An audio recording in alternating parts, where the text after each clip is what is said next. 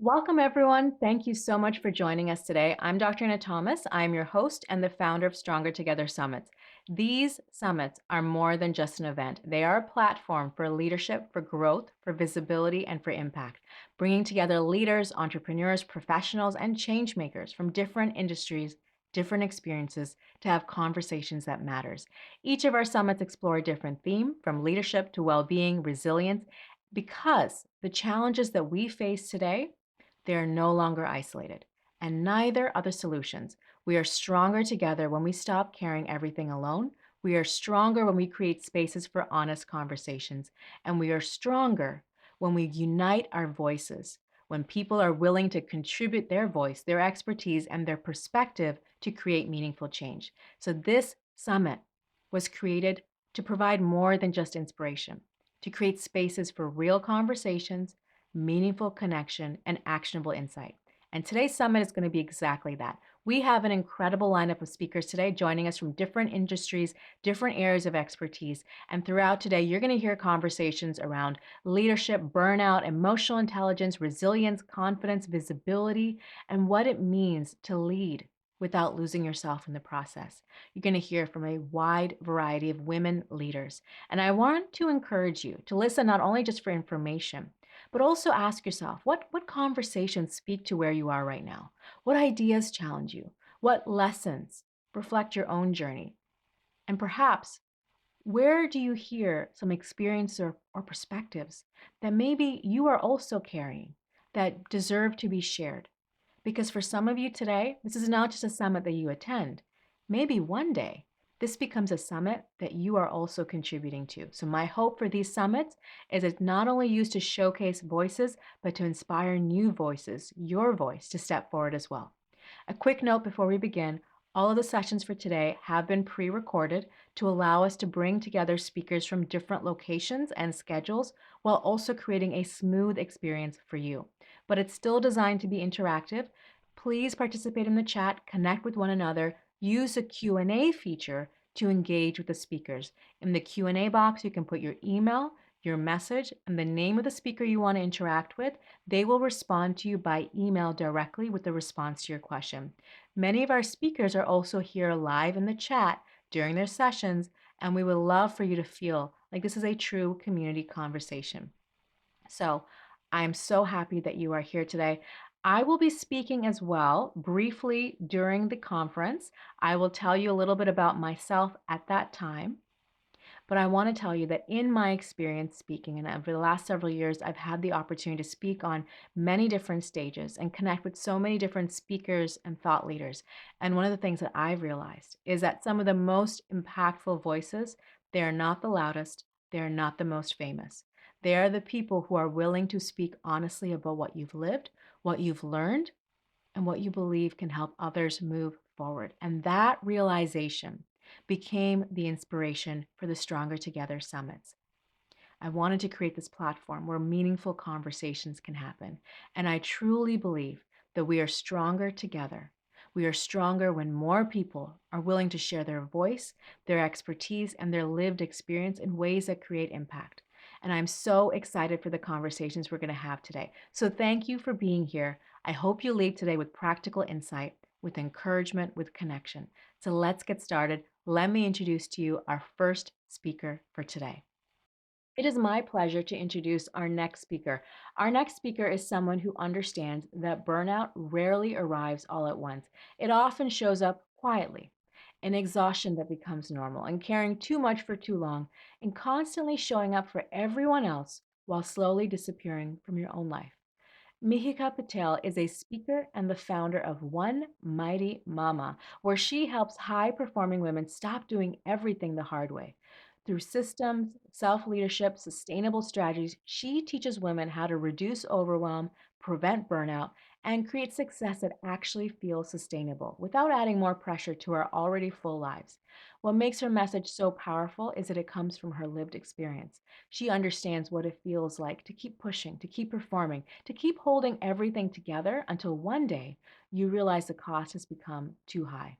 Today's session is an invitation to pause long enough to recognize the cost before burnout takes even more from you. keynote is titled The Quiet Cost of Losing Your Mightiness. And she's going to share with us her journey as well as a framework that we can use and apply in our own life. So please join me in welcoming Mihika Patel to the summit. Hi, everyone. My name is Mihika Patel. I am the founder of One Mighty Mama, and I am a keynote speaker as well as personal coach. And today I'm here to talk to you about a topic that is so near and dear to my heart, and that is the quiet cost that we all pay for losing our mightiness. Now, what is our mightiness is a question you're probably thinking.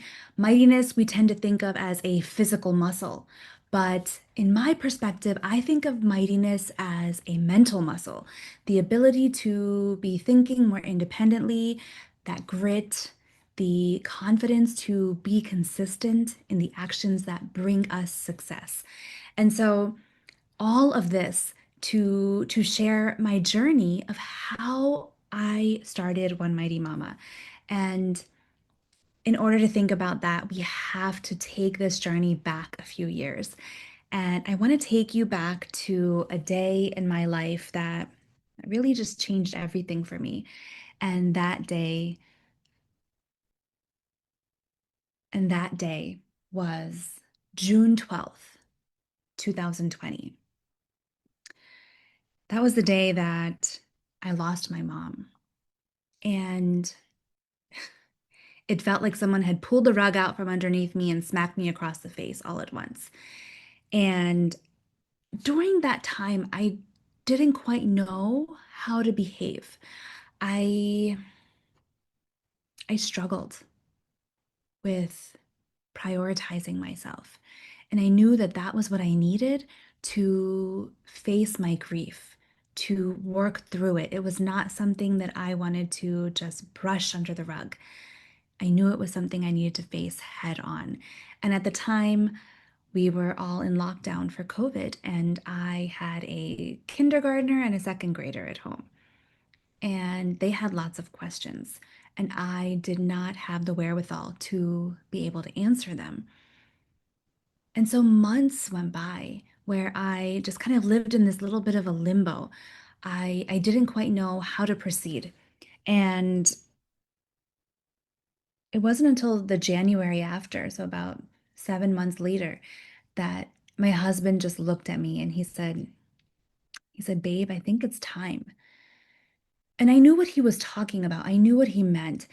He meant that it was time for me to reconsider what I had been doing. Up until that point, had been working in the field of internal audit for almost 16 years at that point. And it was slowly but surely sucking the soul right out of me.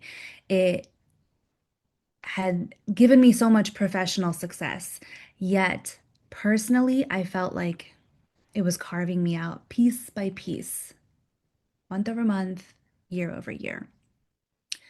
And so I made the difficult decision to resign from my job. And no, I didn't have a plan. I didn't have another job lined up. I didn't have a business plan. I didn't have a plan at all. In fact, my only plan was to basically sit on my butt, catching up on Netflix and eating lots of junk food. And that's precisely what I did for, gosh, almost 3 weeks. And then I realized I needed to do something because my mom wouldn't like what how I was managing my grief. She had always been my strongest proponent. And every time I took a corporate job, she would say, "Why? Why are you doing this? Why are you not working for yourself?" She's like, "You have so many incredible skills. You should be investing in you." And I always kind of brushed her off, thinking, "Mom, you don't know. Like, we have so many responsibilities, so many things going on. How can I just not be working?" Um, and her and my father were both entrepreneurs. And so for her, she could see how things were on that side. And she knew that that was something that was really going to help me solve a lot of these problems, this feeling of just being eaten up alive every day through my corporate job. And So I decided, okay, I will try something. Let's try starting a business. Um, and one of the first things I did was to take a huge, not step, but leap outside my comfort zone.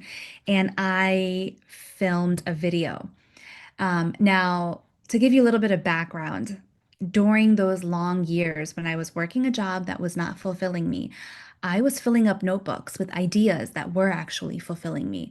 And I had notebooks on top of notebooks. Sometimes just random little tidbits here and there. Other times they were more fully fleshed out ideas of what I would be doing if I were not doing this job.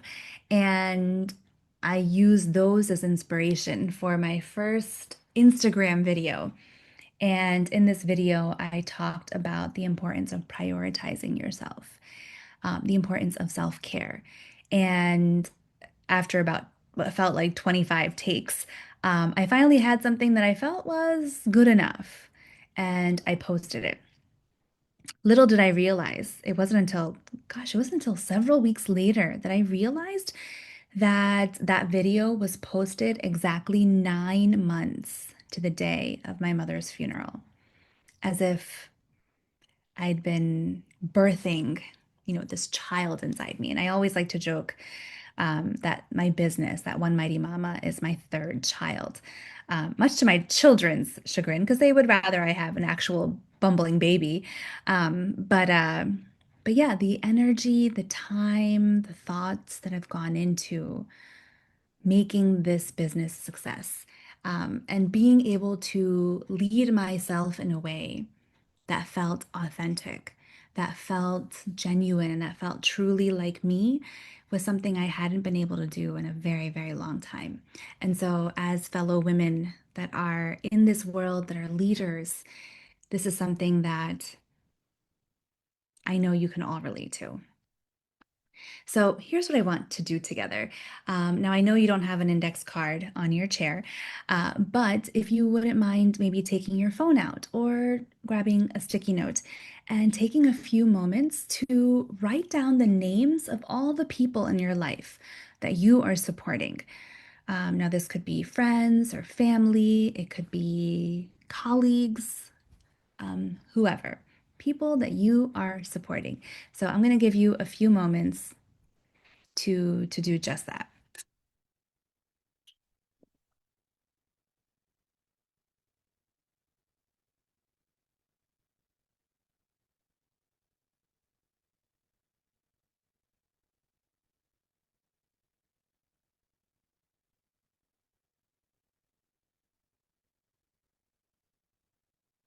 Okay, so I hope you've had a few moments to capture some of those thoughts, to write down the names of all the people that you support. Now, I want you to take a look at that list one more time, and I want you to check to see if your own name is on that list. And I'm willing to bet that it's not. And and that's a big problem. It's a big problem, but it's also the reason why I'm here and the reason why you're here, because we are going to address this, the root cause of this today during our time together. So I want to do another activity together with you. Now, this one is going to involve using your phone. And what I want you to do is we're going to record a selfie video.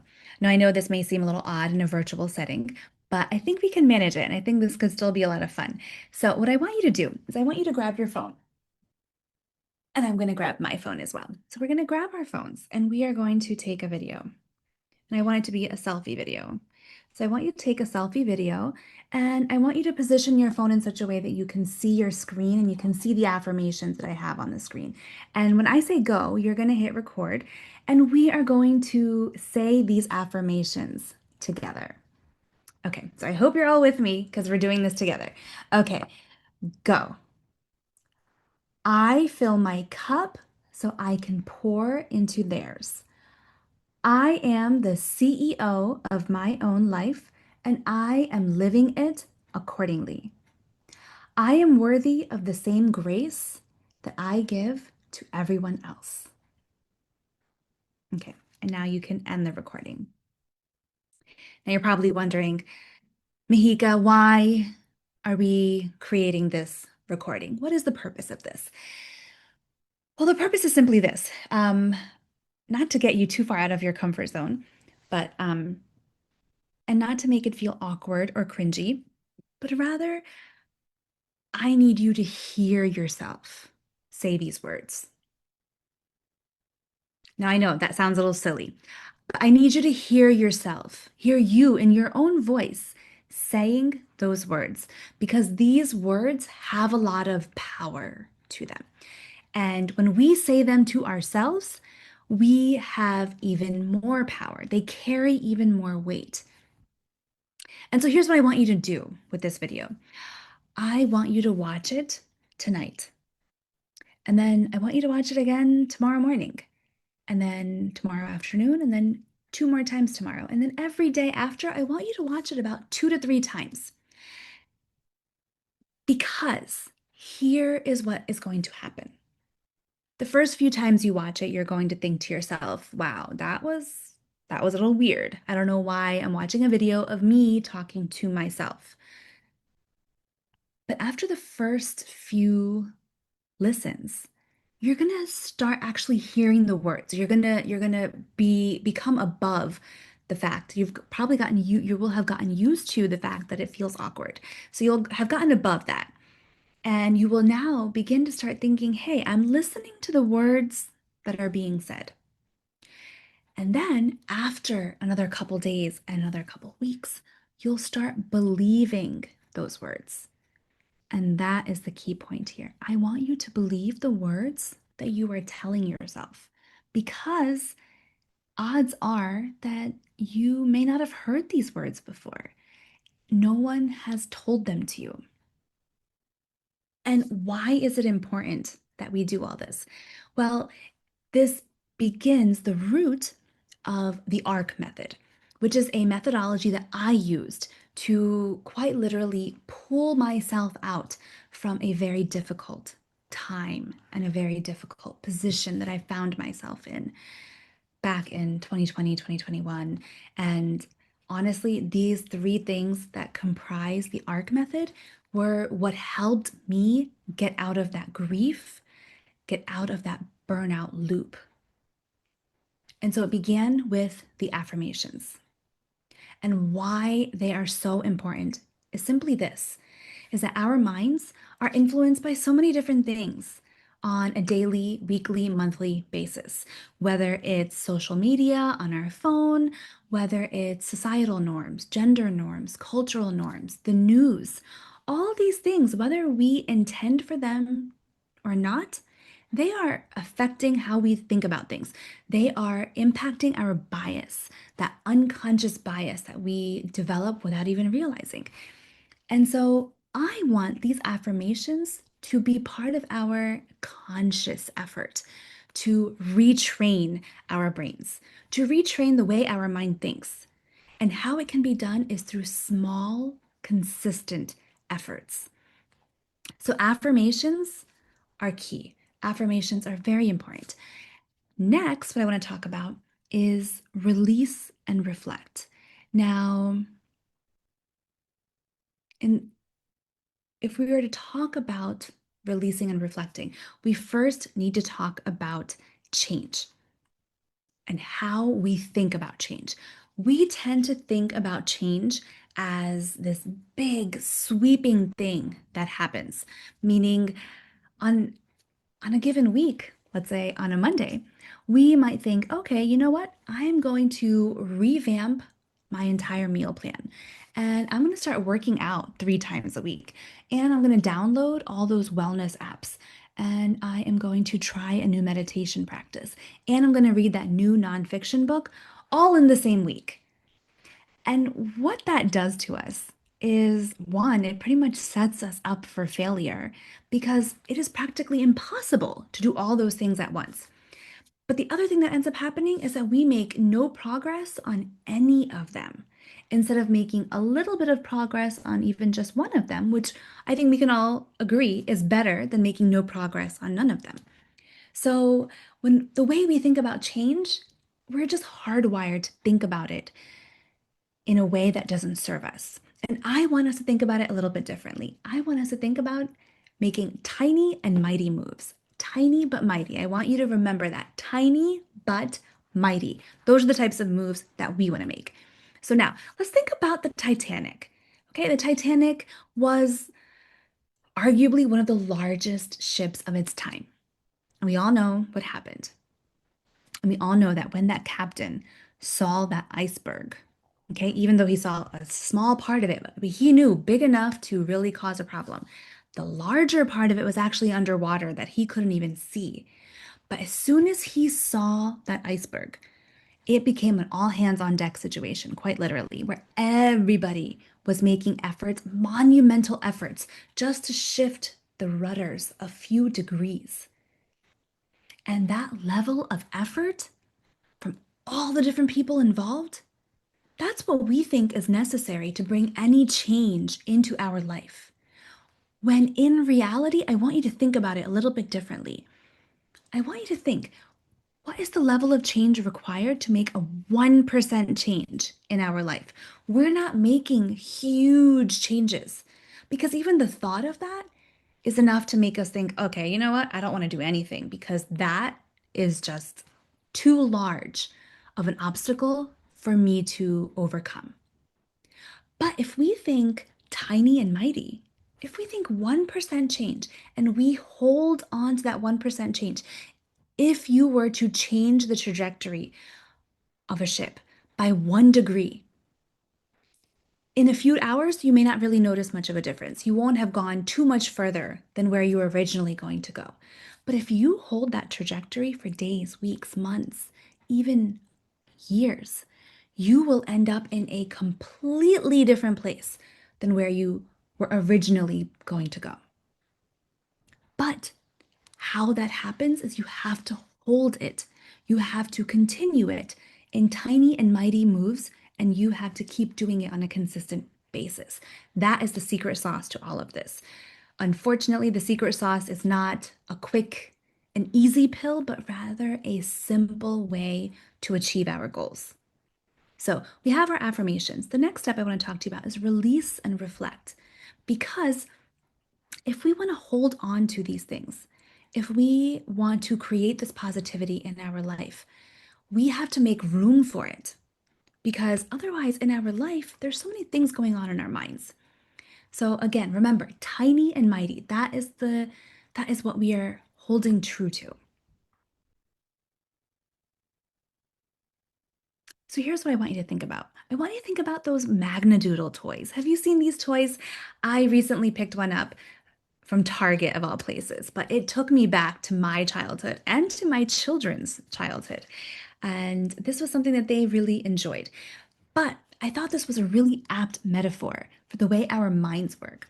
So now just imagine if you were to fill this up with all the different responsibilities that we carry on our shoulders, whether it's for our children, for our partners, for our families, for our colleagues, for our friends, for our neighbors, for our parents, for our own mental health, our own physical health, taking care of our home. I mean, I could just keep going here.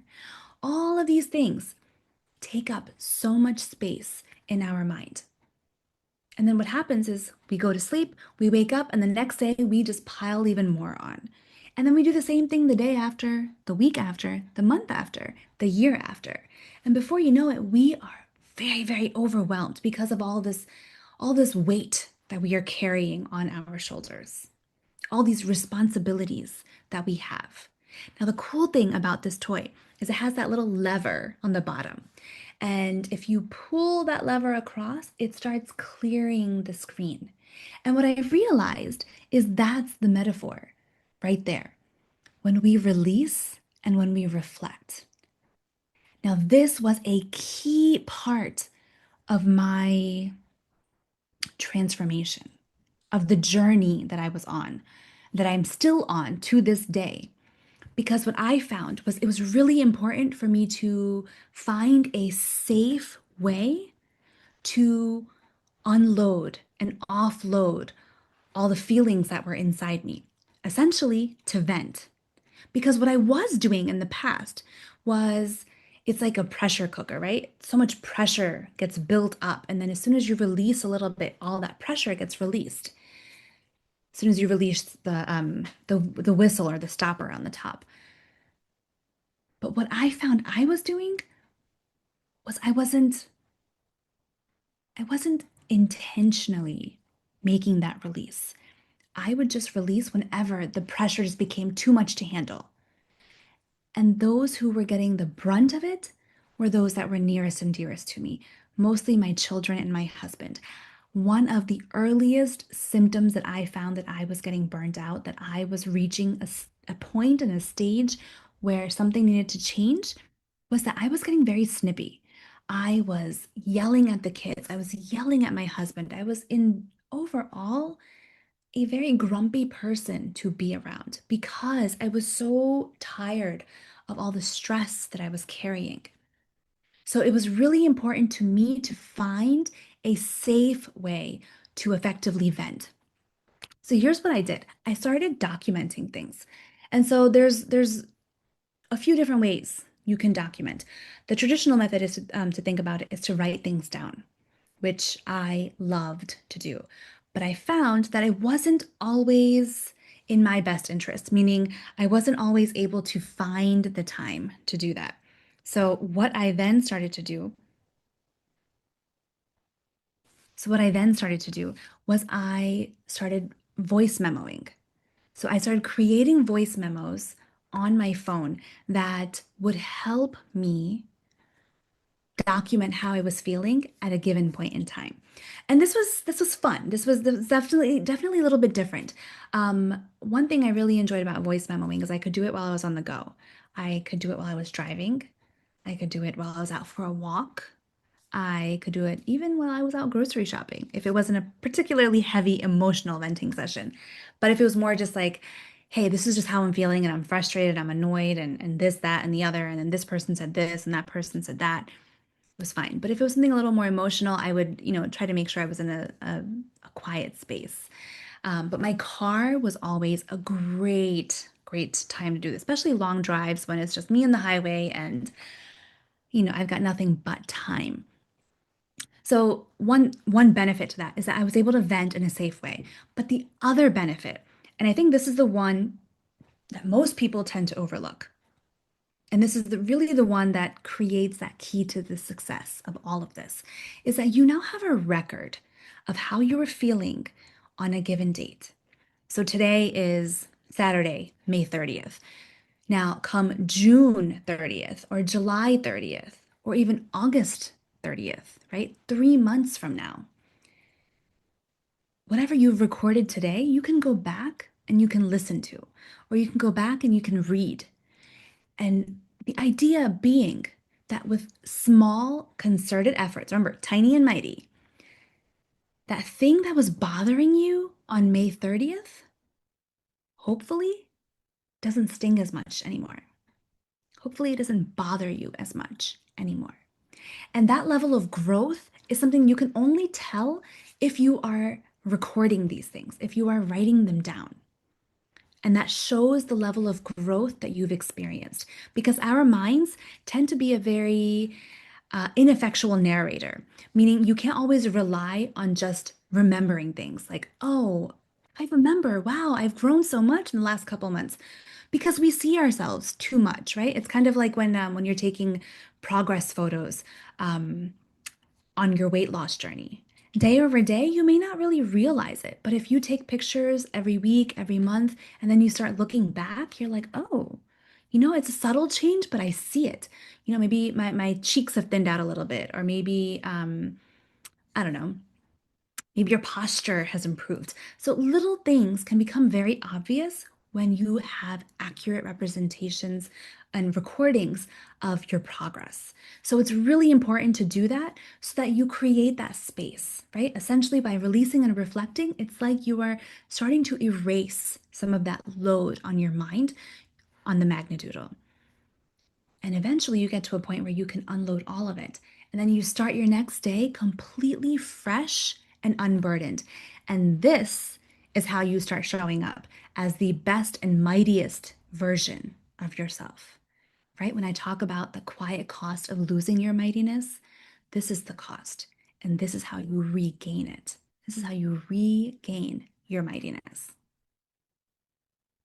So, I want to talk about the power of small steps because I tend to get a lot of pushback from this. Like, Mihika, tiny and mighty, really? Like, come on. But tiny and mighty is where it's all at. Because so this is how we generally tend to think of our goals, right? We think of them as just big steps. And that very first step is just, just seems insurmountable. Like, how am I going to overcome this? It seems like too much.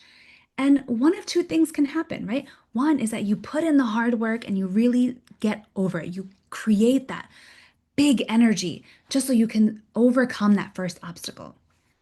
Or two is that you think, you know what, that's just it's just too much. And I simply don't have it in me to exert that level of energy to overcome this obstacle. So I am just gonna back off and we'll think about this on another day. Now, both of these have a negative impact on us, right? Obviously, the second one, because you didn't even attempt to start working towards the goal. But the first one is also detrimental because in your mind you think, okay, I have to really like dig deep into the reserves to gather up so much energy just to do this. And you might be successful, but then the next time you have to exert that level of energy, you're going to think twice. You're going to think, I don't know if I even want to do that. But I challenge you to think a little bit differently about the power of small steps. What if this is how we thought about our small steps, right? If you overlay one over the other, you'll see the goal is the same height. But each of those steps has now become so much more attainable in our minds. We start thinking, you know what? I could do this.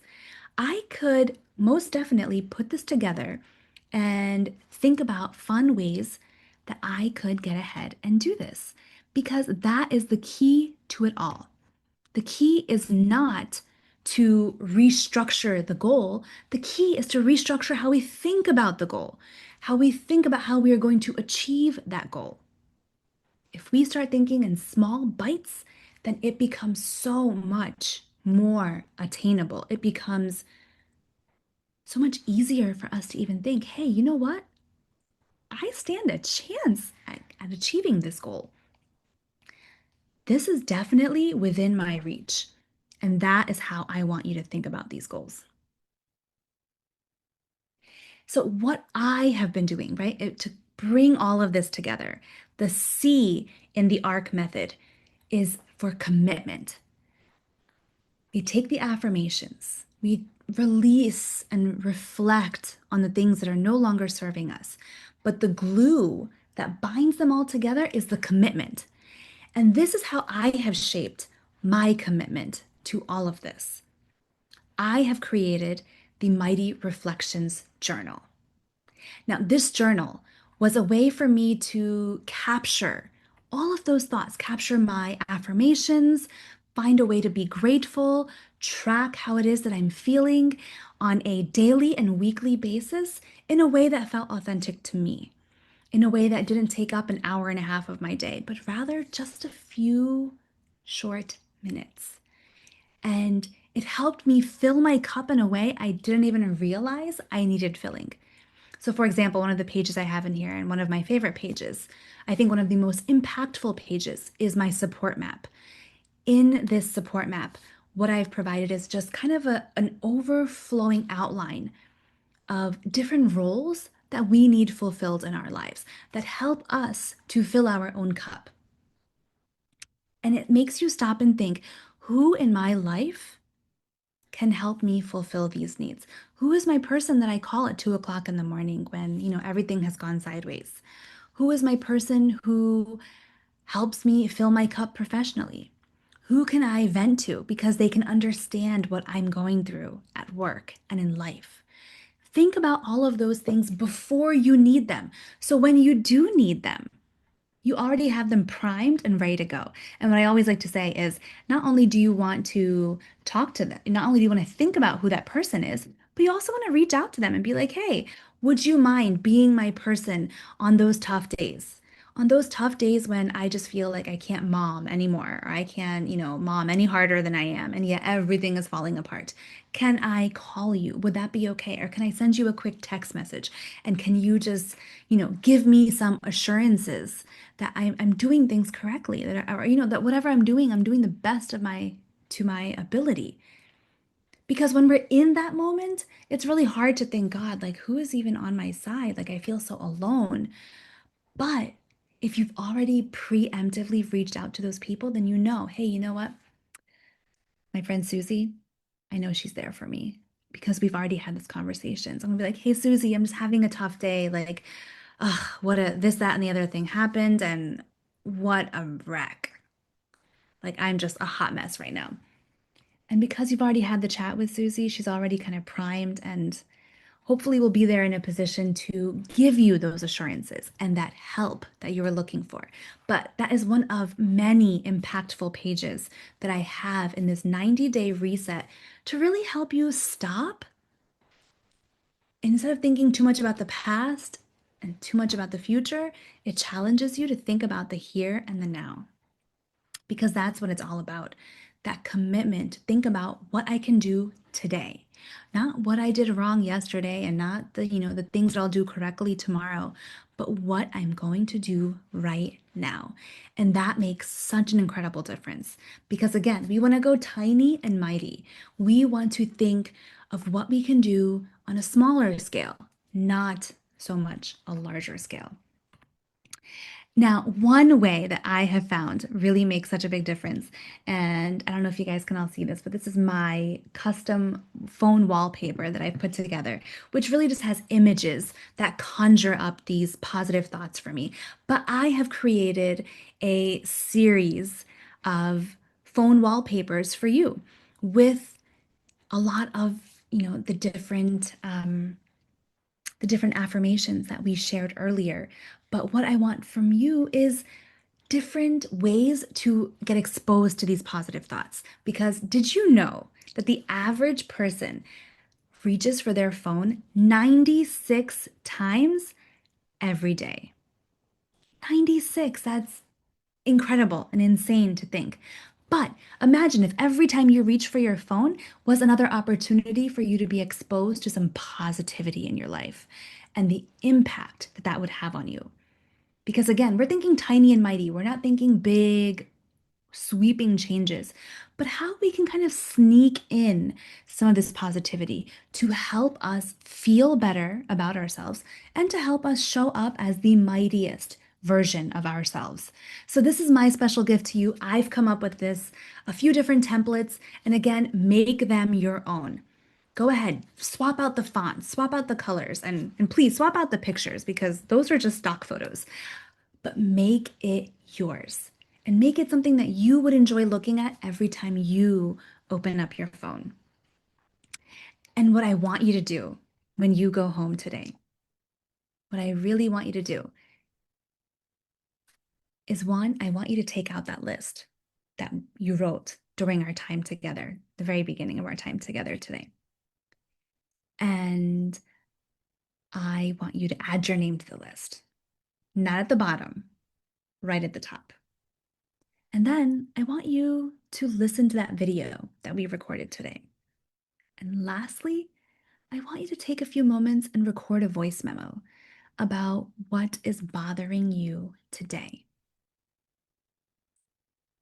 Because you deserve it. And I want you to remember that. Thank you very much for spending this time with me today. Thank you so much, Mihiga, for sharing your story and your message with us today. I think we can all agree that this was such a powerful and deeply needed conversation because burnout doesn't always look dramatic, right? It looks like functioning well while quietly caring too much for too long. And I think so many of us needed this reminder today that sustainable success doesn't require losing ourselves in the process. So, Mihiga, thank you again for sharing your voice, your vulnerability, your wisdom with our community today. For everyone joining us today, I encourage you to scan the QR code on the screen, use the link in the chat, access the free gift that she is sharing with us today. You can continue following and learning from Mika on LinkedIn, as well as the socials, which are on there as well. And as always, if you have any questions or reflections, Place them in the Q&A box and Mihigo will get back to you directly via email. It is my pleasure to introduce our next speaker who knows firsthand what it feels like to lead in rooms where your voice is questioned, where your expertise is tested, where your presence is underestimated. She also knows what it takes to rise anyway. Samantha K. Harris is the CEO of SKH Solutions, and she is a workforce retention and confidence strategist who helps women stop questioning themselves and start owning their power in high pressure environments. She has spent 33 years with the same organization, including more than 27 years leading in male dominated spaces, where she often has had to navigate environments where her voice was challenged, interrupted, and overlooked. Today, she is using that lived experience to help women rebuild their confidence, trust their voice, and lead with greater clarity and conviction in the environments you choose to stay in. He is the creator of the Brag Bag Strategy and the Truth Method, practical tools designed to help women speak up, stand firm, and stop second guessing, especially in critical moments. In 2026, Samantha was honored with the Martin Luther King Jr. Leadership Award in recognition of her leadership and the impact within our community. So today's session is one that many of us will deeply resonate to. Because even strong, accomplished women, you can hesitate when you're constantly interrupted, questioned, or made to feel like you need to prove yourself over and over again. So her session today is called Leading and Standing in Your Power in Male Dominated Industries. And she's going to share practical strategies for responding in real time, trusting your voice, even in spaces that were not originally designed with you in mind. This is not just a conversation about confidence, it's a conversation about ownership, presence, and leadership. So please join me in welcoming Samantha K. Harris to the summit. Hello, everyone. How many women do you know who have worked in a male-dominated industry? Women who were well-versed, women who started out killing it, showing up, and they left. Do you know? Was it your mother? Was it maybe your sister? Mm. Was it your aunt or your best friend who decided to leave? Because women leave within the first 3 to 5 years when working in leadership positions that they worked hard, who they went to school, which when they went to school to become accomplished, they leave. They do not stay.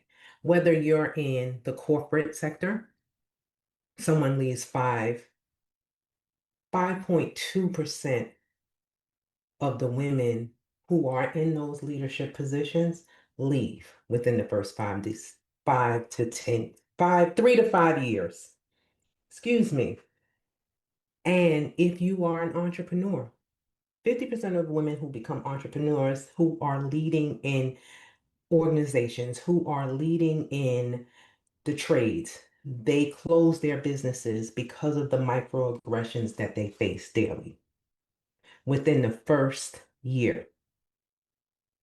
Not because they're not talented, not because their careers could not have been successful in these departments, but because of the microaggressions they face.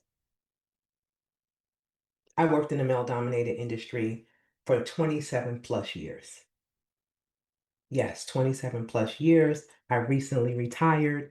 And in those 27 plus years, I was in a leadership position.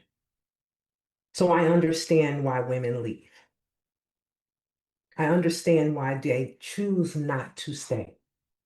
They choose not to stay because of the microaggressions being spoken over in meetings. Has anyone ever told you about that time that they were spoken over? The time that someone took their work and made it their own, knowing that you helped them create it and that you were the lead. I understand. And that's why every time I get on this stage to talk about it, I am in awe of myself because it wasn't always this way for me. It was times when I can remember not speaking up. Even though my family call me, oh, here's the boss. Even though they call me boss lady at the job for over 27 plus years, I still were resisting being the leader because of all the microaggressions I face daily. And I remember one time, it was fall of 2018, and I led a team of over 100 men, and we had new recruits coming in. And on this day, the new recruits that I had, I was taking them around and I was showing them the areas where they would work, where their locker rooms were, because I worked in the trades. I worked with my hands. I showed up every day. I was like, hey, this is what I do. And this is what you can do. And I happened to see an employee, a direct report, not where he was assigned that morning. So I said, hey, what are you doing here? Because, anything is possible. A person might not be feeling well. They may just need a moment to themselves. And he said to me, who are you to question me? You're not the boss of me. You're not even a real boss. I know. Could you imagine someone saying that to you and they're your direct report? You tell them every day what to do. You assign them to their jobs. You sign off on their timesheets. You grant them days off. So at this time, I'm just looking, that blank stare, hand shaking. Steam is probably coming from my ears right now. And I believe my head turned around 3 to 4 times. Because not only did he say it to me, he said it in front of new direct reports, more men. So I stopped him and told him, get back to work. As if I'm the general, I put 4 fingers on my shoulder and I said, get back to the job. By the time he went back to the job and I finished doing the introductions of the new employees, he had went to see the chief at the time. And the chief had called me in, and I didn't know any of this had happened because I was out doing what I needed to do. And we had to have a roundtable meeting. So I'm sitting there, the only woman, which is normal for me. And I'm sitting and I said, oh, this guy must have done something else. Unbeknownst to me, he had made a complaint.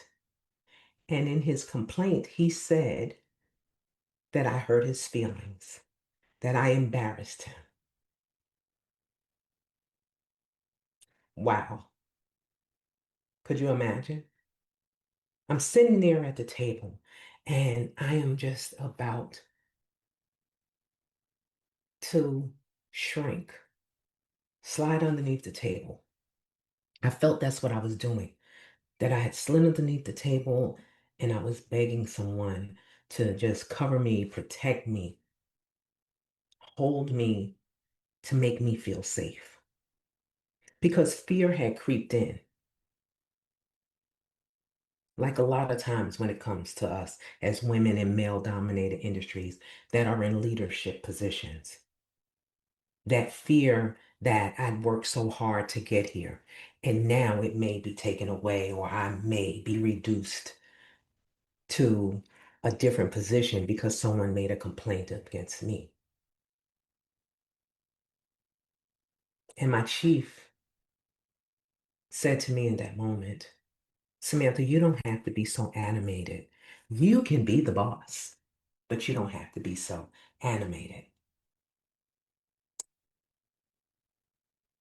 Me, animated? I thought as I somehow made it back to my office because it was like I walked through a maze that day. I don't know how I made it back to my office. I'm not sure when or what I did, but I remember sitting down at my desk. My eyes were closed, slumped, head down. And I looked up in my office and it was a sign, and as if it was a neon sign, bright, blinking, blinking. Someone had given me as a joke, but at that moment, it meant everything to me because it said behind every successful woman is herself. It was like this sign that, hey, you can do this. You didn't get to this position by keeping your head down, sitting slumped over, having doubts that this is the right thing for you.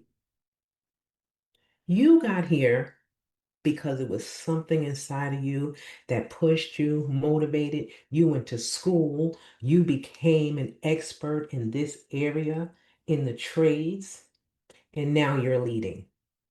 But I wasn't sure exactly what I needed to do, even though I knew that I wanted to be there, even though I knew I worked hard to get there. So I had to think about it. I had to figure out what I needed to do, how I needed to show up. So I thought about it and what I did. Moving forward, I started journaling, journaling what was going on, actually putting it on paper, actually getting it out of my mouth, actually saying what was going on, what I was feeling, because I wasn't putting on any pretenses. I was breathing it in, writing it out, getting it out of me. And I still knew I needed to do something else. Anyone else know that is something else missing, that you need to do something else to get you to that next level? So I went to therapy. I did. Therapy is a wonderful thing. I understood that it wasn't me. It was the microaggressions, and I was being trained to accept because of the system, the patriarchal system, and I had just stepped into it because a lot of it was conditioning. So I was just doing what I knew to do. Be quiet, accept, allow, be grateful. And then the next step I did, I got me a coach because now I understand all the things that was happening and why. So now I wanted to step into that next level because I could see clear as day what was going on, how I was showing up, and how I still was feeling like, hey, I better stand still. It was that fear of what would happen if, that fear that someone could take. I was having scarcity mindset every single day.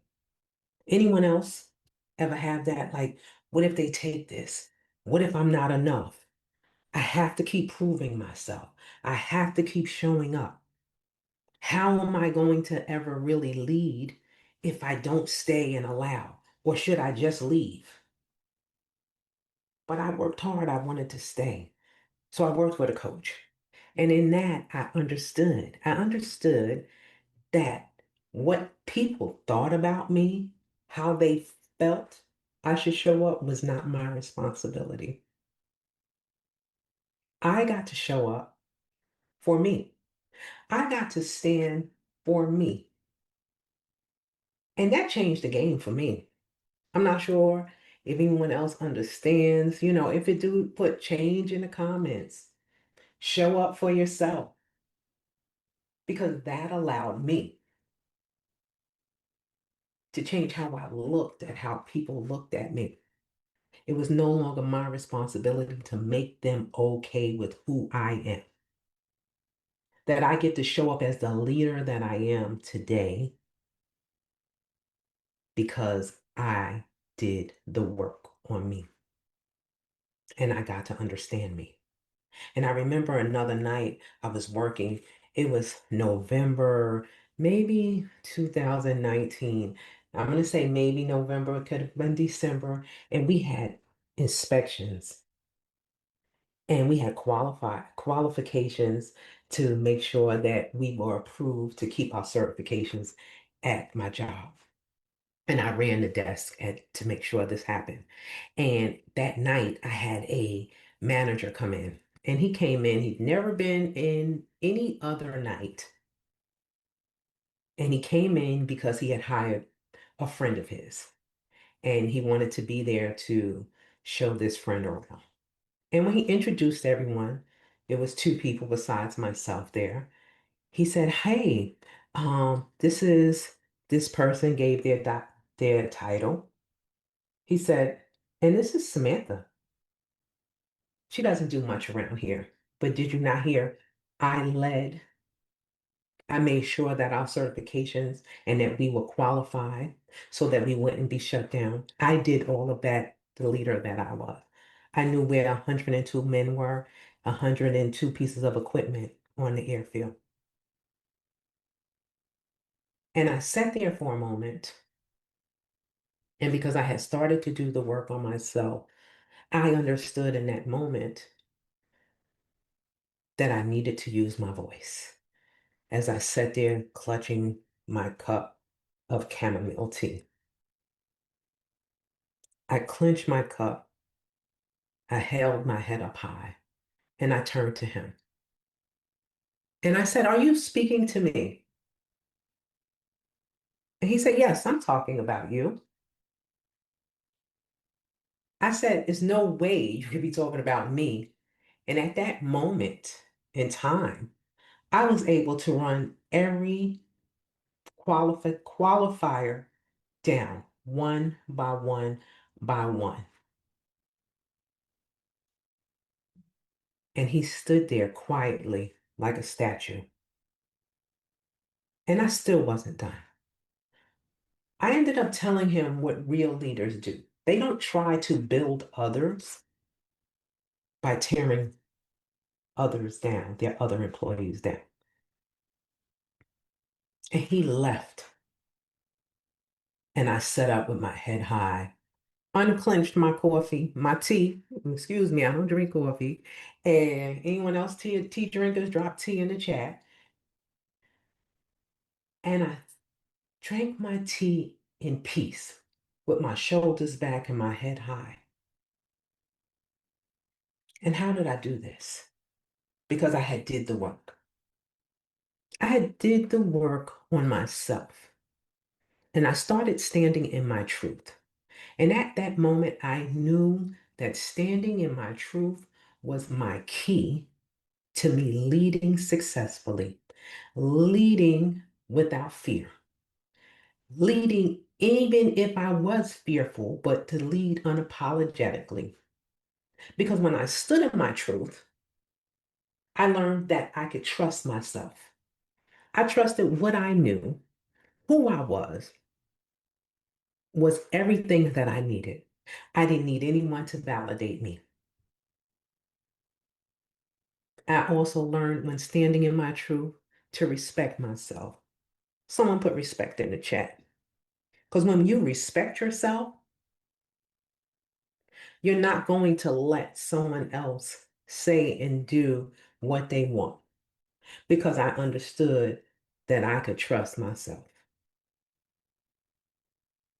And in that truth, I learned to understand myself. And in learning to understand myself, that meant that I had did that work that I was talking about earlier. I got me a therapist, I got a coach, and I showed up as me, fully understanding that what other people thought, what other people felt was not my responsibility. Me understanding me and why I was showing up fully qualified was all that I needed. And when I stood in my truth, I learned to treasure me. I learned to put me first, not a job, not a person. And in my personal, professional, my social, and in my emotional life, I led like I am the woman that I am because I understood me. I respected me and I trusted me. And in standing in my truth, I learned to hold me, to honor me. And when you honor yourself, you honor every bit of who you are as a woman.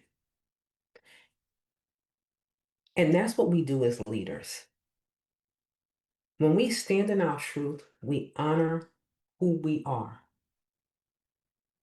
We do not contort and become what society says.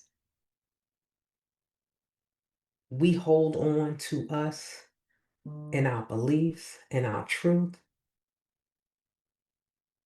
and we don't mind standing flat footed in it, standing on business, because it motivates us. We don't need someone to say, good job. We don't need someone to say, you're an amazing woman, because you already know it when you stand in your truth. And how do we do this? When I work with my clients, we build that truth. We live in that truth because we build a brag bag. And in your brag bag, you already have all your receipts of who you are as the leader that you are. You lead with your convictions. You lead in your truth. You lead in your honesty. You get to stay. Because again, so many women leave within the first 3 to 5 years. If you're an entrepreneur, if you work in the trades, if you work in corporate offices, leadership, when you're in an industry where you're the first only or one of few, that fear creeps in because they may talk over you. They may ask you, because they did me, are you sure? Has anyone ever asked you, are you sure? Is that the right decision? Has someone tapped you on your shoulder just to quiet you down when you're having a conversation? These are the things that we face, and the fear keeps us from standing in our truth. So, building your brag bag so that you can stand in your truth allows you to lead in your own integrity, in your own abilities. Because as women, we get to decide, not the labels that they give us. We don't want to be too aggressive, too assertive, because that's what makes them fearful of us. But instead of us taking it as the thing to be feared, take it as our kryptonite, and that their inability to understand that we belong there is not our responsibility. It's not a weakness. That fear can be taken and recognized and understood so that you can stand, so that you can believe that you belong there without having to jump through hoops. We have been taught as women that something is always going to happen. But I challenge you today to believe and to know that we don't always have to stay on the hamster wheel of life and continuously prove that we belong in our leadership positions. We have been taught to just be always aware that we were given an opportunity. We were not given anything, we earned it. And in your knowing that you belong, in knowing that you are a good leader, you get to show up. You get to fully embrace the leader that you are. It's no more showing up hoping that they see you. It's no more wondering if you're supposed to be there. It's no more you being apologetic for being brave and bold and audaciously you. So, ladies, today, I challenge you to lead in your truth. to hold on to your truth so that you can trust, respect, understand, treasure, and honor you. Thank you. Thank you so much, Samantha, for sharing such an honest and powerful and encouraging message with us today. I think so many of us listening can relate to the experience that of someone questioning your voice, about shrinking yourself, or feeling that pressure to prove your worth in environments that made us feel unseen or overlooked. And what I appreciate so much about your message is that it reminds us that confidence is not about becoming someone different. It's about learning to trust yourself enough to fully step into what you already are, because leadership is not just about expertise, it's also about believing that your voice deserves to be heard. And I think that reminder was so incredibly powerful for so many of us today. So thank you again for sharing your story, your insight, and your encouragement. For everyone who's joining us, make sure you scan the QR code, you get connected with Samantha, follow her on LinkedIn, follow her on social media, and as always, if you have any questions, put those questions in the Q&A box. She will respond to you directly via email. Once again, Samantha, thank you so much for coming today to the summit to speak to us. Next speaker is someone who believes that career success should not come at the cost of your values, your well being, or your sense of purpose, because too many women are following career paths that they never intentionally choose. They're saying yes to opportunities that no longer align, navigating change without support, or trying to succeed within systems that were not designed with us in mind. Natasha Van Wright is an executive coach, national speaker, senior healthcare executive. She's the founder and CEO of Natasha Van Wright Coaching, where she helps women align their values with their decisions, lead through change with resilience, and build careers that are meaningful, sustainable, and authentic. With more than 25 years of experience in operations and strategy and leadership development across complex healthcare systems, Natasha has built a reputation for helping professionals lead with clarity, with courage and intention. What makes her perspective especially powerful is that she has personally risen through corporate ranks while challenging traditional models of leadership and career progression.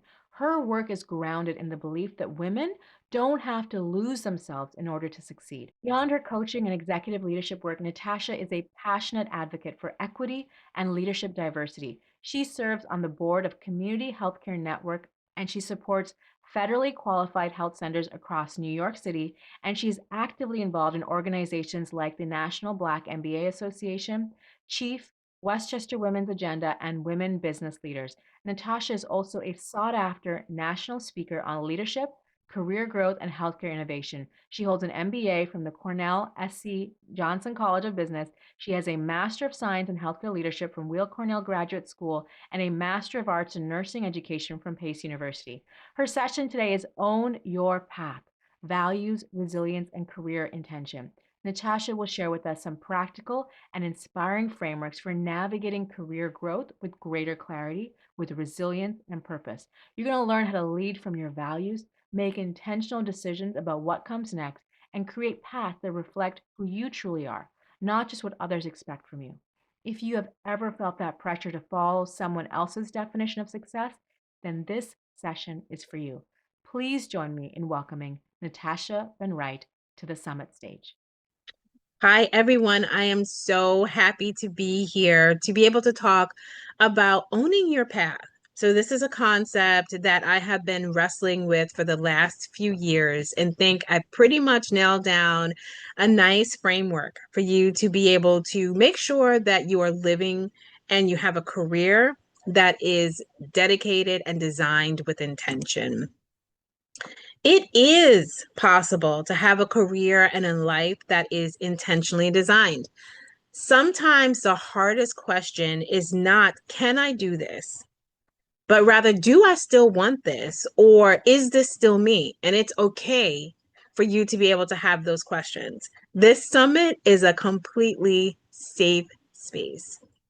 Our lives don't always unfold in a very straight line. There are a lot of twists and there are turns. And as we gain experience and start to learn more fully who we are, we just have to adapt. We have to redesign.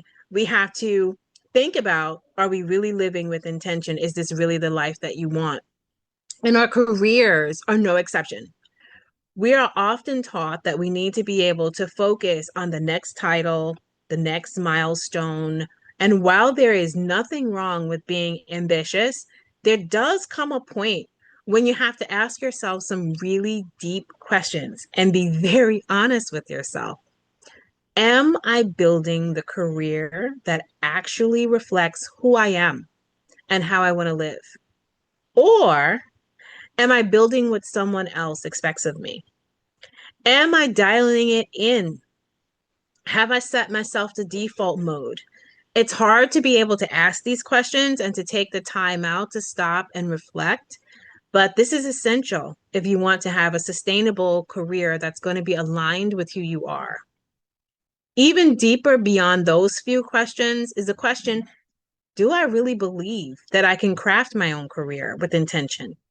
Giving the societal norms, family expectations, current economics, and the uncertainty of the job market, oftentimes we can just accept and go with the flow rather than using our own agency and creating a path forward that is specific to us, our authentic selves. And that's what this talk is going to be about. Owning your path is about making choices from a very grounded place. It's about knowing your values, building resilience, setting very clear intentions, and then having the courage to be able to shape a path that's meaningful and sustainable to you, not to someone else, not to your parents, your friends, your supervisors, the people who say that you should and could, but to you. This message is very personal for me because there was a point in my life where I looked very successful on the outside, and yet deep down, I was starting to question if this was truly the life that I wanted. During the pandemic, I took a leave. There were a lot of family issues. My mother-in-law got very sick. Work was very stressful. And when it was time for me to come back to work, I found myself sitting with this question that I just kept hearing over and over again. Do I really want this life that I created? And I surmise that a lot of people had a lot of opportunities for self-reflection around the same time. I really use this as an opportunity to change the course of my life. That question was hard for me because I had worked so hard to just move up the ladder. I was on the career ramp with more and more senior leadership responsibilities, managing a larger team, making a bigger paycheck, and living what looked like the full picture of success. I'm talking the loving spouse, the 2 kids, the house, the dog, and yes, even the white fence. But the reality for me felt very different. I was working really long hours. I was sitting in meetings all day. I am a creative, so that was very tough for me. I was traveling a lot more than I wanted, even though I wanted to be grounded with my family. I felt out of sorts with my own life. And that was a moment that I had to be really honest with myself. I was not just thinking about whether I could keep doing this because that was my default. You could just find a way, and if you can just adjust your schedule. I started to think about, do you even want to still do this? What that season forced me to see was that success without alignment came at a really high cost. The cost wasn't just work, it was my family, it was my health, and it was my legacy. It made me realize that I needed to find a different way to think about career growth and how that growth would align with my personal truth and values. I needed a way to reconnect with what mattered to me, rebuild from a more grounded place, and make decisions that not just reflected my values at that moment, but made space for who I was becoming. So today, I want to share a simple 4-step framework that grew out of that experience. It helped me, and I'm hoping that it can help you as well. So this framework is pretty simple. It's knowing your values, actually taking the time to think about it. It's simple in words, a little bit harder in action. Building your resilience, defining your intentions, and then using those three things to own your path. It's no one else's path but yours. At the end of the day, you will have lived this journey. You will have walked this path. People may go along with you, but at the end of the day, you're dealing with it every day. So the first step is to know your values. Your values are an internal compass. I know I used to sit and hear people talk about your values all the time, and it was this very abstract thing. But in reality, it's not. Your values are your internal compass. They help you to make decisions when the path ahead might be unclear, when opportunities might look really good on paper, but something in your stomach just says, like, that's not a right opportunity. It's because it's coming up against your values. It's when you're being forced to choose between what's expected and what's really aligned with who you are. Values are very practical, and you can know that you're working out of your values when you think about what gives you energy, what makes you feel proud. But then, on the contrary, what makes you feel tension or feel that sickness or that sense of doom? Your values will define what you will and will not tolerate. That's including the work hours that I was talking about, or the amount of travel, or the environment that you're working in. These values often reveal themselves in those moments where you're up against either aligning with your values, so you're feeling good about alignment, or when you're going against your values and you just feel it in your bones. When you live outside of your values, the cost is not always immediately visible. So it's kind of like that adage of the frog inside the hot pot, where, if you just put a frog inside a hot pot, or boiling water, it'll try to jump out. It's not like that with your values. Typically, it's the frog sitting in the water, and slowly the temperature of the water goes up, and it's boiling and boiling and boiling. And now we know what happens to the frog. So that's what it's like a little erosion each time when you're going against the grain of your values. You can still perform, you can still look successful, but something just starts chipping away little by little. Your energy drops, your motivation goes down. You may get a little bit resentful. You begin to feel like a stranger in your own life because you've just had all of these courses and lines and journeys that you've gone through that take you away from who you really are. So I'm going to geek out a little bit. Psychologists call this incongruence or value behavior discrepancy. So, in simple terms, it's that gap that happens when what you believe matters to you doesn't align with how you're actually living. And research shows that when this gap gets bigger, so does your level of distress. We start to feel more negative emotions, right? Important to be able to acknowledge that it's not just something that you feel. This is a scientific thing. And it doesn't just happen to you, it's happened to a lot of people. So I encourage people to ask themselves, when have I felt most like myself at work? When have I felt most drained or disconnected? What type of environment brings out your best thinking, your best self, your deepest sense of purpose? Those questions are important because they move values out of this abstract place into something that's real life. And the clearer you are about those values, the easier it becomes to evaluate opportunities. It's easier to set your boundaries and know what you will and will not do. And it's easier for you to recognize misalignment. So here's how to do it. Make a list of things that are important to you, right? I'll use my example. Family time is very important to me. I value family time. Think about how what you're currently doing aligns with that value. So if I say that I value family time, how much time am I spending with my family? What type of boundaries do I put up around family time? So if I'm constantly traveling or I am constantly putting family time on the calendar and erasing it or deleting it, then I'm now misaligned with my value. So when you're thinking about your value and you're able to pinpoint family time or whatever your example might be, you want to now look at your actions and see how those actions are aligning. This work is not a one-time thing. It requires regular reflection. You have to keep asking yourself whether your actions match what you say matters the most. Are you consistently living in that value? The second step is to build your resilience.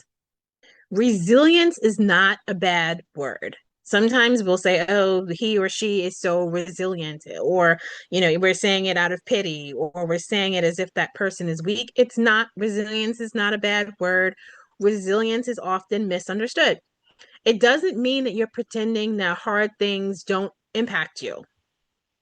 No one was meant to be made of stone. It's when we start to put on these armors and this facade that we can't live our true selves because we're so busy trying to live up to whatever else that someone said we should be, or to live up to this image of ourselves that we have created. Real resilience is the ability to be able to recover and adapt. It's the ability to be able to stay connected to yourself, even when you're in situations of stress or disappointment or uncertainty. It's the capacity to be able to stay steady enough that you're able to respond in a way that's still authentically you when you're challenged. So resilience matters because I don't know what role you will ever have in your career that doesn't have a setback or disappointment. Resilience will help you to be able to take that hard season and then shift it to something that can help you grow. So, a few questions to have you think about your resilience and to build it is to think about a time where you struggled, right? Where you had to be able to adapt. What helped you stay grounded? How did you respond? Were you happy with the response? Were you upset with the response? What did you do? And how can you do it better? What outcome would you have liked to see? What support systems did you need to have in place to be successful, right? So this is about planning for the next setback because we know that setback will come. When we think about support systems, oftentimes folks will go to family or friends or mentor, but there are more support systems than that.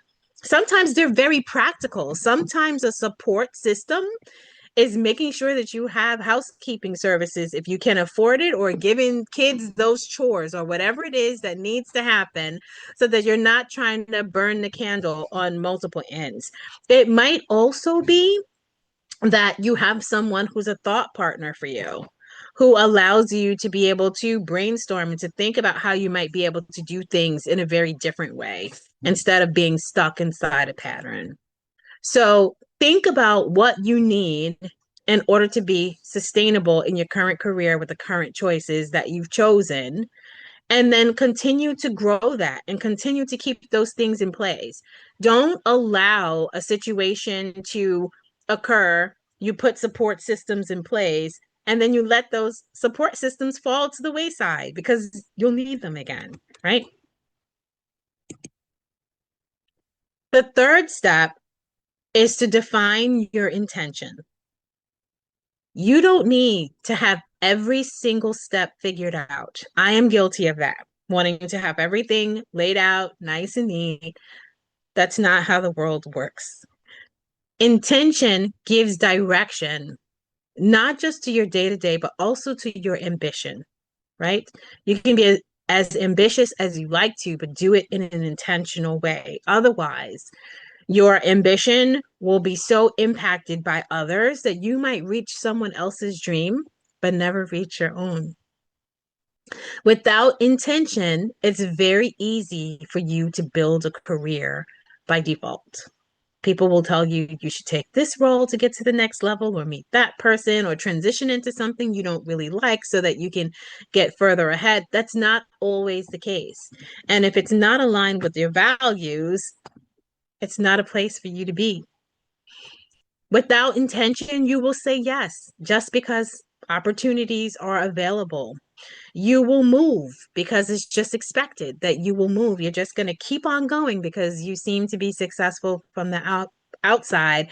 And before long, you're going to realize that you've been highly productive, which is great, right?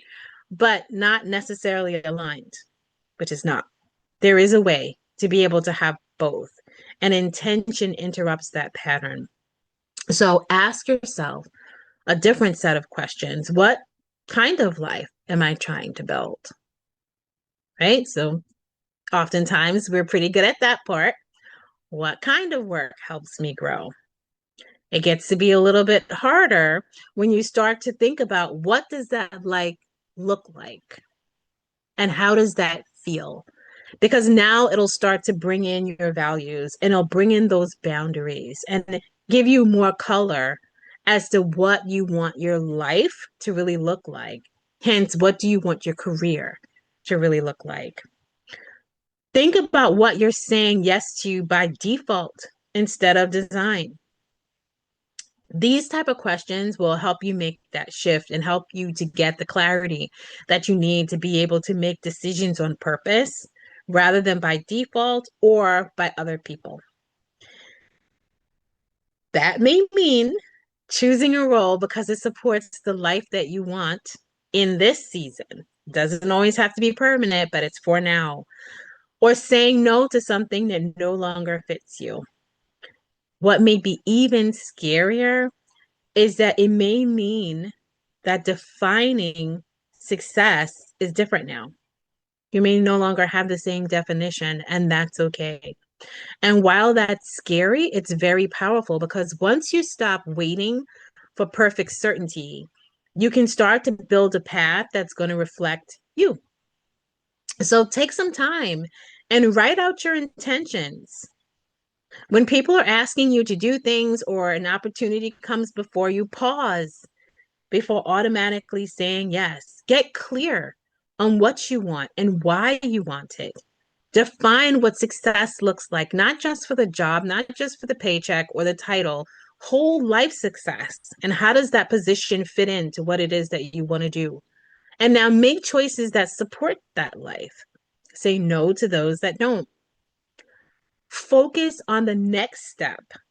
I know that as leaders and as women, we've been conditioned to want to think so far down the line, but I encourage you to think about the next step because we can get so busy thinking so far down the line that we never make the first step. Align your time and your energy to those priorities and continue to adjust as you grow. So all those pieces come together in that fourth step of owning your own path. This is where it all comes together. Owning your own path means that you are taking active responsibility for building the career that reflects who you are. It goes beyond what others expect from you. It recognizes that no one else, no one can define a meaningful life for you. Only you can do that. So take the power and do it. It may require a pivot. It may require saying no to opportunities that look impressive but are misaligned. It may require trust in yourself more than you ever have and more fully than anyone can ever understand you. Owning your path is about making sure that your ambition is rooted in your authenticity. It requires taking the time to understand your own success and how that aligns with who you are. Those two things do not have to compete. They can go and enhance each other. As a matter of fact, some of the most sustainable careers that have skyrocketed that I've seen are people who align their version of success with their values and select careers that go along with it because it allows them to be motivated and to continue on the work each day. So when you know your values, strengthen your resilience, and move with intention, you are going to actively shape your life and your career.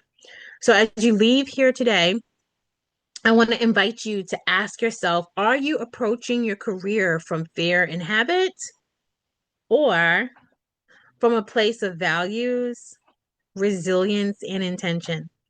Because career ownership is not this big dramatic choice. It is a series of intentional decisions that shape a life and a career that is meaningful, it's grounded, and it's true to you. So thank you for spending this time with me. I want you to know that you are allowed to be able to build this life and this career that makes you successful, but is also grounded in who you are. If you'd like a partner in that journey, I'd love to connect with you. You can feel free to use the QR code to be able to scan and set up in a complimentary intro. Enjoy the rest of the summit. Natasha, thank you so much for sharing such an honest and meaningful message with all of us today. I think one of the reasons that your message resonates so deeply is that so many people are trying to build success while also trying not to lose themselves in the process. And what I appreciate so much about your presence and your perspective is that reminder that our leadership doesn't have to come at the expense of our well being, our authenticity, our identity. So often people feel that pressure to constantly perform, to achieve, to fit into expectations that no longer align with who you are. But today's conversation reminded us that sustainable success, it's not just about doing more. It's about leading with greater intention, with alignment and self-awareness. And I think that message is something that so many people need to hear today. So thank you again, Natasha, for sharing your voice, your insight, and your encouragement with our community. And for everyone joining us, be sure to scan the QR code on the screen, connect with Natasha on LinkedIn, connect with her and continue to learn from her work and her message. And make sure again, if you have any questions for her, put her in the Q&A box. She will respond to you by email. Thank you again, Natasha, for coming here and speaking to us at the Stronger Together Summit. It is my pleasure to introduce our next speaker who knows what it means to lead through pressure, uncertainty, and moments when everything around you feels like it's falling apart. Rega Gibbons is a best-selling author, Wall Street alumna, keynote speaker, resilience architect who has spent decades studying what truly allows people to endure, to adapt, and to rise under pressure. She is not just someone who teaches resilience, she has lived it. Rega has navigated two of the most significant financial collapses in modern history, Lehman Brothers and AIG, experiences that tested her leadership, her mindset, and the emotional endurance at highest levels. Through those moments, she discovered something powerful. The hardest race we ever run is often the one that's happening inside our own minds.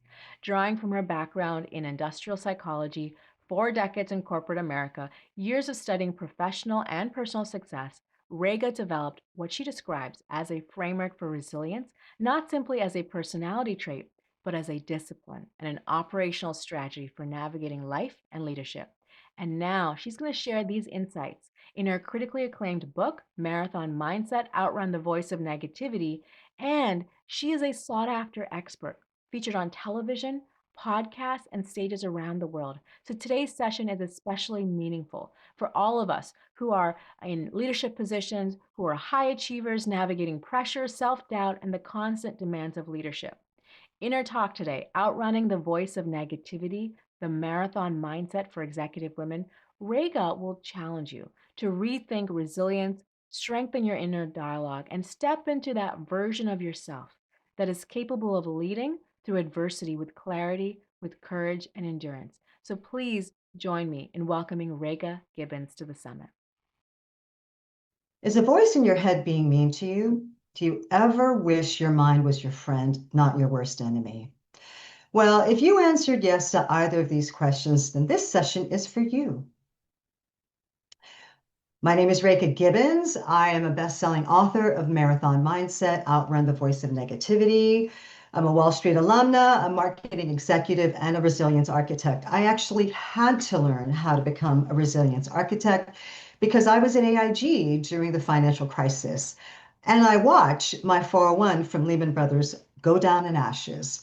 I had to use tools and become a crisis-tested leader based on that experience, as well as using my experience as a marathoner. I help companies and employees rewire their brain for resilience and success. I'm a keynote speaker. I speak on television, podcasts at universities. I'm a board member. And I also love to speak to people and my readers as well. So today we are going to discover the 4 ways you are wired for negativity. And I want to share the 3 ways that you can rewire your brain for peace and productivity, not only in your professional life, but in your personal life as well. And these are all pulled from my book, A Marathon Mindset. We live in the technologically most advanced time in human history. We have more data, more conveniences, more gadgets at our fingertips to make our lives easier, faster, more comfortable. So why then are we so anxious and depressed? Remember the Renaissance? The word means rebirth. This was a period of our history during the 15th and 16th centuries, and it was associated with great social change, explosion of philosophy, art, music, humanities. Well, we live in a digital renaissance. It's a period of intellectual and cultural explosion fueled by something a little different, silicone and software. What this means is there are tools and knowledge that are available to everybody. In the 1400s, the Gutenberg press took the ability to print and took information away from the very wealthy and the elite, and it gave it to the masses. Well, today we are in a modern equivalent. This baby right here, social media, AI, news, have given and disseminated information to the masses. But there is a downside. Your brain has this incredible ability to change. It's called neuroplasticity. It can create pathways, new cells, and adapt to new stimuli. The problem is it doesn't know whether that change is harmful to you or healthy. It simply optimizes and uses the pattern that is repeated the most often. And this results in not just distraction, but our ability to physically lose joy, feeling from simple human emotions and experiences. And then there's this thing called the dreaded dopamine drop. That means that every outrageous headline that you see, every like, every notification triggers a burst of dopamine. That is the brain's reward chemical. The feel good, happy, lovely, euphoric feeling when you achieve something. However, when we flood our systems with dopamine, the brain reacts and it responds by down-regulating. That means it doesn't go back to the natural level that it was before, and the receptors are kind of immune to the regular or the same amount of dopamine they were accustomed to. And then suddenly, your happy feeling just plunges and it leaves you confused, flat, sad. This is why kids are addicted to their phones, because they need to feed the addiction of that dopamine. So let's talk about the 4 ways we are wired for negativity. Number 1, what if it's a default and not your fault, right? Our emotional brain defaults to negativity as a survival mechanism. It's a comfort zone inherited from our genetic and tribal beliefs. That means that every rustle of the trees, every twig snapping, made us alert because it could be the saber-toothed tiger hanging around the fire. And those who lived to be aware and cognizant of those threats lived to tell the story another day. Now, this is called the negativity bias. Number 2, well, technology has really outpaced humanity. In this era of digital acceleration, we have this intellectual gap where the tools we built have begun to outpace our own biology. That means our creations have evolved faster than our neurology. I mean, it took us so many years to develop complex language and reasoning. Guess what? AI has synthesized in just a few years what it took us thousands and thousands of years to do. Imagine this. AI has been fed every bit of information, every news, every journal. It's the Encyclopedia Britannica that got fed into it. Imagine all the social media, everything that got pushed into it so it could learn and improve. It knows everything we know. Unfortunately, it's going to know more than the human being knows, and it's not going to stop anytime soon. And the third reason we are wired for negativity is because you are literally being targeted. Social media has always been chasing one key performance indicator, and that is engagement. How do we keep the user engaged? How do we keep them staying here and focused on this feed or this page or this social media platform? So in the 2016, when Facebook introduced emojis, they discovered that the angry emoji was 5 times more effective than the standard thumbs up. And this led to the algorithm of outrage, which means that heat content that triggers higher arousal emotions like anger, fear, and disgust are the fastest way to keep you engaged. That's right. You know why? Because it keeps you scrolling. And here's the sad part. The thing that you crave is the very thing that causes you stress and is exhausting you. So the fourth way we are wired for negativity is this interesting thing. You are being targeted. Research at Yale found that emotionally charged posts are twice as likely to get attention or to be shared as neutral ones. This is called algorithmic Darwinism. And guess what? TikTok, Facebook, these social platforms know. Outrage equals the most stable and the most predictable currency for holding your attention. Now, this is sinister because guess what? It turns our own survival mechanism against us. So my question is this: has the servant become the master? There's this place where we don't even know what is real. These platforms and features are weaponized to bypass our logic and hit on our survival instincts. Fake news is high octane fuel for the outrage engine. And unfortunately, studies show that false news travels 6 times faster than the truth. It's terrible, isn't it? And that's because misinformation is designed to be more shocking and more novel than reality, which means what? You want to share it more. And putting even more pain to this is deep fakes and synthetic reality create an atmosphere where the truth, the actual reality, is dismissed as real. And then there is this very ancient tactic called divide and conquer. Nobody feels the same anymore. And that's because we are being pushed into warring tribes based on our color of skin, on our gender, by our religion, by the way we speak our languages.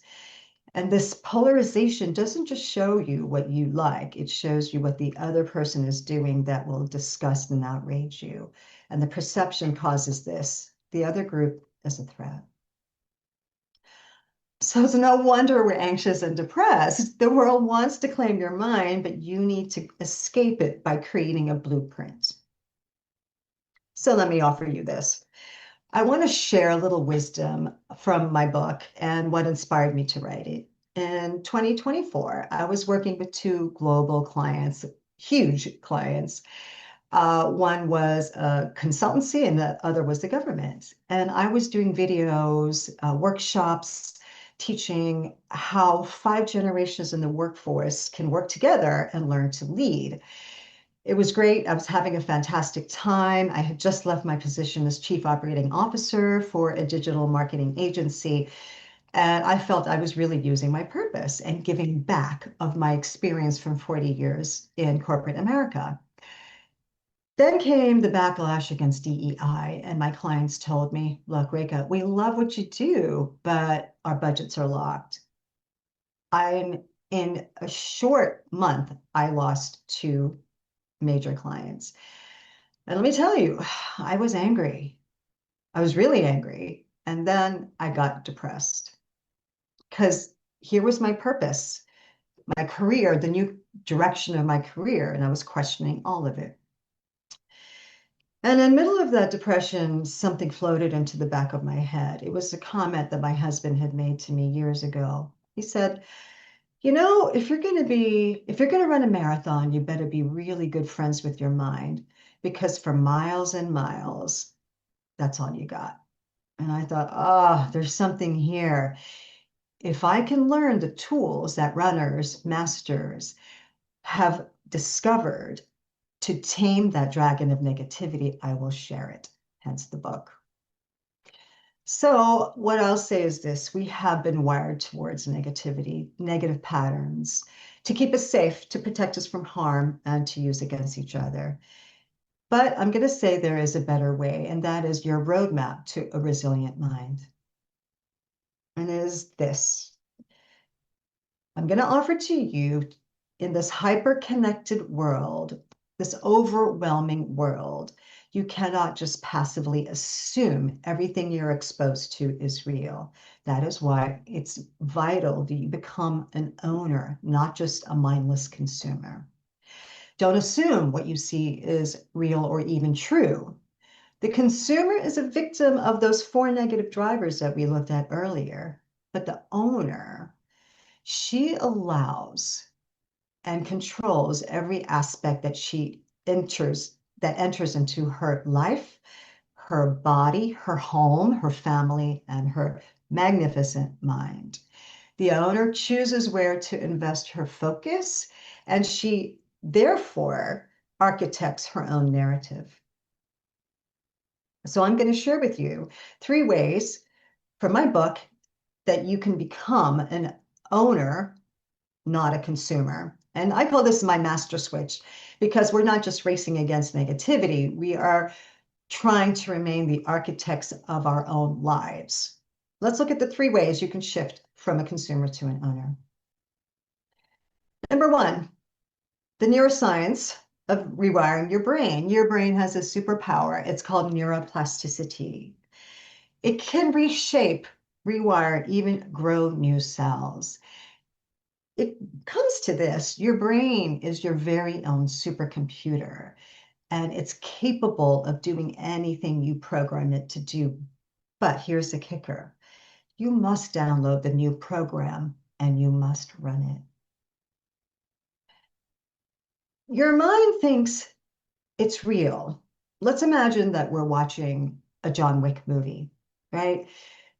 It's insane gunfire, obscene weaponry, crazy stunts. It's visceral. You feel the reverb in your ears of those gunshots. You feel it in your body, and you cringe when he gets hit. And your heart goes a little soft pitter pat when you see the dog. You feel the justification. You feel the anger, the adrenaline. And guess what? Your mind doesn't know that you're watching a movie. Your mind thinks this is real because your emotions are involved. Your breathing changes, your heart rate elevates, you feel justification, anger, and your mind doesn't know the difference. And this is everywhere. It's not just on television or in movies, it's in your reels, it's in the social media posts, it's on television.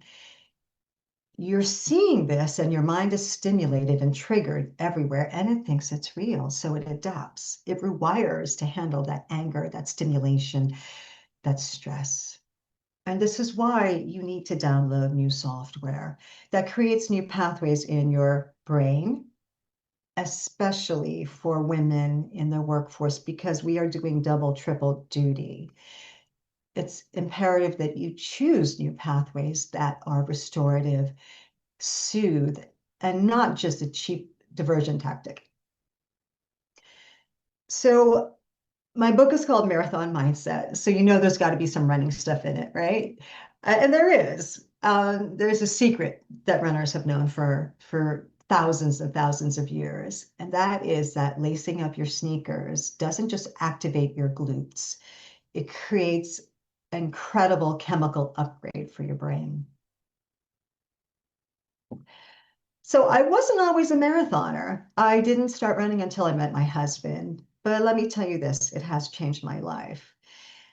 And here's why: it dynamically rewires my mental landscape, my inner mental landscape. Two reasons: because running triggers a cocktail of feel-good chemicals and compounds that reduce anxiety and instantly create a feeling of euphoria and calm. Well, that's why they call it runner's high, right? And secondly, it creates this meditative loop and clarity. When you're running, your mind can't focus on that annoying email or that phone call that you have to make. They fade away with each step. And that's the beauty of the runner's way. Let's take a look at the difference between your mind when you're doom scrolling on the left and when you're in a runner's state of mind on the right. Now, doom scroller is the high alert beta mode. Beta is firefighting mode. It's designed for problem solving, for getting things done. But unfortunately, for most of us, the only problem you're trying to solve is, what link am I going to click next? On the other side, the runner's brain, it's an alpha mode, which is wakeful, it's relaxed. And sometimes you even get into the theta state, which is deep relaxation.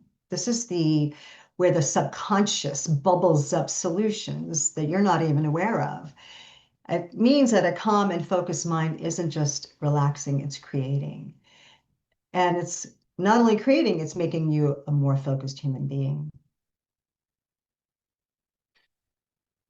So we've learned how that ancient brain of ours has been hijacked by the modern world, by technology. We've learned the difference, that our brain can't tell the difference from a charging tiger or an angry email from our client. And we know that we get the same rush of cortisol and adrenaline from watching something that isn't real, that isn't true. And we also understand that that stress has nowhere to go. And this is why we must teach our bodies and mind how to escape the digital dementia we live in. Think about it this way. When a kid has a tantrum, you put them in a timeout. They sit quietly, just sit there. This is your mental timeout to escape the digital dementia.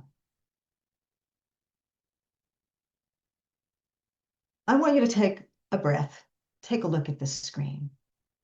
Just take a breath. Let your shoulders drop. Did your heart rate slow down a little bit? You know, this is not just a biological reaction.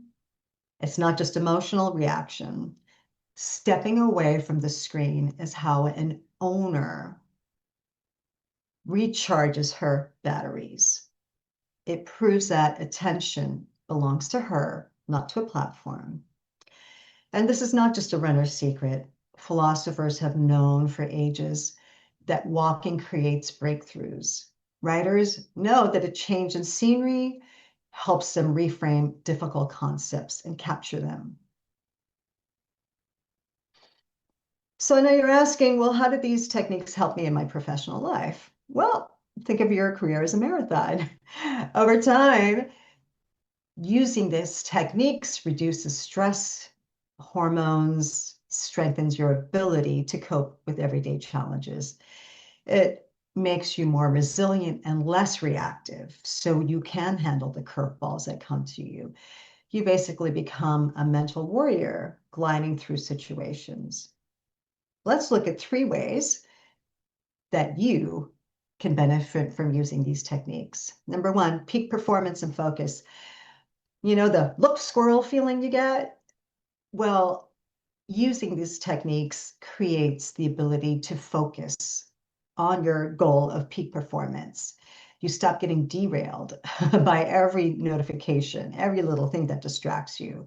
You gain mental clarity that your competitors don't even know. They don't even understand that this exists because you're gaining laser focus while you're doing complex tasks. The second way is controlling panic. You gain superior stress management skills when you're using these techniques. When you're in motion, when you're using all these techniques, the body floods itself with natural chill pills and suppresses cortisol. And guess what this does? It makes you Teflon in the office. You can handle criticism with composure because your brain has learned the difference between a real threat and a Tuesday afternoon email storm. And the third way is creative problem solving. When you use these techniques, for some reason, innovative solutions find you. You're able to connect dots that an overstressed person can't even see. And you are building a neurobiological framework that cultivates mental toughness, clarity, and emotional mastery. Now, these are the tools that you need to excel in today's demanding business landscape, especially for executive women. So let me offer you this. Imagine if you had a place, a special place, where you could ditch all that soul-sucking, numbing, paralyzing crap that bogs you down. What if you could just leave it, right? Your daughter's college application, your son's incessant video game playing, or that phone call that you have to return, or that email that is making your spidey sense tingle. What if you could just drop it at the altar of overwhelm? What if you could? So let me present to you your own altar. What will you leave there?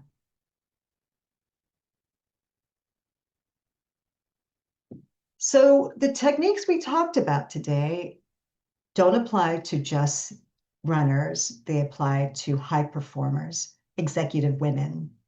Let's talk about why. These traits that both share are universal. High levels of confidence, intense dedication, amazing focus, concentration to handle pressure like a boss.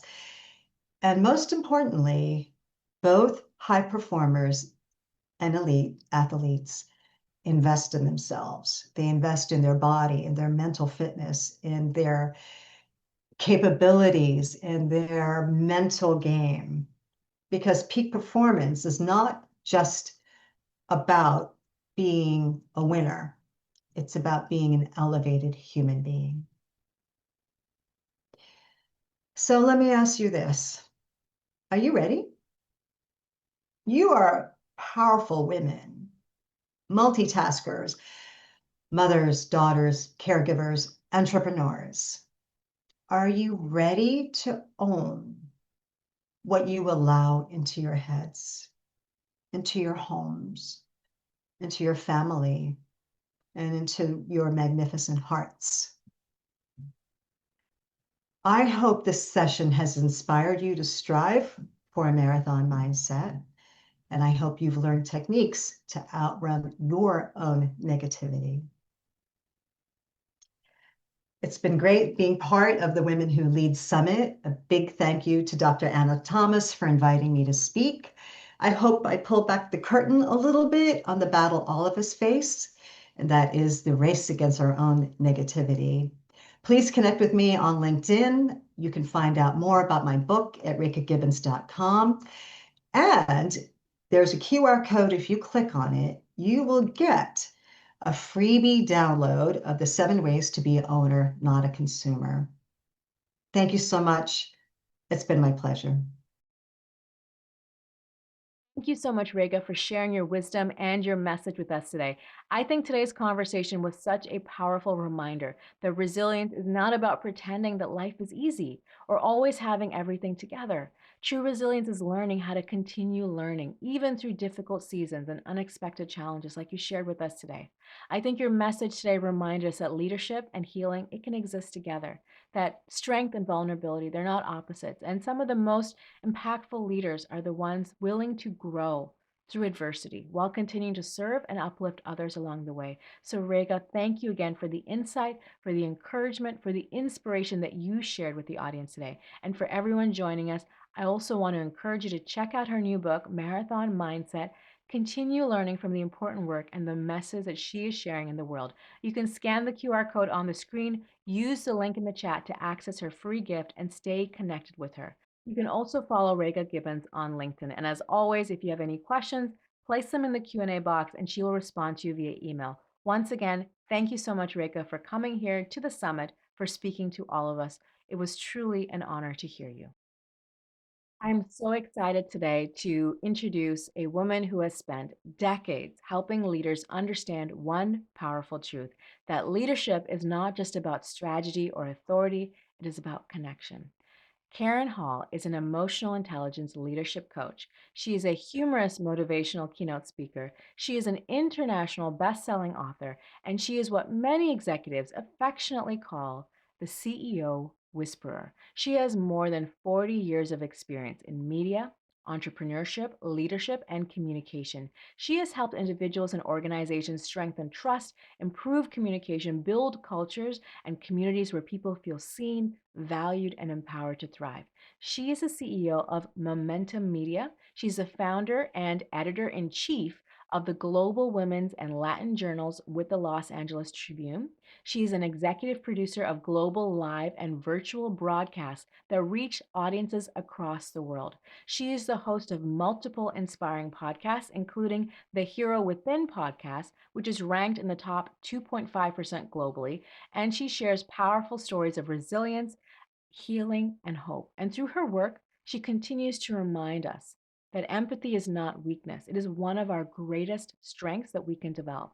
Today, she's going to bring her unique blend of emotional intelligence, neuroscience, humor, communication psychology, and practical tools that we need right now. Her keynote is titled Leadership is Love in Action: How Emotionally Intelligent Leaders Build Trust, Psychological Safety, and High-Performing Teams.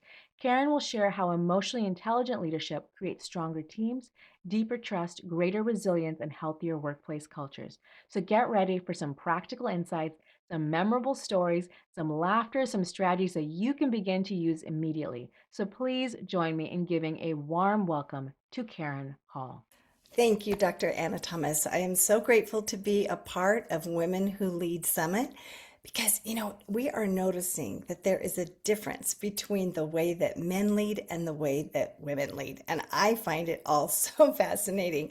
I'm Karen Hall. I'm an emotional intelligence leadership coach, and I've worked with several leaders, men and women, who have been trying to figure out how to communicate with each other. And I think this has been an age-old issue that we have been trying to learn how to communicate with each other in life, not just in business. But because there have been so many struggles, and sometimes people have said stereotypical things like, "Oh, that's just the way that it is." Women are this way or men are that way. And there has been a time when there wasn't a lot of progress that was made in understanding. But now that we understand how the brain operates and we can actually do the functional magnetic resonance imaging, we can see how the brain lights up and we can see physiological differences between men and women. So I like to talk about how leadership is love in action. And a lot of people wonder, like, well, what do you mean by that? Well, when we lead from a place of love, we lead from a place of empathy. And empathy is so critical in understanding anyone, not just the genders, between understanding, the differences that way, but in understanding each other. And one of the fascinating things about empathy is it's a higher functioning part of the brain that we have to access to be able to have empathy. So for example, if you are feeling very escalated, if somebody says something maybe, or something, maybe you have a thought about something or something happens, our emotions can start to escalate, and we can start to have thoughts that maybe we're feeling fear. Maybe we don't even know we're feeling fear, but we're feeling, we would say triggered is the common word that people use. But whatever the stress is, and our emotions are rising, it's very difficult to access empathy because the amygdala part of our brain is what is activated. It's just firing, firing. And this is the area of the brain that has memory stored from the past. And our brain all of a sudden goes into survival mode. This is some people call it the primitive part of the brain. There's different words that people use to describe this. But what happens is that we are now more worried about survival than we are about anything else.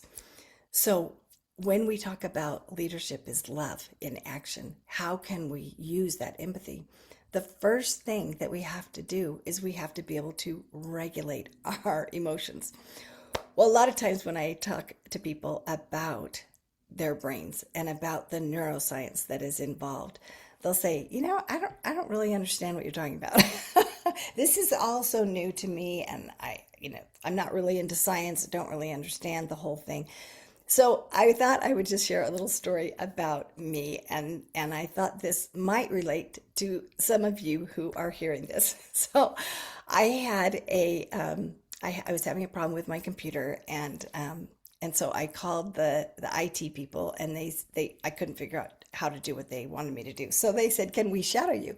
So I let them shadow me, and they said, "Why do you have 100 tabs open on your computer?" And I thought, well, why not?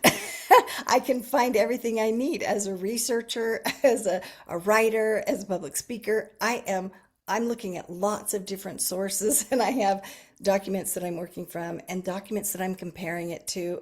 And so I have a lot of tabs open. and so when that was so funny to me, because it was a man that was helping me on the IT, and in his masculine brain, he just thought, why not just have the tab that you're working on? So when my husband and I have had conversations about this, he comes and sees all the tabs open. He's like, I don't know how you can think like that. I don't know how you can function with all those tabs open. I think that's very similar to the way that the female brain works and the masculine brain works. And so I'm going to use these terms interchangeably: a woman, a man, a female brain, a feminine brain. I'm going to use them interchangeably.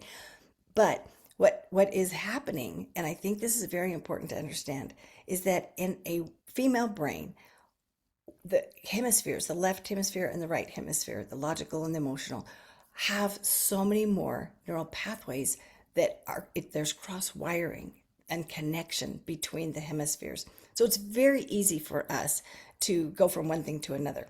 And when we talk about these differences in the brain, there's also much higher language processing in a female brain. So it's the way that we're wired. It's the way that our brains were created. It's not something that is only socialized, although there is a lot of things that are impacted because of the way that we are socialized. And so if I have all of this cross connectivity going on in my brain, and I think one thought and then I go to another thought, and they all seem to be correlated to each other. You may have heard the term that a woman has a spaghetti brain because everything seems to connect. And a man has a brain like in boxes, like a thought is in a box. And so there was a woman who was traveling with her husband, and she was a client of mine, and she was having a lot of trouble with their communication styles. And he was very quiet. She was very talkative. He must not have had very many language processing centers in his brain because he was just a very quiet person. And they were going on a road trip, and she was so excited. She said, oh my goodness, I'm going to have all this time to talk with him. We can talk about our relationship. We can talk about the kids. We can talk about all the issues, all the things. And she's just going to have his undivided attention. So they're driving down the road for a long time. They were going across several states. And after hours of silence, she said to him, honey, what are you thinking about? And he said, the telephone poles. And she said, the telephone poles. He said, yeah, I was just noticing how some are straight and some are slanted and wonder what caused that. And And she was just baffled that that was what was going on in his brain. Many times when a woman talks to a man and says, "What are you thinking?" he'll say nothing, or the game, or the motorcycle, or whatever. There'll just be like one thought that he is thinking. And many times when somebody is interacting with another person and there is silence, we can misinterpret that. So I don't know if you've ever been at work and there has been silence between you and a colleague. And maybe there wasn't silence all the time, but maybe there starts to be silence. This can be challenging because it can feel like something is wrong. And many times, because of the ways that we are socialized, because of the ways that our brain works, we all of a sudden feel that there's danger. Uh-oh, there's danger here, because why? Why would we think silence is dangerous? Well, when there is silence between somebody, what happens is our brain thinks something must be wrong, and we feel disconnected. So if you think about a herd of animals, for example, antelope. If you think about antelope, and one antelope just wanders off and is all alone away from the herd, what's the problem? It could find plenty of grass, right? There's nobody around to bother it. But what's the danger? Well, the lion is looking for the antelope that is off by itself. The animal knows that it's in danger when it leaves the herd, when it's by itself. So it's usually scanning and wanting to stay as close to the herd as possible, because that's when it is most prone to attack and most prone to being killed. And that's exactly how the predators look for the animals, is when they are alone, because then they can attack. Otherwise, the herd of antelope can fight back and kick, and they can trample the lion. So being isolated, being disconnected from the herd, our brain knows is danger. Even as a human, we know that when we are not part of a group, when we feel like we don't belong, when we feel disconnected in any way, our brain goes into alert.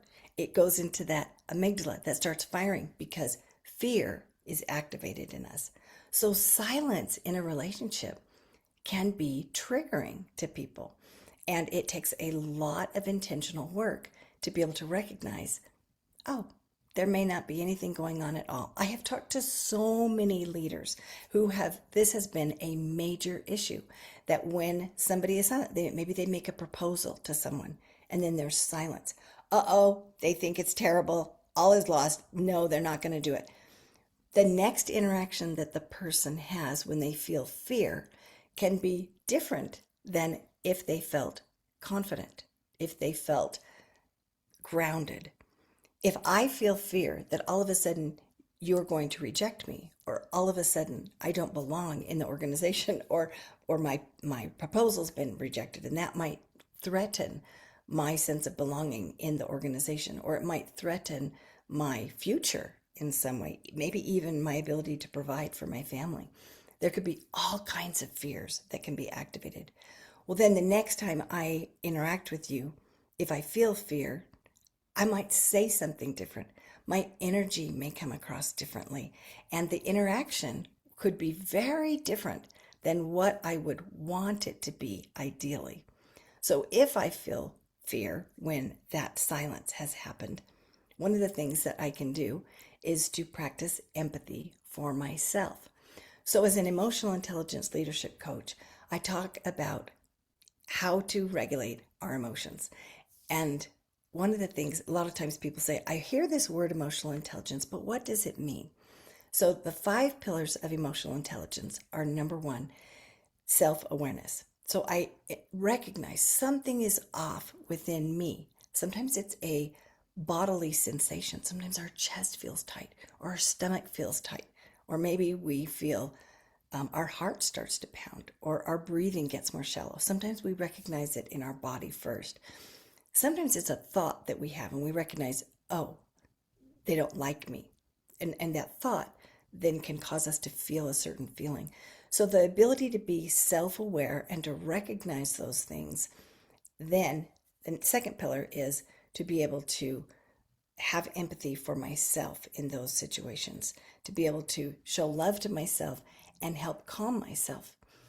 The third pillar is to be socially aware, to be aware of others and what is going on with them. And so if we sense, something seems off with that person, they seem a little agitated. And then how do we then, in the fourth pillar, interact with them? How do we help them and show empathy for them? And the fifth pillar is, how motivated are we to learn these skills and to then progress in our ability to strengthen those relationships? So emotional intelligence is so important. One of the things that's interesting about emotional intelligence is this is something that we've known for a long time. We didn't use those words years ago, but we knew that social interaction was extremely important, in relationships at work and relationships between peers, as a leader with our team, relationships between the team and the customer. So we knew that relationships were extremely important. But when it came to the budget, many times people would say, we got to cut the training department out because we don't have enough funds, and the revenue's down, the numbers are down, so we got to cut somewhere. We're going to cut there. And they considered that a quote soft skill. And that was not it was not helpful, but nobody knew that at the time. Well, when they started doing studies to find out, actually did it make a difference on the bottom line, not just in the relationships? Because they're like, yeah, that's great if people get along. That's great if the customer feels, important, but it's not impacting the bottom line. And we've got to be able to report to the shareholders. We've got to be able to make a profit to sustain the business. And so that was why that was cut. Well, the Harvard Business Review did a study where they studied emotional intelligence in the workplace. And what they found were fascinating conclusions. One was that emotional intelligence could be taught. There was a theory that it was just either you had it or you didn't. And if you didn't have it, well, then they would, that was just the way it was. Many times they thought, well, we'll have to look for that in an employee. But if somebody was already there and they didn't have it, they couldn't be taught that. So the Harvard Business Review found actually, yes, it can be taught. And as a leader, when the leader learns these skills, then they can also role model it for the team and help the team to learn these same skills. And as the team is taught the same principles, they can grow in their emotional intelligence. So we're going to talk a little bit more about that in a minute. But they also found that not only could it be taught, but that there were measurable results that happened. So it increased engagement. So if I am the leader and I have more emotional intelligence and I'm more aware of you and I'm more aware of myself, I'm going to lead differently. If I'm triggered and something has happened, and like say there's a crisis and I feel really triggered, I'm going to be able to lead differently because I will be able to have empathy for myself. I'll be able to regulate my emotions. I'll be able to come to the team and communicate in a way that I can help the team to feel safe. So psychological safety is very important. And when a person has very high emotional intelligence, they're better able to create psychological safety. Well, as a person in an organization feels that the leader cares about them, if the leader is showing empathy to them, if they are able to regulate their nervous system, they help me to regulate my nervous system. They help me to feel loved and cared about and wanted and needed and valued as a part of this team. Well, when I feel valued as part of this team, I contribute more.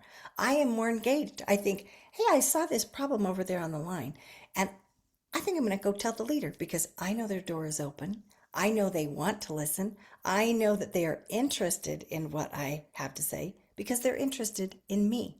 So I know that not only is there an open door policy, but I also know that I'm going to feel seen and heard and valued for my contribution.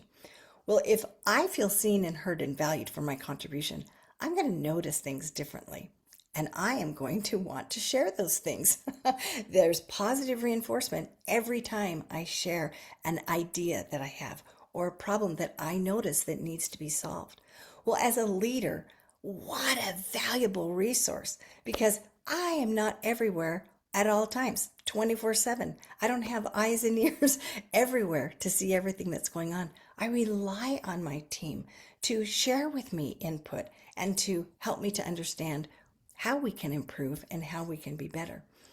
But if I have low emotional intelligence, that doesn't come across very well. I may not welcome those ideas.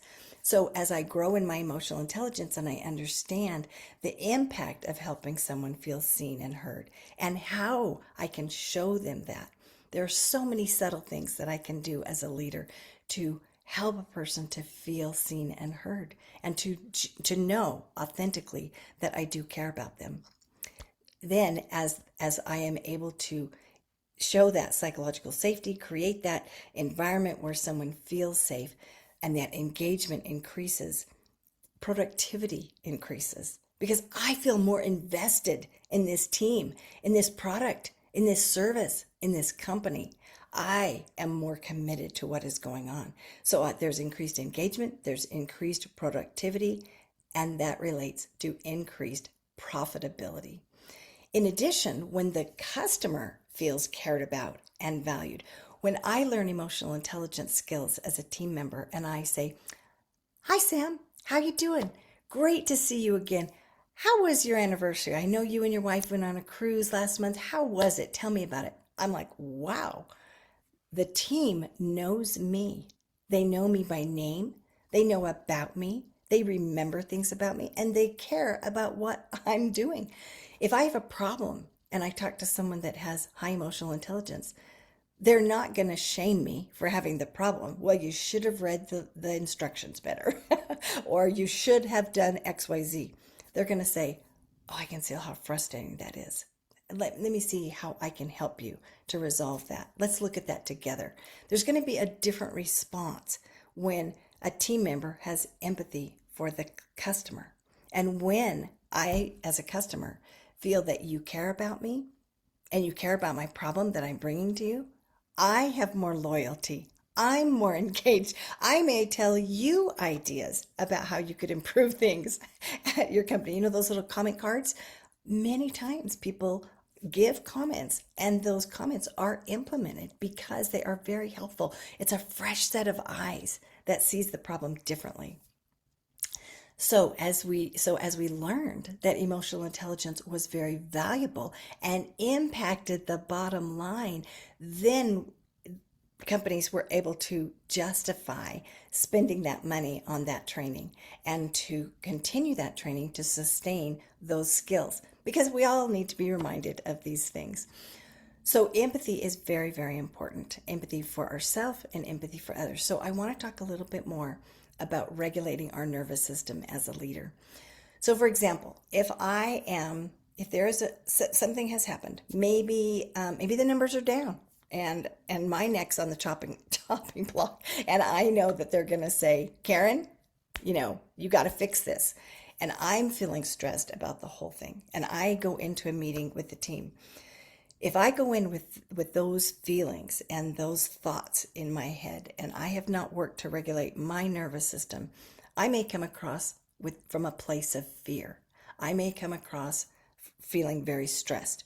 Well, what happens, I don't know if you've ever been in an organization or in a room with a group of people and somebody comes in that is stressed.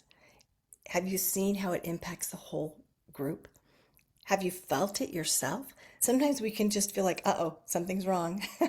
That person is feeling agitated, irritated, something, stressed. And then that can cause us to feel something uncomfortable within ourselves. That's because our brain is wired for connection with another person. The mirror neurons in my brain are lighting up because all of a sudden the other person's emotional and physical state is impacting mine, because we're wired for connection. We are wired to be one, and we're wired to not be separate. So as I feel those emotions of the other person, that does impact me. And I then can feel discomfort. My emotions can escalate. I can start to feel stress. Well, if you're feeling stressed and I'm feeling stressed, then the stress starts rising in the group. one of the things that, as I mentioned, happens is we all go offline. So Dan Siegel gave this term where we flip our lid. We aren't able to access our prefrontal cortex, and our emotions, because they're escalated, then cause us to go to where our amygdala is hijacked. That's another term that people use, where the amygdala is firing, and all of the resources in our brain go to the amygdala area. So that what happens then is none of us can think logically at that moment. None of us are able, if all of us are escalated, then all of us are not able to access our prefrontal cortex, where our values lie, where our logic lies, where our higher thinking, the compassion, the empathy are available to us in the prefrontal cortex. We are not able to hear the same way. We can't even hear with our ears physiologically the same way when we are escalated. We can't see things the same because our body is wired to protect us. Our brain is protecting us from danger. So it closes down.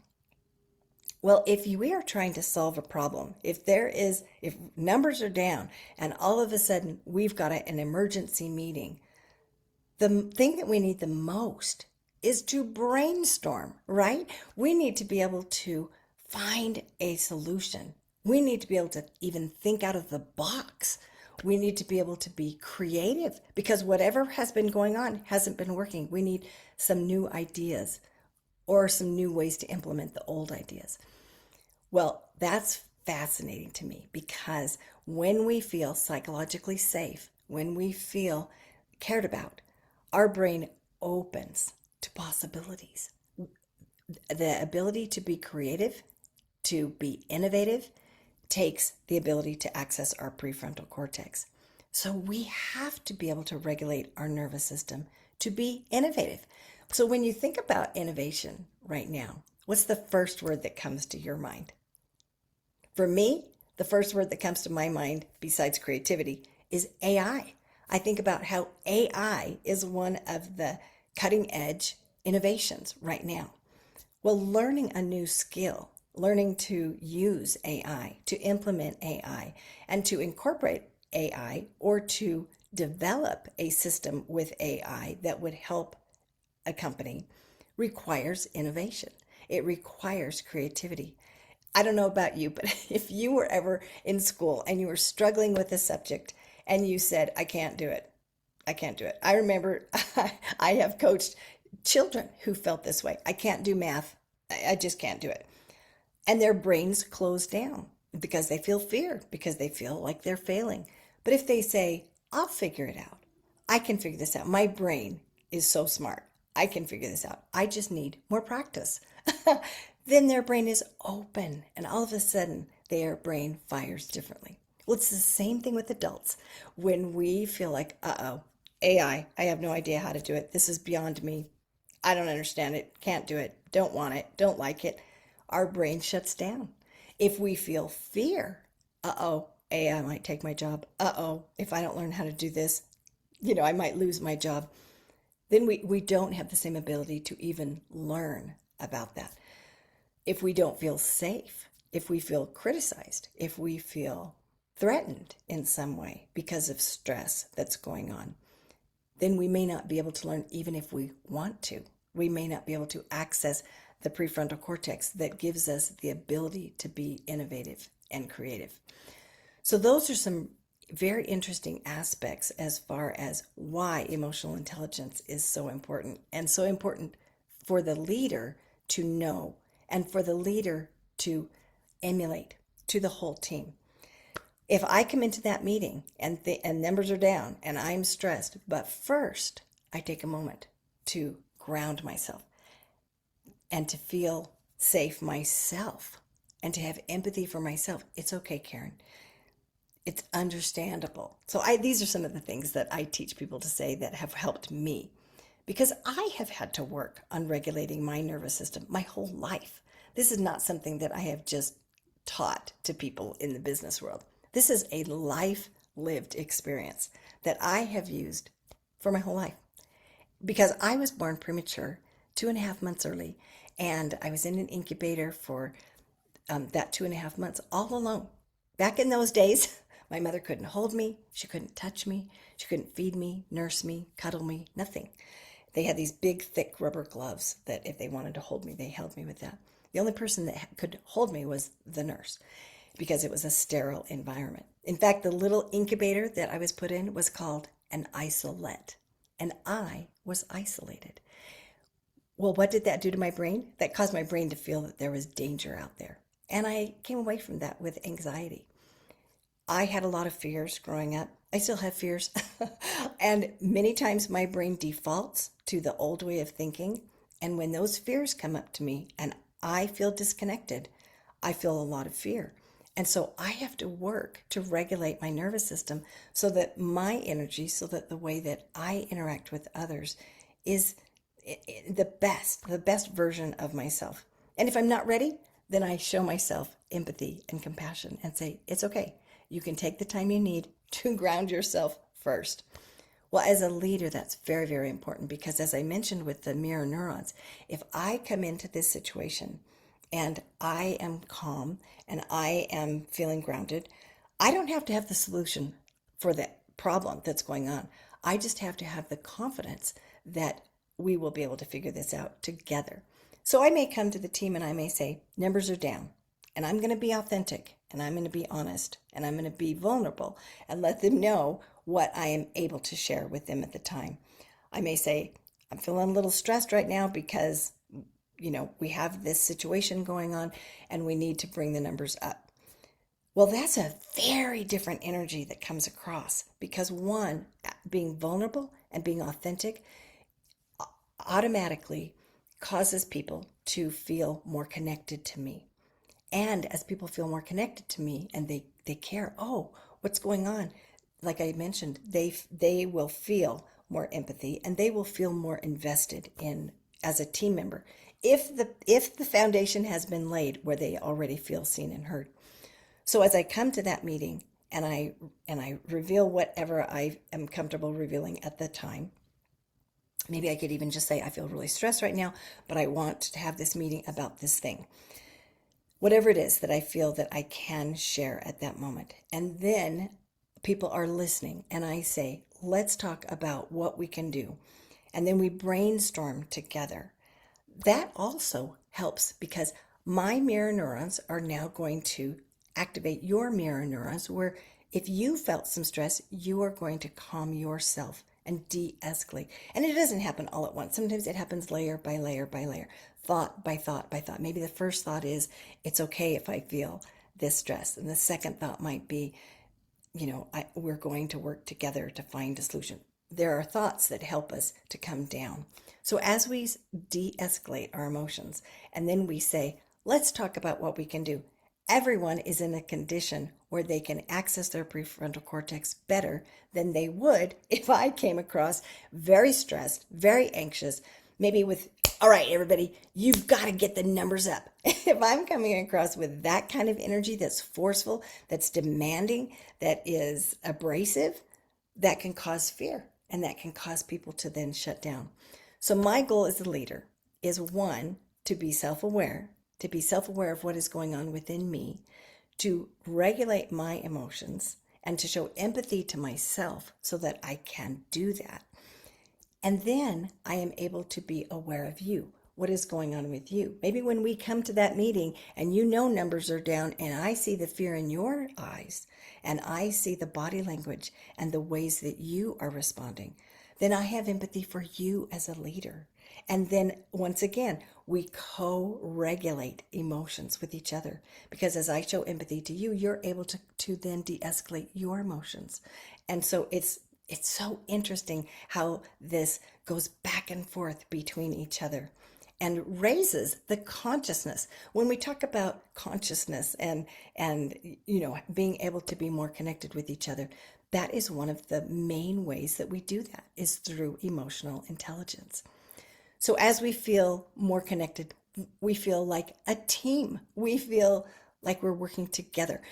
You've probably seen the movie about the how they're rowing and they're in sync, and when they're out of sync, how their timing is totally off. But when they get in sync, It's so fascinating how fast they can go. And the same thing is happening with a team. When we are in sync with each other, when we are lifting and building and having empathy for each other, we can encourage each other more and we can come up with those solutions that are much more beneficial. Well, in the female and male brain, many times there are differences that can take place. So, for example, in a male brain, that silence may mean that the man is processing. Maybe that is how he is then trying to calm himself. Maybe he is actually brainstorming within himself.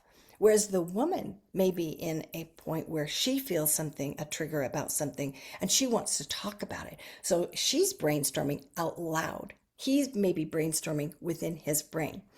So in a team, when is a male and a female, and they are doing things differently, understanding each other and understanding how each other operates then helps us to be able to have empathy for each other.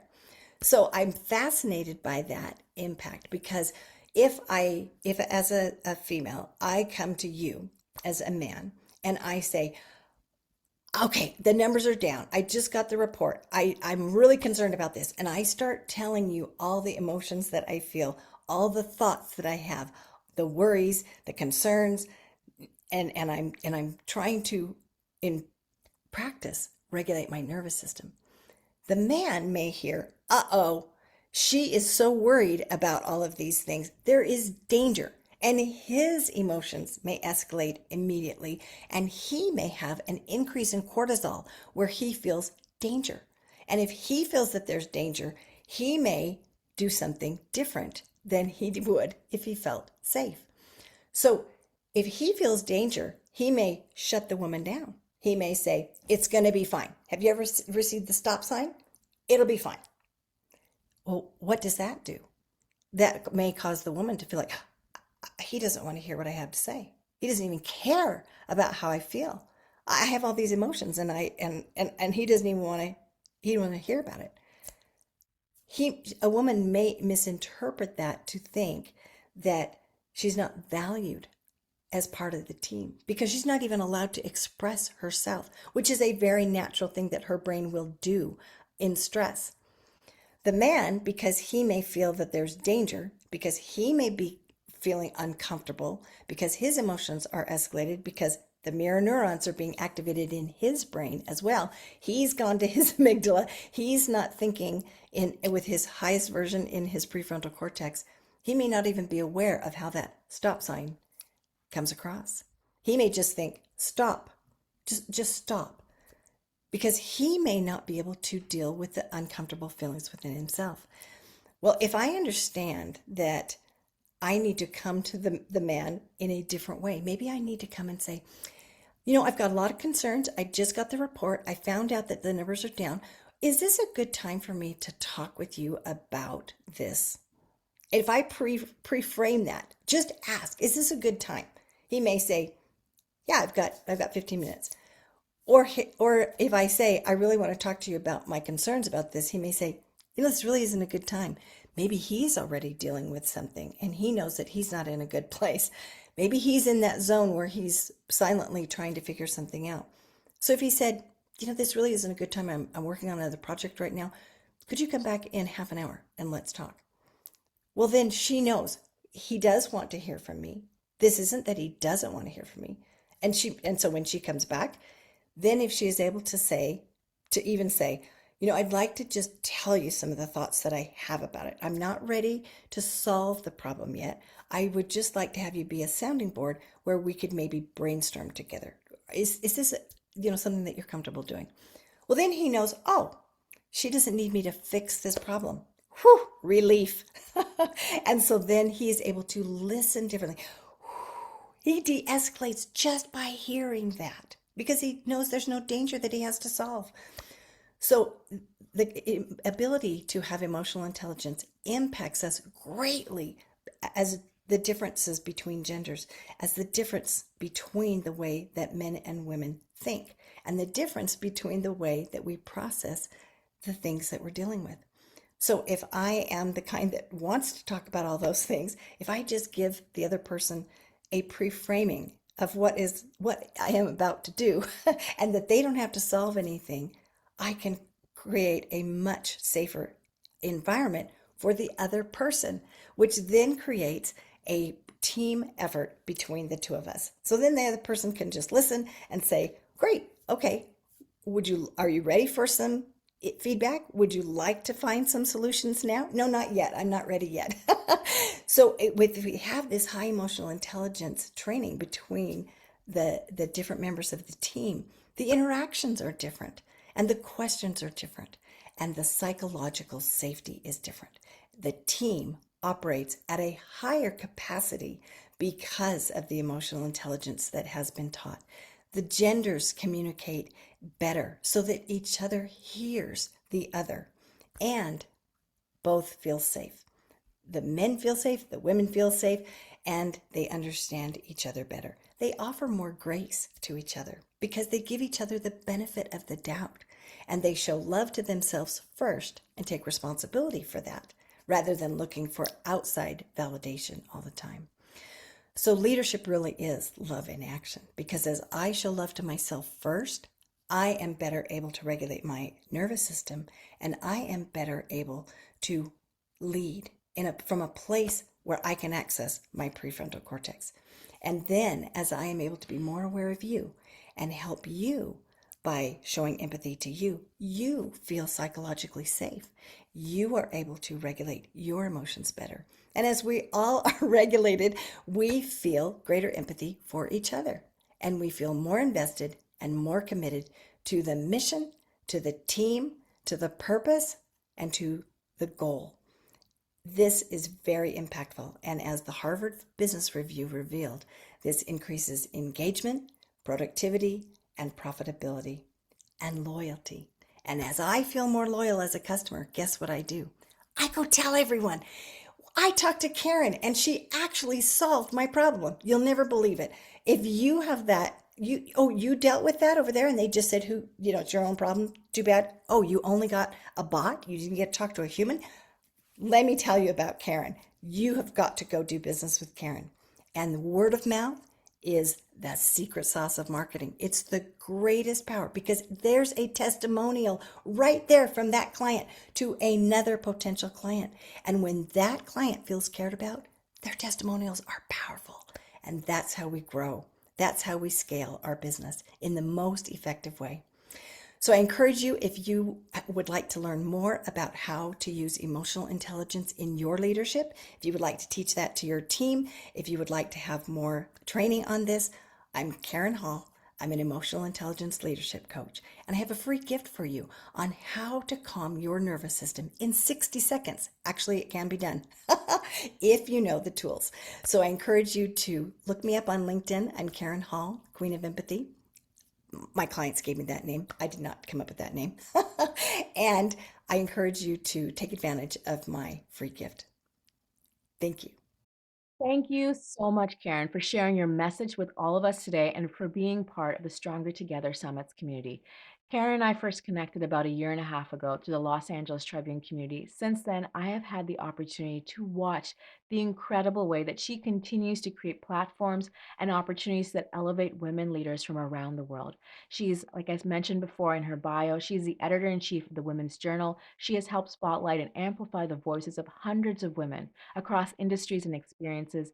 And one of the things I most appreciate about her is that she genuinely lives the message that she teaches. She was reminding us today that leadership is not just about achievement or visibility. It's about how we help people feel seen, how we help them feel valued, encouraged, and empowered. So Karen, thank you again for sharing your wisdom, your leadership, and your heart with us today. For everyone who's joining, I encourage you to scan the QR code on the screen, use the link in the chat to access Karen's free gift, and continue learning from her work and her community. You can also connect with her on LinkedIn, follow these conversations and the opportunities that she is creating for women leaders around the world. And as always, if you have any questions or reflections, place them in the Q&A box throughout the summit to get a response from the speaker that you designate in there. So thank you again, Karen, for coming today, for speaking to all of us.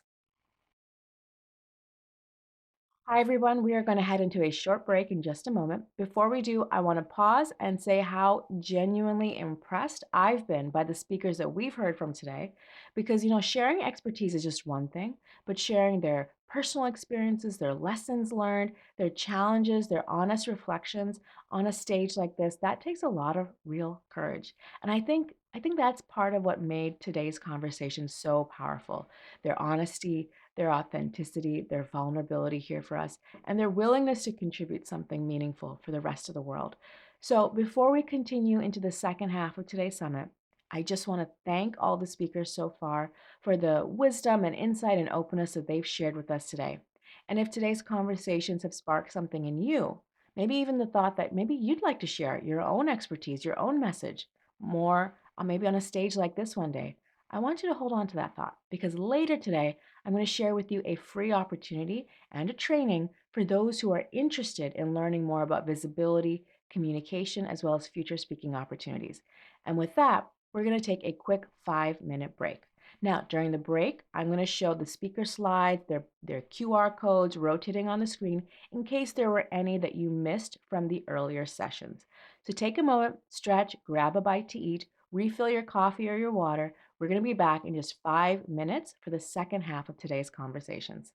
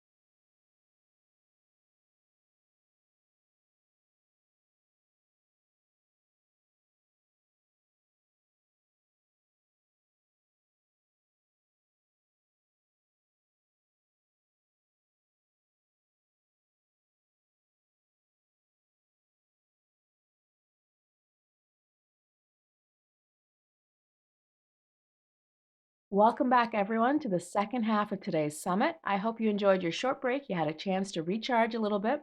We still have several powerful conversations ahead, and I think the next session is going to continue to challenge, encourage, and inspire all of us in meaningful ways. So, with that, let's continue.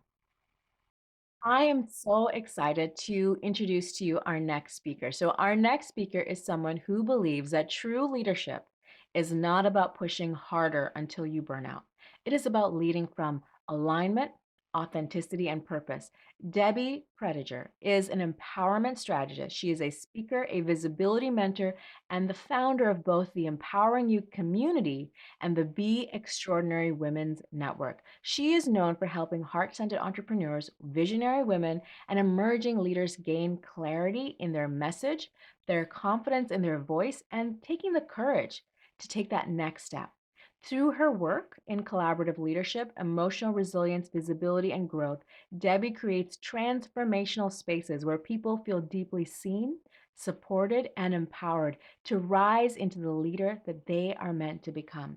She has spoken on live, virtual stages, internationally, multiple experiences with the Los Angeles Tribune Leadership Week. She is passionate about helping purpose driven leaders shine their unique light while growing stronger together. Today's conversation is one that so many of us need right now because outward success, it doesn't always mean inner alignment.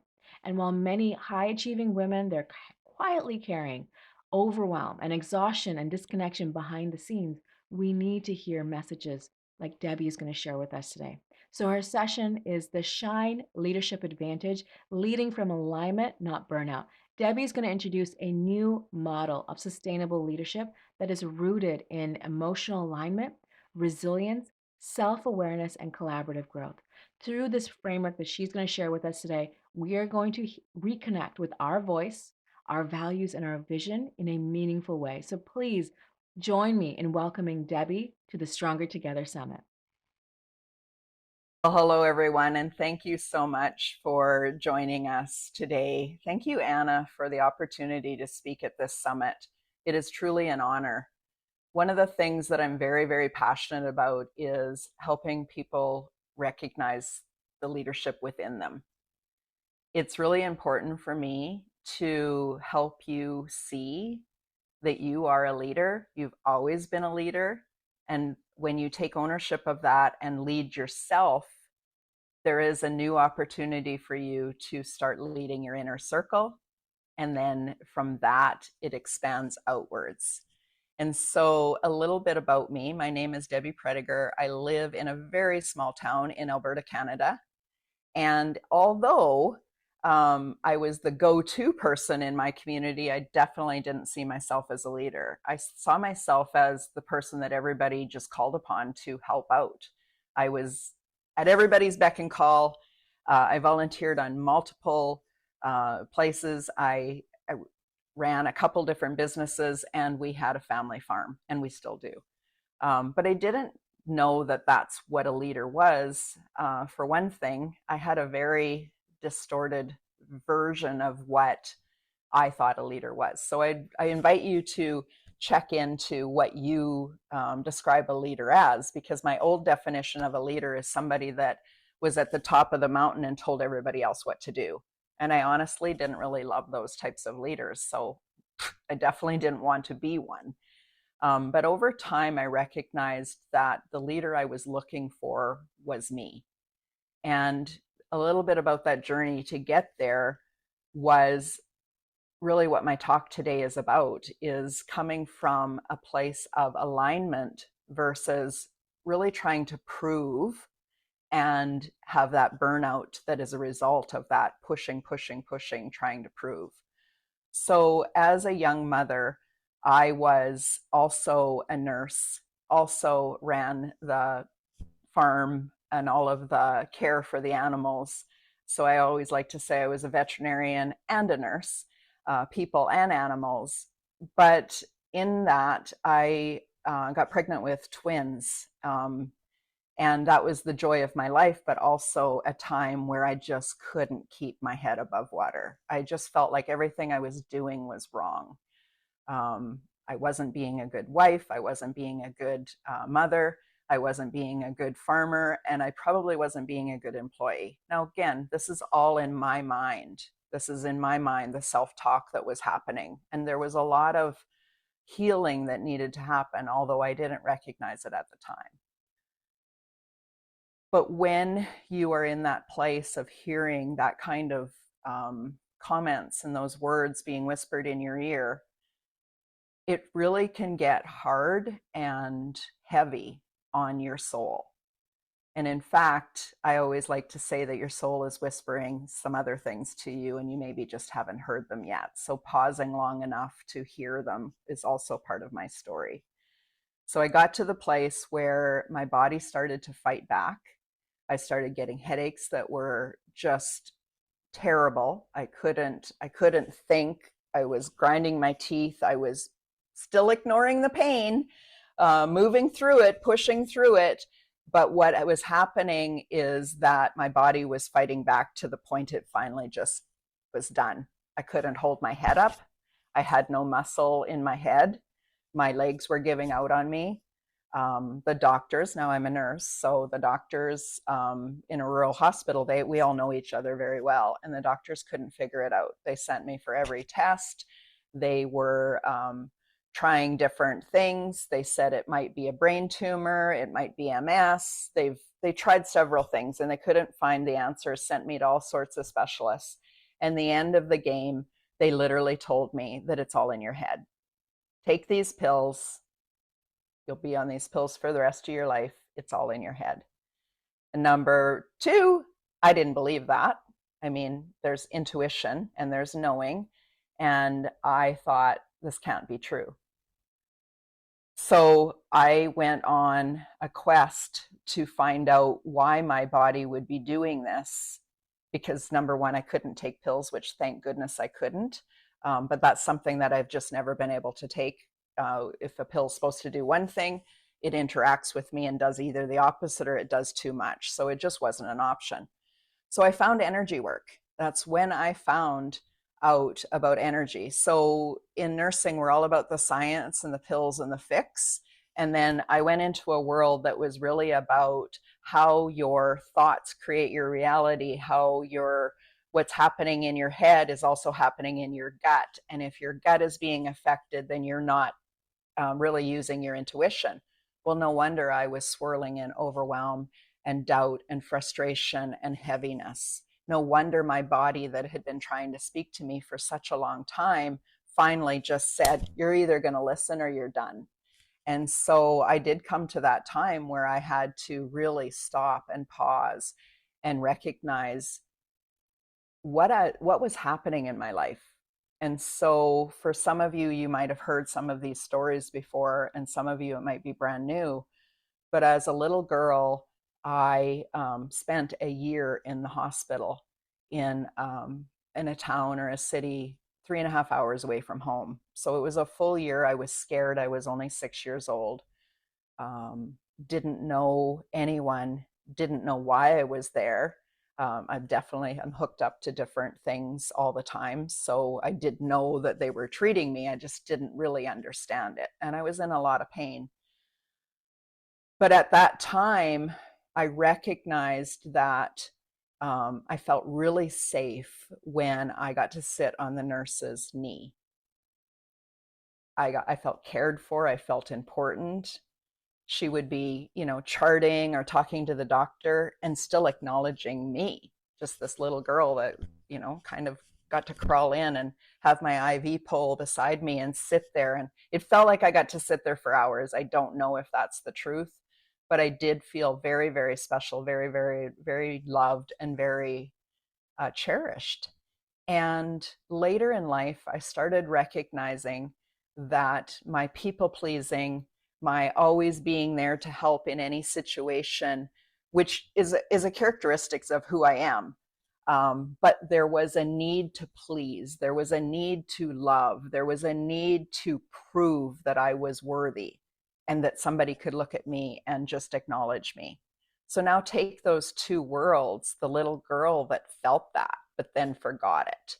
And then take that young adult that went all the way into young motherhood and recognize that I was living out this thing this pattern that I didn't even realize until my body shut down. So why am I telling you this today? Because leadership means coming from a place of alignment. In the medical world, we call that homeostasis. We call that where everything is flowing and true. But in order to find my truth, I had to come back to me. I had to come back to who is Debbie. So I actually have a framework now that speaks about this. And if anybody's heard me talk about this framework, it's a framework that I have used for since that time, but I didn't know it was a framework. I didn't know that it was something that could be used across all industries, all niches, all walks of life. And that is the SHINE framework. And the reason that I call it SHINE is S is for self-love. If we don't have that, if we don't know who we are, if we're not self-led, if we aren't in that open mindset of self-discovery, we are just being what somebody else or society is telling us to be. We're not centered in our truth. And H is for healing. You guys just heard about the healing, both the physical healing that I had to go through, but the emotional healing that I had to go through. There is so much that I had to let go of and heal and reset. And a lot of that was locked in my body. And that's why my body was reacting in the way it was. It was emotional pain that was locked in multiple places in my body. And it's taken years to release that. I stands in the middle, and it's intuition. Because when we know who we are and we're healed, our intuition is solid. We can make decisions. We can lead. We can take action immediately. We don't swirl in overwhelm and self-doubt and frustration. And that's where I was before my body gave out. I was trying really hard to make it right for everyone, and nothing was working. It just felt like my world was just dropping. So I don't know if anybody else can relate to that time, but it's not fun. So when you can get your intuition working for you and with you now, when chaos happens or a crisis happens, or even just everyday life or business happens, you can make decisions. And N is for nourishing, nourishing and nurturing our mind, body, and soul. I believe that when everything is working perfectly, but if we're not nurturing our bodies, then we go back into the needing more healing. We can't, it's not sustainable. We can't continue to serve. We can't fulfill our mission and our purpose if we're not sustaining and feeding our own mind, body, and soul. So are you nurturing you? Are you caring for you? It's really important. And then E is empowerment and evolution. When we make decisions from an empowered state, everything changes. We sit above, we have this bird's eye view of all of our problems and all of the things and struggles that we need to solve, and we're empowered, and so we take action. It's just completely different. And then evolution is that really everything. We're always evolving. And so shine doesn't happen once. It happens over and over and over again. I have a mentor program where we call them the Shine Mentors, and they come in with their own modalities and their own lived wisdom, and then they teach through the Shine framework, the Shine lens. I don't tell them what to say, but this philosophy, this framework, this way of being, these principles, they interact across all niches. And so every mentor is able to tell a story about when they weren't fully shining, where they weren't fully allowing their light to be present, where there was maybe a bit more healing. And one of my mentors just this week was telling us about that she uses shine as her checklist, as her principles every day when she gets up in the morning, and she says, how am I going to serve today? What am I going to create today? Who am I going to touch today? And if there's a bit of reservation in, I'm not sure if I'm enough to reach out to that person, she knows she needs to circle back to some self-love and some healing. And so she identifies her days with these letters, and I love that. I've done it that way forever. But again, I didn't recognize it was a framework. So let's go back into, what does it feel like to be in alignment with yourself first?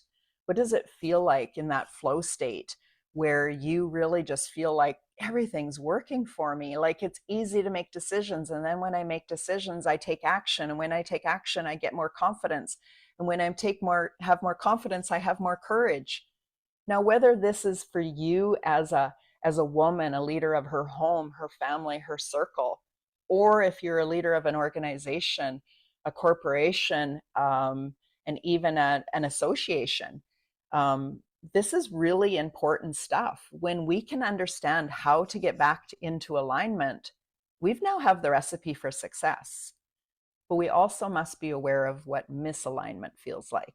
And so I talked about that a little bit at the beginning, that people pleasing, that trying to prove, that working too hard, that coming from a place of comparison and judgment of, am I doing enough? She's doing more. She's having more success. I don't know. Maybe I need to do more. And then when you try to do more, it actually feels way too heavy. It's not easy. It's definitely not fun. And I can get there. My old habits and patterns and triggers are to do more. And I think probably most of us have heard the story of, we just really want you to be more of who you already are. That might sound so simple that you're like discarding it and saying, that can't be the answer. But it is. The truth is, that is the answer. It is that simple. Find out who you are, come back to your core, come back to your center, come back to your truth. I always tell my mentors that the truth lies inside of you, right here. You can tap into it anytime. You can have a real conversation with your higher self right here in your heart. And from that place, it beams out of you and attracts the people that are praying for you. I know from experience that every single person that has a mission and a message and a lived experience and a struggle they've went through and now has the solution, whether you know you have the solution or not, you have the solution, I promise you. They have something that somebody else is praying for. And so my goal is to make sure that you're never the best kept secret, that I can help you pull that out of you. I can help you step into your leadership role in a different way and continue to evolve to this place that maybe you're standing on a stage speaking about your mission and your message.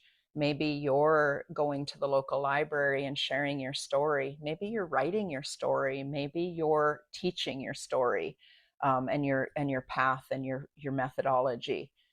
But I do know that women who lead, women who stand up and raise their hand and say, I am the mentor and the guide, I do have something to share,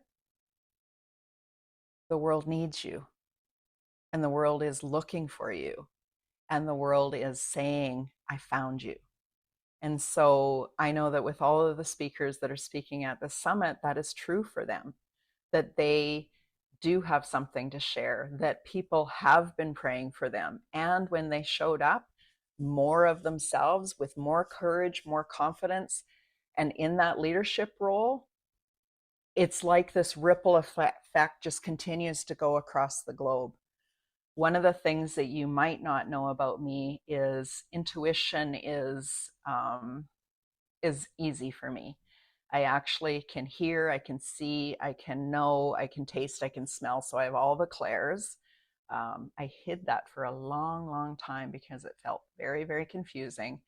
There was a lot of information coming into me at all times. In fact, I can feel other people's pain in their body, and I can, if I tap in, if I allow myself to tap in, I can see it. That has helped me be a better nurse. It's helped me be a better compassionate leader, but I didn't want to admit that superpower to anybody because I thought that would make me so weird that people would run away. And what it's part of that claiming your leadership is claiming all parts of yourself.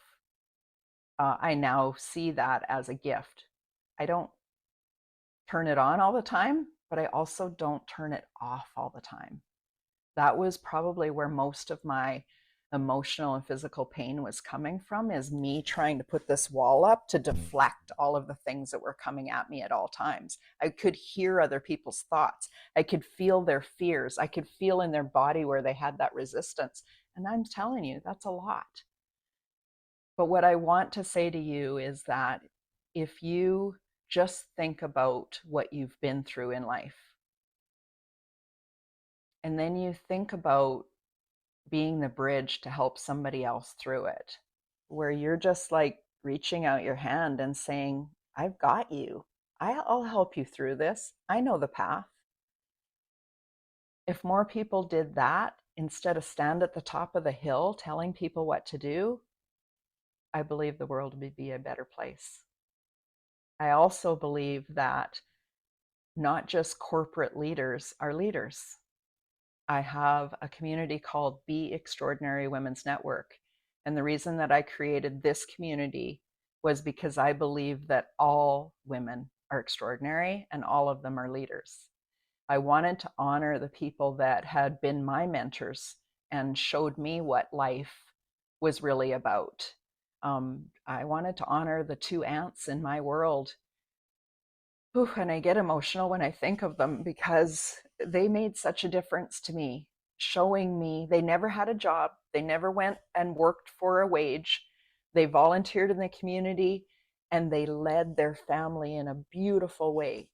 They led me. They taught me how to be who I am, the core essence of who I am, not the trauma me, not the overachiever me, but the real me came from them.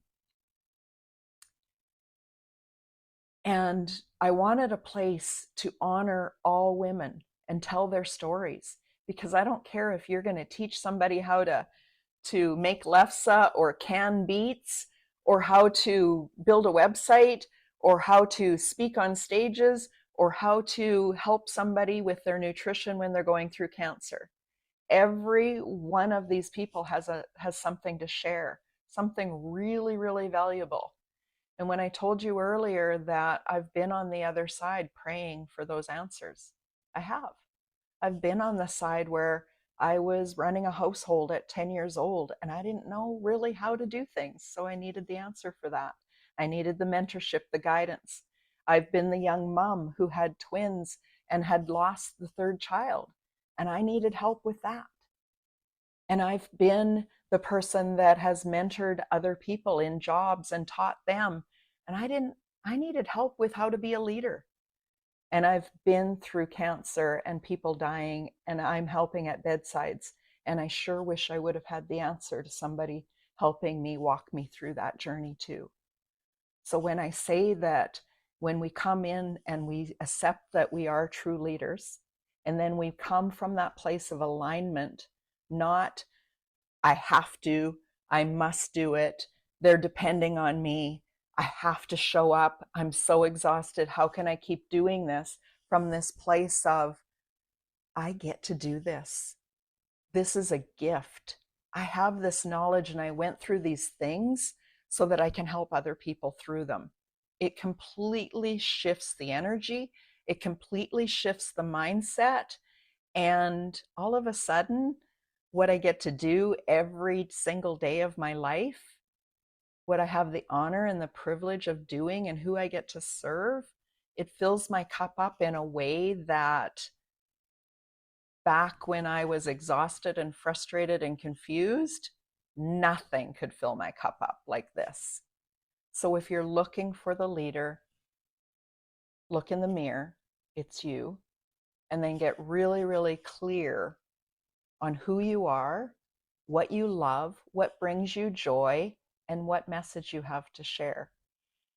And then if you would love to have a little bit of fun and take a quiz to see what type of leader you are, I have actually developed that as well. And that is my gift to you. I think it's really fun for us to see what stage we're at in leadership, and then trust it, that it's okay wherever you are.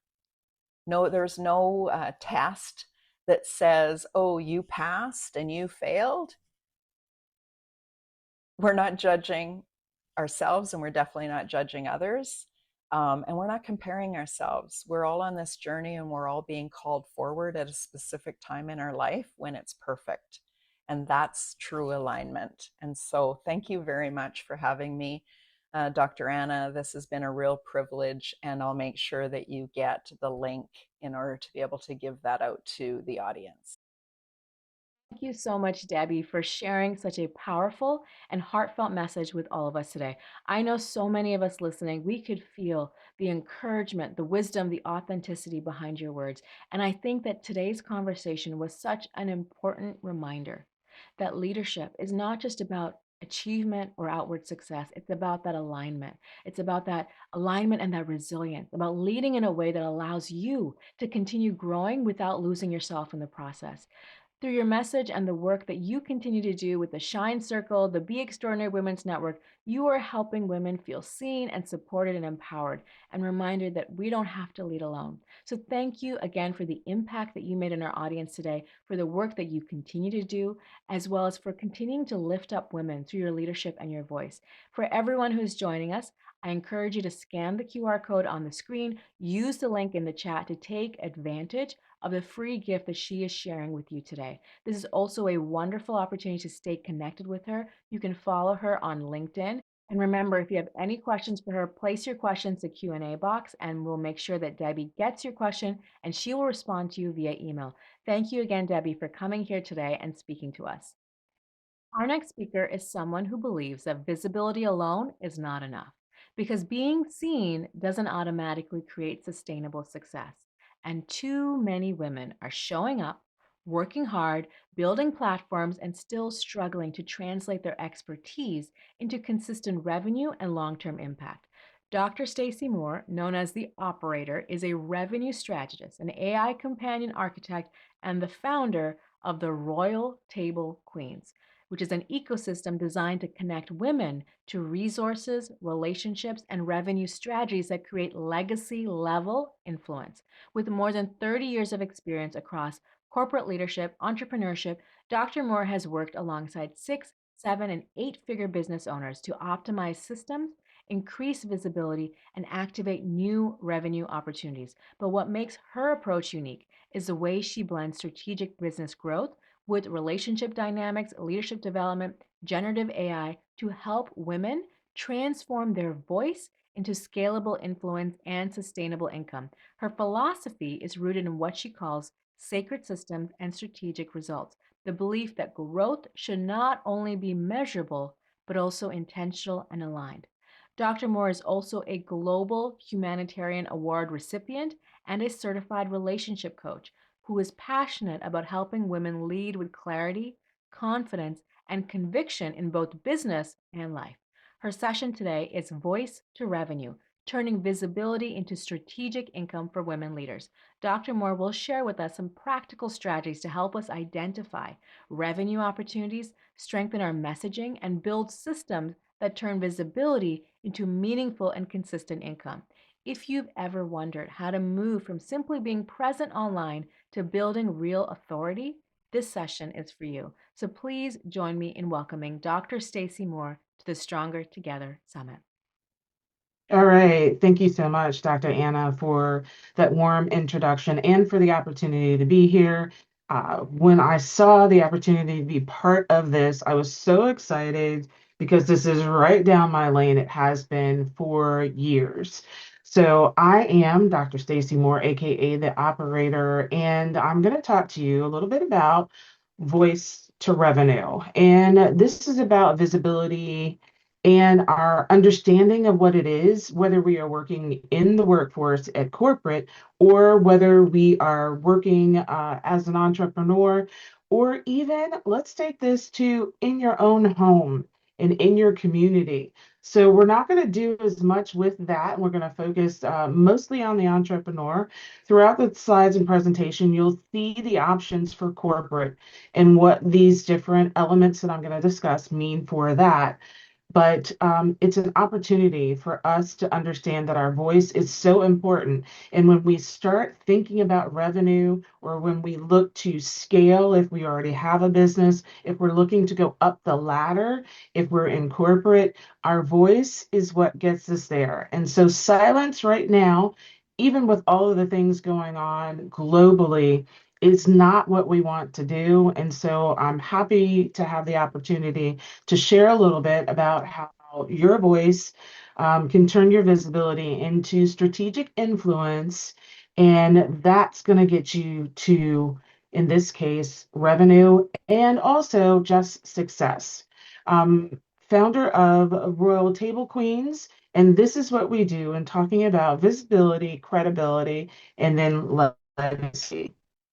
So the reality for many women is that you're highly capable, under recognized, and I know that there are some women out there feeling that, visible but not positioned. And there is a difference between visibility and then being positioned.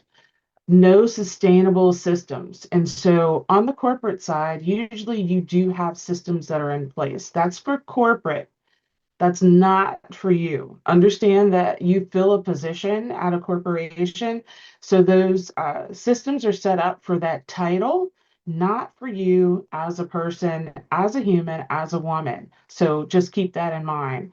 And then as an entrepreneur, you have to establish what your systems are and sustain them. And then that also goes for the home life. You're the one that's creating the structure, the framework, all of the systems about how things are going to operate, but sustaining that is what's not happening.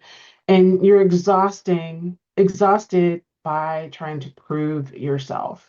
And I know there are many people out there that understand that. How many times have you filled out an application and you overlooked the application or looked at your resume again to say, am I hitting the mark? Have I put the extra something in there so I'll be the chosen one? What else can I add to it to prove that I am a good fit for that position? If you're an entrepreneur, then you're saying, yes, I'm out here on the internet streets. There are other people doing what I do. So, how do I create that unique selling position or a USP that puts me in a position that stands out where somebody says, I want to work with her? And then at home, we're still doing the same thing as women. We're still figuring out how to work with the teenagers that are not wanting to spend the time with us anymore, but we want to spend the time to make sure that they're doing the right things, or dealing with a partner in the household. And how do you continue after all these years? In some cases, for many of us, how do you still prove that the love is there, that the care is there, that you want to be there or want them to be with you? So visibility alone is not going to solve the problem. Women in entrepreneurship and in corporate leadership are carrying extraordinary levels of responsibility. Now, if you're carrying a lot of weight, or if any of that's resonating with you, I would love you to put a one inside of the chat box. If you were feeling any of those comments, not having sustainable systems, needing to prove yourself, please, because I want other people to understand that they're not alone, because that's what this is about. So visibility without strategy, and we talked about there's a separation. So visibility without strategy leads to pressure.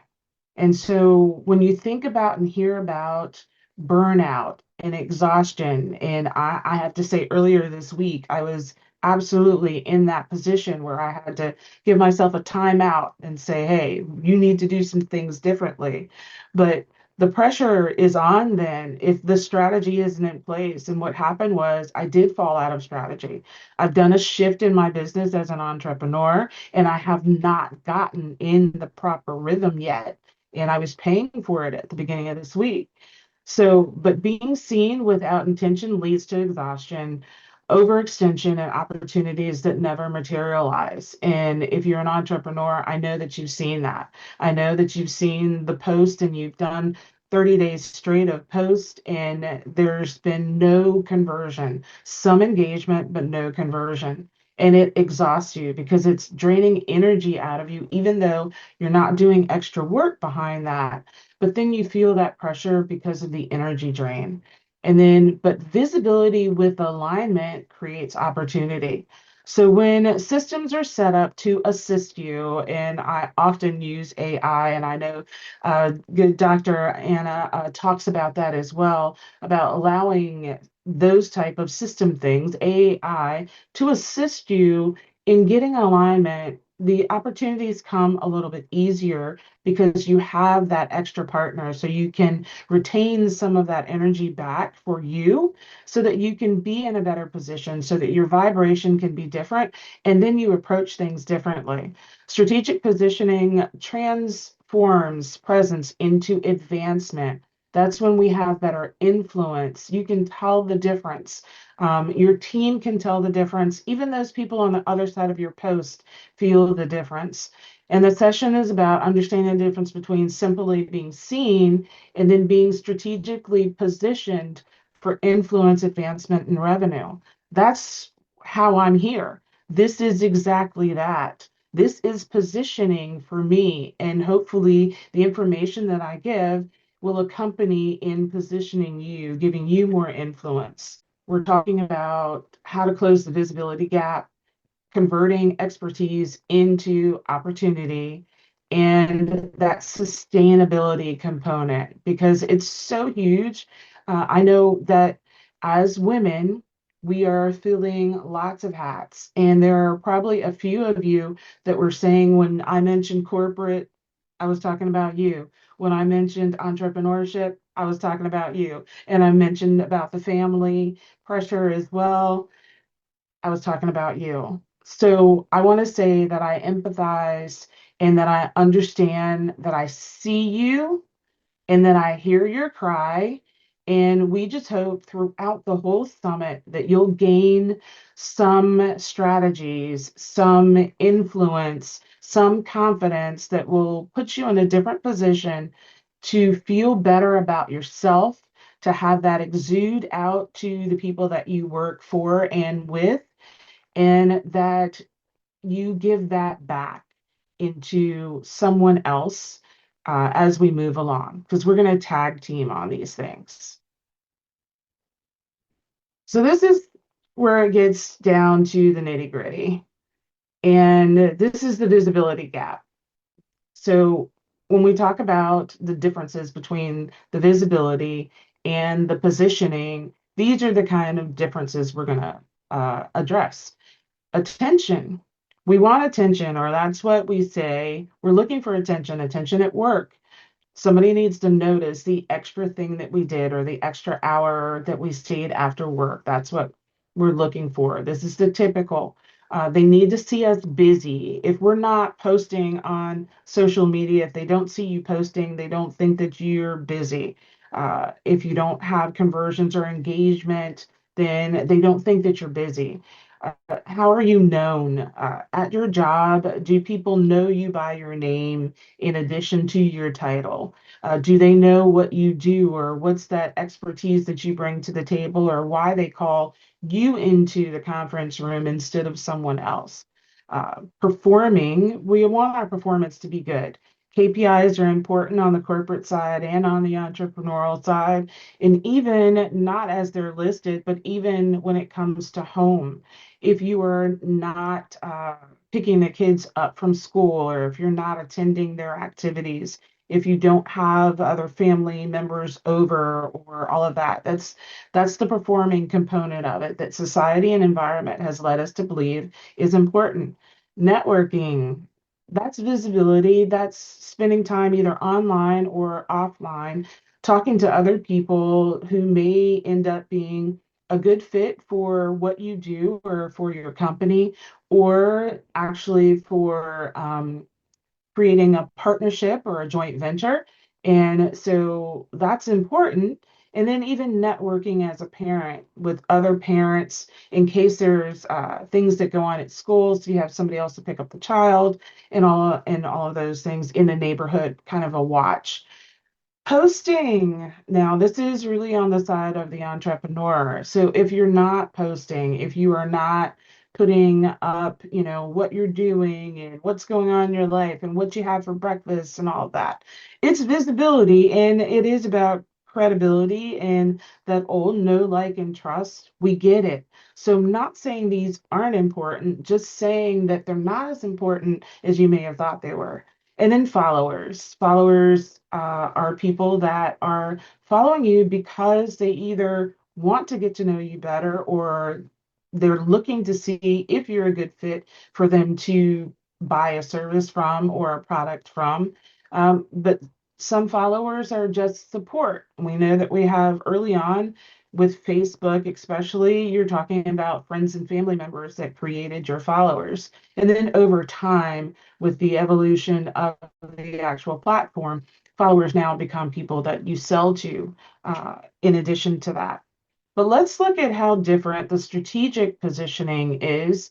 And so when we talk about authority, now we're so hearing this terminology called trust recession, meaning that people want to know who you are, they want to know who you serve, they want to know how you serve them, and they want to know the results that you have actually gotten from people that you have served before. They also want to know that somewhere else, other than just on your social media pages, you exist and other people know you for what you say you do. So that authority is different than just getting attention. It means that you have to do more work than you did before in order to get the same results that you could have gotten about 5 years ago. When it comes to even corporate, this is now, you don't just do your job. This is how well do you do your job? Do other people know you doing that job and for that job? Are there things about the way that you either manage people or manage products that are different that can be used as an accelerator for the corporation? Have you incorporated AI? We know that it's coming. We know that it's here. We know that it's in progress now. So, how are you utilizing that to assist you with what you're doing and not to take over what you're doing?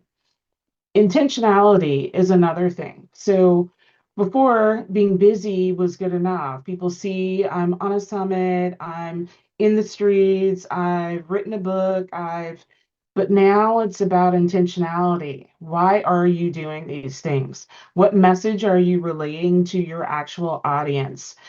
With the intention as well, what do you intend for them to get out of it? The WIIFN, what's in it for me channel or station, that's what they're looking for now. And with your strategic positioning, that means that you're not busy, you're cutting out some of the fluff, you're cutting out some of the noise and some of the distractions. Those are things that take away from that core lane that gets you to your results quicker. And if we're talking about revenue, then it's the same intention. Your intent is to create revenue, but in order to create revenue, you need to fill a gap for somebody else, whether it's the corporation or whether it is your consumers or clients.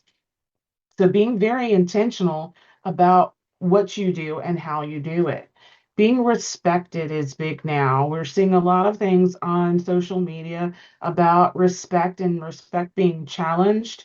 And knowing that as a public figure, which you are, if you are on social media or you're an entrepreneur and you are posting, you're a public figure. So being mindful of what type of content you put on your social media, even if it's personal content, and we may say, this is personal, this is about me, but understand it's still received socially. Corporations, more times than not now, are taking a look at the social media. Can they find you? What do they see about you? Are any of the things that you're posting against the values, the mission, and the vision of the company? We're looking for that alignment. As an entrepreneur, your consumers are looking for the same thing. They're also looking for, have other people elevated you in the position that you're in? What are the testimonials? What are people saying about you?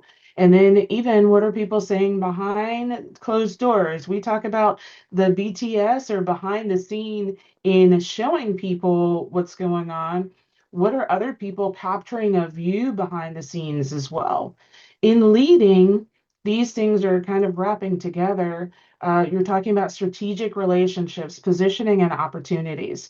These are things that have to constantly be looked at. Who are you relating to? Who are you talking to on the social media streets out there? What are they saying about you? How are you leveraging your relationship with them? Is it partnership? Is there a partnership capability? Is it because you know that this person can potentially be a client? Is it possibly for a sponsorship or positioning in that manner? Inside of a corporation, you're still creating relationships.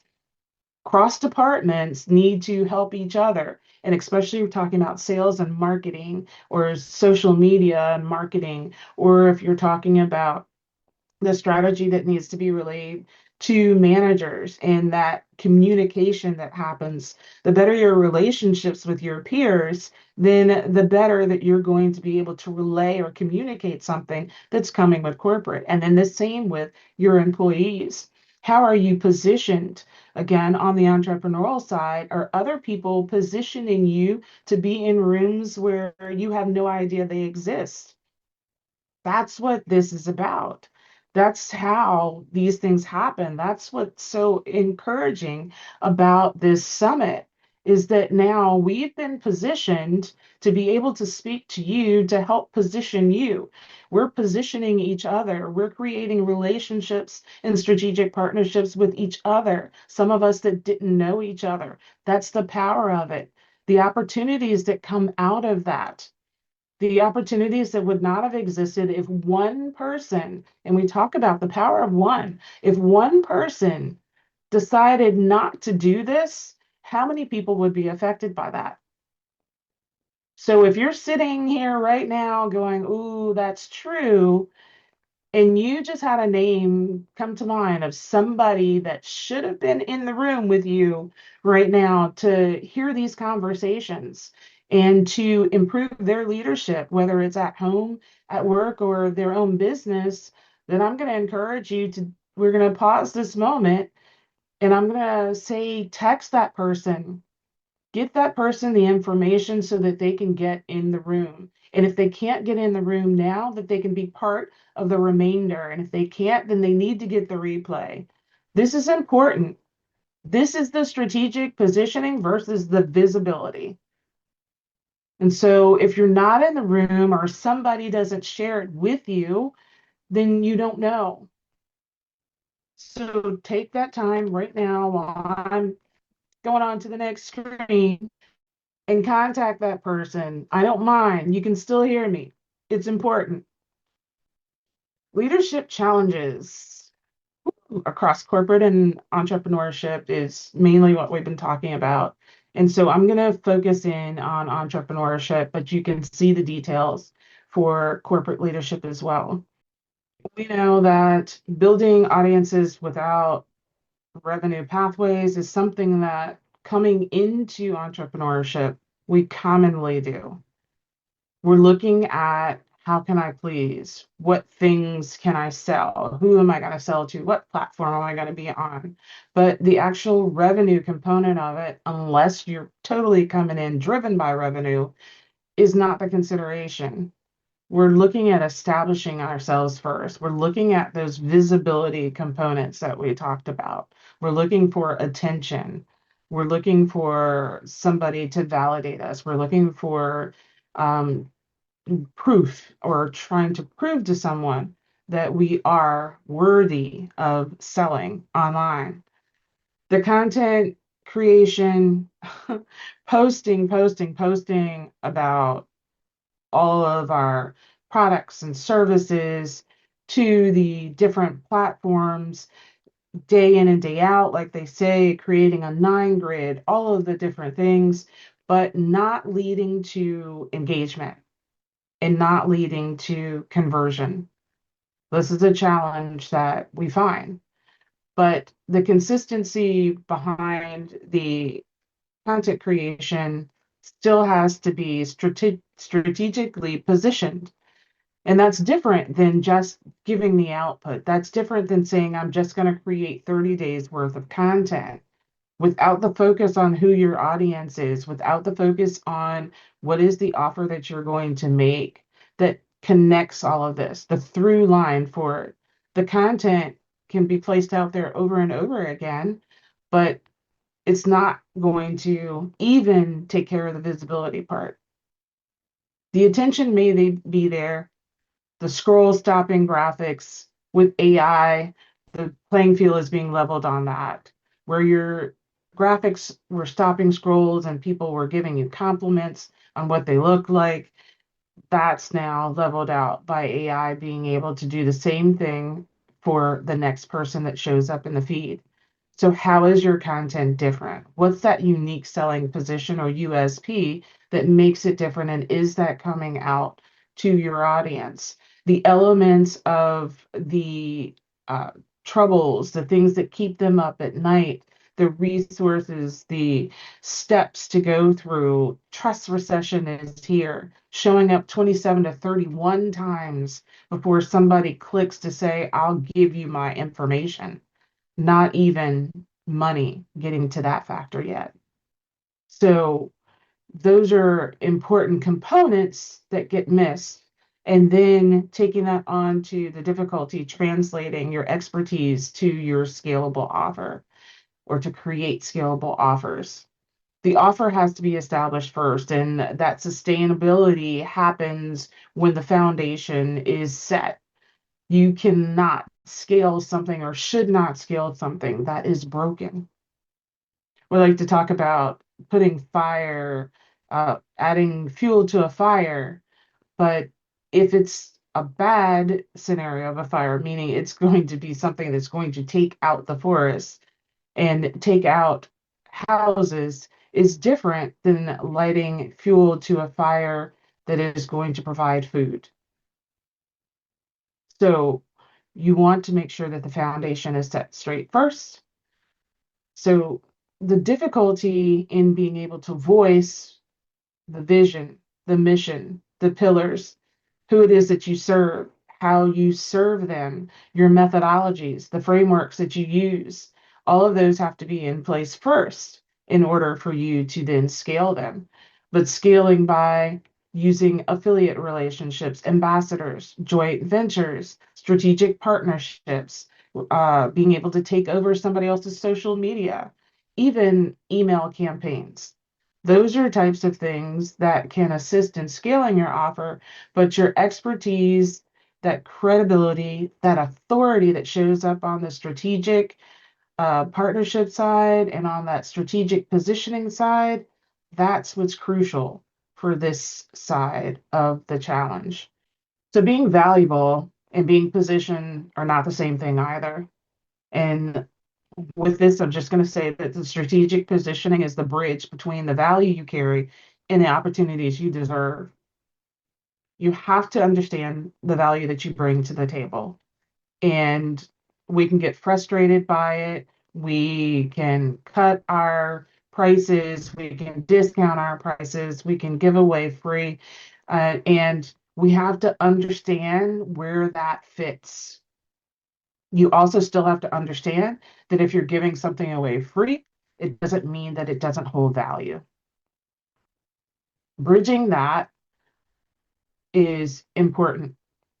And the value without positioning is invisible to the rooms that matter. You came here as a free opportunity. The value inside of these sessions are far superseding zero, of course. So now it's what you do to leverage it. And each one of us that are presenting know that there's value in what we're bringing to the table, that someone can leave the room changed for today, tomorrow, or forever. But that's the important thing. And so understanding the strategic positioning is different than if we were just to go on live on some platform where our audience wasn't and just decided to deliver the same content. And so your voice is more than communication. I like to say that I am the voice for those that don't have one until they have the wisdom to know that they do. And I do that because many women throughout the years have held back from saying what they actually feel, how they actually feel, what they actually want, what they desire. Those things have been silenced, whether it was self decision, self inflicted, or whether they felt that it was someone else that didn't allow them to speak, or that they grew up in an environment where that wasn't acceptable in certain areas of their life. Those things aren't discussed in the family. With business, there are certain things that are expected if you're in a certain industry or by gender. And then, of course, getting to corporate, well, there are already certain standards that are set up. There are ways that they already do certain things. And in some cases, it's not received well if you decide to bring another opinion to the table. But your authority, your clarity, your confidence, and your credibility all depend on you having a voice and using it. The way you show up in meetings, on stages, in content, and in conversations is actively shaping how others perceive your readiness for the next level. And that includes your clients and consumers that are out there watching you. Another reason why in the trust recession, they're looking for you to talk about the challenges as well as the milestones that you've accomplished. They want to know that you've had some struggle, because if they're going to be your client and they may have some struggle, how do you cope with that? Are you looking for them to be an A student all the time? Or do you understand that you may have to work with them? Do you understand real life? So bringing up real life experiences when you're posting, having real life conversations with your supervisor about what's going on. Not that you tell them all of your business, but that you relay and articulate to them using your voice where you are and what type of things may be affecting your performance, your punctuality in advance. And on the corporate side of it, the opportunity to have maybe an employee assistance program feature or something that may be assisting to you that you didn't know about may be the break that you need. But you don't know what you don't know. And so the voice is also then how you're remembered. If you were silent in the boardroom meeting and you had a lot to say when you came out, that speaks to you. If you are silent in the home and you go outside and you communicate with other people about it and not with the people that need to hear it, it matters. And as an entrepreneur, we know that we can do a lot of complaining out here on these internet streets. But are we talking to the right people to get assistance to change the results instead of staying where we are? And so this is just the voice framework. I'm going to go over each one of the letters, and that's it. You can see what's on here, and we may give you an opportunity to have the slides as part of my presentation. But visibility is the V of the voice framework. We've talked about that. But we also know that it goes beyond that. But we've got to start somewhere. The opportunity needs to come, but that comes with your communication, your strategic relationships, and all of that leadership stuff. And then we have identity, which is the I. And of course, that is the center of all of this, right? When you have, when you have the I strategically placed in the middle of the word, you know that you are the center of all of the change and all of the things that can happen. You are the thermostat. You control the temperature, not just the thermometer. So that's your confidence and your clarity that determine what's going on. And the credibility is something that's huge right now with the trust recession, in your messaging, in your behind the scenes, and what people say about you, and in an ecosystem. Where can people find you? Where are your support system? Where are you looking for more leadership? Where are you looking to grow?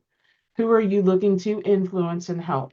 So the strategic visibility in action, speaker opportunities, client acquisition, brand authority, scalable revenue streams, all of these things are measurable. And so in order to increase the revenue, you need to start at a point and it has to be measurable. Are you measuring these things? Are you setting a goal for speaker opportunities? Are you setting a goal for client acquisition? With your brand authority, are you setting goals for where you're going to be seen or how you want to be seen?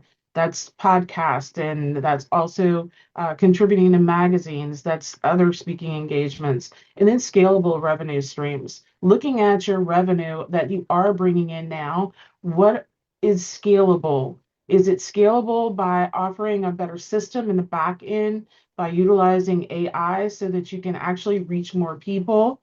Or is it scalable because you can now reach more people by showing up as the talent more often because you have less of the chores to do? Is it scalable because now you can create a joint partnership because you know how to create those strategic relationships? And that's going to expand your revenue by having cross audiences and someone else to work with you that fits in the gaps of the skills you don't have. So sustainable visibility matters, and women don't need constant visibility by itself, I'm going to say. They need sustainable visibility because the sustainability is where we tend to fall off more often than men do. So our intentional presence is what people want. And sustainable doesn't mean every day. It means by your energy, by your bandwidth, and by your boundaries, is this sustainable for you? You set the cadence, you set the rhythm, you set the path, and your audience follows that. So the strategic visibility rhythm is the presence, and then your pathway, and then your process. So this is important because you need to follow through this rhythm over and over again. It's the showing up, it's the how you're showing up, the way, the path, the platforms, all of that. It's the process that you go through. And is that sustainable to your body, to your nervous system? Can your energy sustain it? And when we understand that there needs to be a change, do we make the adjustments? Because as women, we tend to continue on. We go on and on and on, and that leads us to the burnout. That presence path with corporate at least advancement and promotion, leadership invitations, and sponsorship. On the entrepreneurial side, that's more consultations, more discovery calls, partnerships, collaborations, speaking engagement, and brand deals. Doesn't it just sound like money? If it sounds like money, put a dollar sign in the chat right now. On the corporate or the entrepreneurial side, your presence, where you show up is important. We talked about that earlier. In the systems that carry weight, you can take a snapshot of this. It's a lot of content, but relationship management, automation, all of these things affect revenue.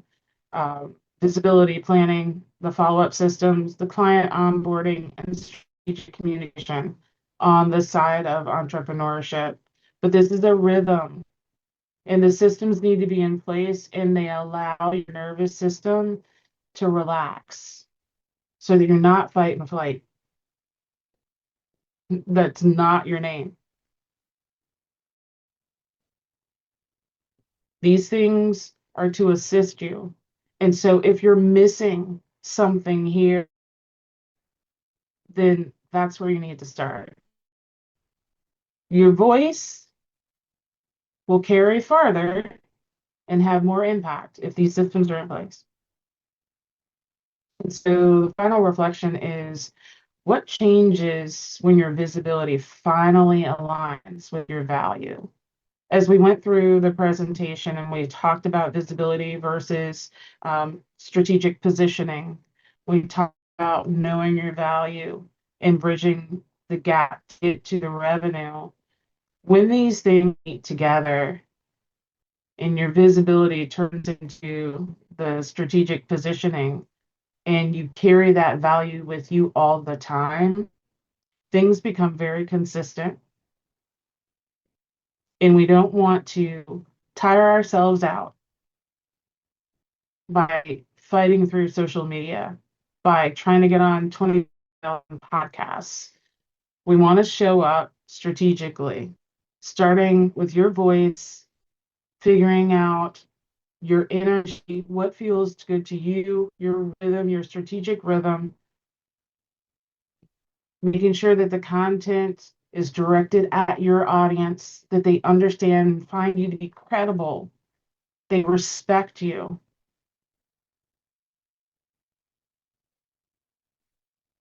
And the strategy needs to honor who you are in the full weight of what you carry. That's what builds the systems that you can lie down on, like literally. And so I hope that out of this, there's something that resonated with you. You should not have to exhaust yourself to be recognized. We shouldn't have to post 30,000 times on social media. You shouldn't have to continue to raise the and say, look at me, look at me. There should be a silent vibration that attracts the people that you're designed to work with. The goal is not to be seen everywhere. It's to be positioned where your voice creates impact. And so, again, thank you very much, Dr. Anna, for the opportunity to be part of this summit. We know that right now, leadership more than ever is needed by women. We need to call you out of your skin and to show up for yourself, your family, your community, your clients, your corporations. So I've created an ecosystem that is an opportunity for you to be part of something that assists with this. And that's where you can find me. And it's royaltablequeens.com. You can find me on social media at the operator or at Dr. Stacy Moore, depending on the platform. And you can find me following Dr. Anna because leaders follow leaders. We know when to lead and when to follow. And this has been a great opportunity. Dr. Anna, you are an absolute leader. And I look forward to following you into more and more spaces. Operator out. Thank you, Dr. Stacy Moore. Thank you so much for sharing your wisdom and your message with us today. What I appreciate so much is the way that you helped us think beyond visibility alone and truly focus on sustainable influence and alignment and long-term impact. In today's world, many of us are showing up consistently. We're working hard, we're building platforms, but we are struggling to communicate our value in ways that create real momentum. And I think your message today was such an important reminder that growth should not just be measurable, but it should also be intentional, strategic, and aligned with who you are becoming as a leader. So thank you again. Thank you for sharing your insight, your energy, and your leadership with our audience today. And for everyone joining us, be sure to scan the QR code on the screen, use the link in the chat, access the free gift that she's sharing with us today. You can also continue following and learning from her on LinkedIn and social media. And as always, if today's conversation sparked questions, ideas, reflections, please continue to put your questions in the Q&A box so that she can respond to you directly. Thank you again, Dr. Stacy Moore, for coming and speaking with us today at the summit. It is my pleasure to introduce our next speaker. Our next speaker is someone who understands that leadership is not just about having the answers. It's also about creating environments where people can feel safe enough to contribute, collaborate, and speak up. Shannon Russell is a business coach, corporate team facilitator, author, the host of the Second Act Success podcast, where she shares inspiring stories and practical strategies to help professionals navigate career transitions, launch businesses, create work that feels meaningful and aligned. But before stepping into entrepreneurship, Shannon spent more than 16 years as a television producer. But eventually, she realized that she wanted to stop producing everyone else's vision and start producing her own life. This journey led her to create Second Act Success, where she now helps women embrace change, rediscover purpose, and build careers and businesses that bring both fulfillment and impact. She's also the founder of Build Better Teams Consulting, where she works with organizations to strengthen communication, collaboration, and team culture through the Lego Serious Play methodology, which is a unique hands on approach that helps teams unlock deeper conversations and clearer thinking. Today's session is especially important for women leaders navigating disconnected teams, constant meetings, workplaces where we don't feel comfortable sharing what we truly think. In our session today, how women leaders can get their teams to speak up. Shannon's going to show us how to create cultures of trust, openness, and collaboration in our organizations, but perhaps even in our own homes. If you've ever wondered how to create stronger conversations, deeper connection in today's fast paced environment, this session is for you. So please join me in welcoming Shannon Russell to the summit. Hey, this is Shannon Russell. I am here talking about the communication gap, how women leaders can get their teams to speak up. So, I have a question. Have you ever walked out of a meeting and thought, why didn't anyone just say what they were really thinking? Or maybe even worse, you thought that the meeting went great, everyone nodded, everyone agreed, but then afterward, nothing changed. No action was taken. You went on to your day to day. Well, there is no momentum in a lot of meetings today. And as female leaders, many of us are trying incredibly hard to create workplaces where people feel safe and heard and connected, because we have been in meetings where it is long silence, we nod, and then we go back to the usual. And we want to change that. And yet, so many teams aren't able to get there. We find team members staying quiet in meetings, hesitating to challenge ideas, hesitating to talk about what they really think, and they want to avoid those difficult conversations, keeping things at very surface level rather than actually giving feedback. Today's teams are struggling. And I believe that there is a communication gap happening inside organizations because I believe a part of the reason is this. We are trying to solve deeply human problems with methods that no longer work. More meetings, more slides, more tech, more AI. People are talking at you instead of talking with you. And raise your hand if you have been there, because I certainly have. Plus, there's the onside of all of the tech and all of these advancements, which are great, but they're taking over when I believe the talking is more important. But it's how we communicate that makes the difference within our teams, within our leadership skills, within our organizations. So behind the scenes and in these silos, it's not cutting it. We need to have communication within our teams. This is why I became fascinated with a method you may or may not have heard about called Lego Serious Play. It was created by the Lego Group many years ago, and it is, yes, it includes Lego bricks. But before you say, wait, adults playing with Lego in the workplace, what are you talking about? Let me explain that yes, it's adults, it's executives, it's founders, leadership teams, corporations, nonprofits, you name it. But this methodology brings teams together. And through my company, Build Better Teams Consulting, I get hired to create workshops and corporate offsites and different company retreats and events that bring Lego Serious Play into the organization to bring people together. Now, what happens is yes, you're touching these Lego bricks, you're building, but you're doing it in a way that allows you to communicate differently. It's hands-on, it's creative, and most importantly, in my mind, it's memorable. Because communication, leadership, team engagement, it changes the moment people start building their ideas with their hands, not just speaking what they're thinking, but actually showing others what they mean. People finally start saying what they actually think, their actual goals, their actual thoughts, and they are showing this to others in 3D using Lego bricks. These ideas become tangible. They take on a whole new meaning, and it leads to clarity and understanding. Because instead of explaining my idea to a group of people, I'm building it using the bricks and I'm sharing that model with you and with everyone in the room. So now others are not only just hearing what I'm saying, they're seeing it in front of them. Now, before I started facilitating these workshops, I spent over 16 years as a television producer. I worked in New York and LA, and I worked in rooms full of very creative people, very big personalities, fast deadlines, high pressure. And what fascinated me the most wasn't the production and what we were creating to put on your screen. It was the human behavior within these walls, within these meetings. And who spoke up?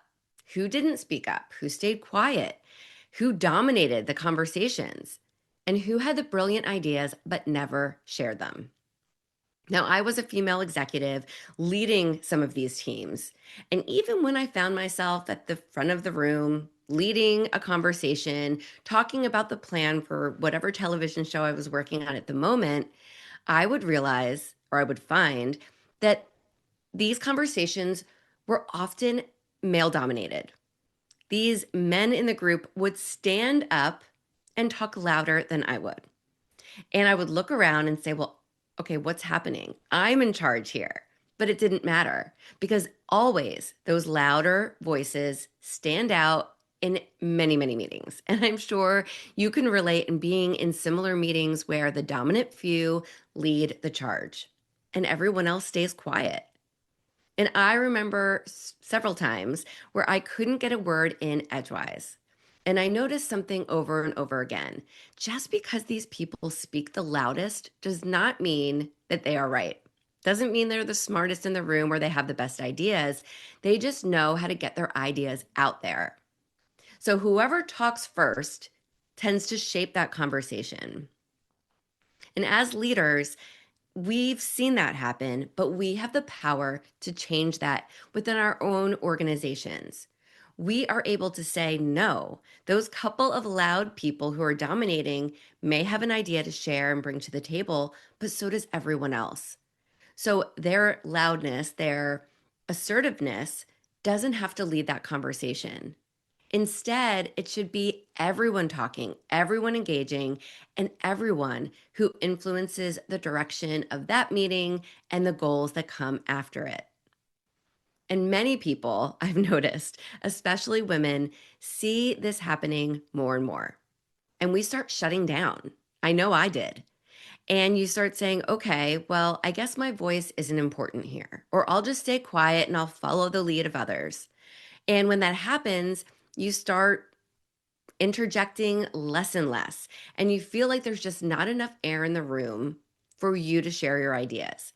And research consistently shows that women are more likely to be interrupted, talked over, or hesitate to speak up because they don't feel psychologically safe in that environment. As female leaders, I truly believe it is our duty to change this, our duty to make everyone in our organization, everyone within our team to feel safe, feel acknowledged, respected, and heard. So I believe that teams lose valuable ideas and innovation suffers and resentment starts to build within a team when others are not allowed to share. And as leaders, we don't even realize this is happening sometimes if we're not truly paying attention to it. Because silence sometimes looks like team members are in agreement, that they are just quiet because they're complying. They're going along with the idea of the others. But in reality, that's not always the case. They just might not want to compete with the loudness in the room. But I'm telling you that silence is not agreement. And that is something that we must remember the next time we're in a meeting, an offsite, an event, a networking room, that we have to remember that the silence is not meaning that we're all in agreement, that we are all aligned. It's something that we have to pay attention to so that we can make those changes. And one of the biggest mistakes I think that leaders make is assuming that communication problems are solved by encouraging people to just speak up. If you speak up, then we'll know what you're thinking. But for many people in many of these rooms, it can feel risky. You might think, what if leadership doesn't agree with me? What if other people think this is a bad idea? What if I come off as difficult for speaking my mind? Or what if my idea just gets dismissed? And the second team members start thinking this way, they start reverting, they start going into their shell, and they're not willing to voice their opinion. And these are people that you or management has hired.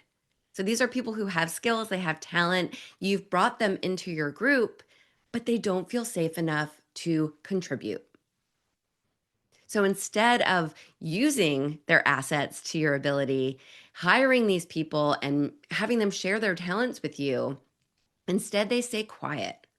And this is really costing you as a leader, you as that female boss, that woman in charge. It's costing you ideas, it's costing you growth, it's costing you money. And it's costing you the growth of really getting those goals accomplished as a team. Because the best ideas often stay silent. They're around the table. It's those people who are just afraid to speak up because they don't feel safe. So talking alone doesn't unlock that honesty. It's really getting away from presentations and meetings where you just talk at your team members. And it's more slides and all of those things that just allow people to be passive when they're together. We want to start talking less and doing more, because that's where you get that honest feedback, that honest reaction, and that engagement. So, how can you, as a leader, as a woman in charge, mend this communication gap and get your team members to speak up? This is where I truly believe that thinking with your hands becomes powerful. And as a Lego Serious Play facilitator, I have seen this firsthand, time and time again, how individuals think differently when they build. When people use their hands while processing ideas, they are able to allow their brain to become just more activated. Their creativity expands, they're using their imagination, and ideas can be seen again visually in 3D. And that allows others in the room to become a little less defensive. They're seeing what you're talking about instead of trying to understand. And some people, it's easier to understand visually than to just hear someone speak. And my favorite part about this methodology is that every single person participates. Whereas in a lot of those meetings that we just discussed, so many people stay silent. So in this process of Lego Serious Play, you cannot stay silent. You must participate. 100% of the people, 100% participation. Everyone gets the same bricks. Everyone gets a prompt, and they have to think about the answer, build, and then they share. So everyone's on an equal playing field. This methodology is not just for extroverts or builders. It's not just for leadership. It's not just for those fast talkers in the room. It's for everyone. And it gives everyone just a chance to, I would say, relax, let their shoulders down, and know that they are equal with everyone else in the room. There is not that hierarchy. And that room energy changes instantly when we get together, because instead of asking, well, who wants to share? No, everyone shares. So as the facilitator, I say, build your answer to this question. Suddenly, people who barely spoke are building. And then they're explaining their ideas through their models because they created them, and other people are wondering, what does that model represent? So they are visually sharing their ideas with the group, causing their idea to be heard, seen, and then conceptualized.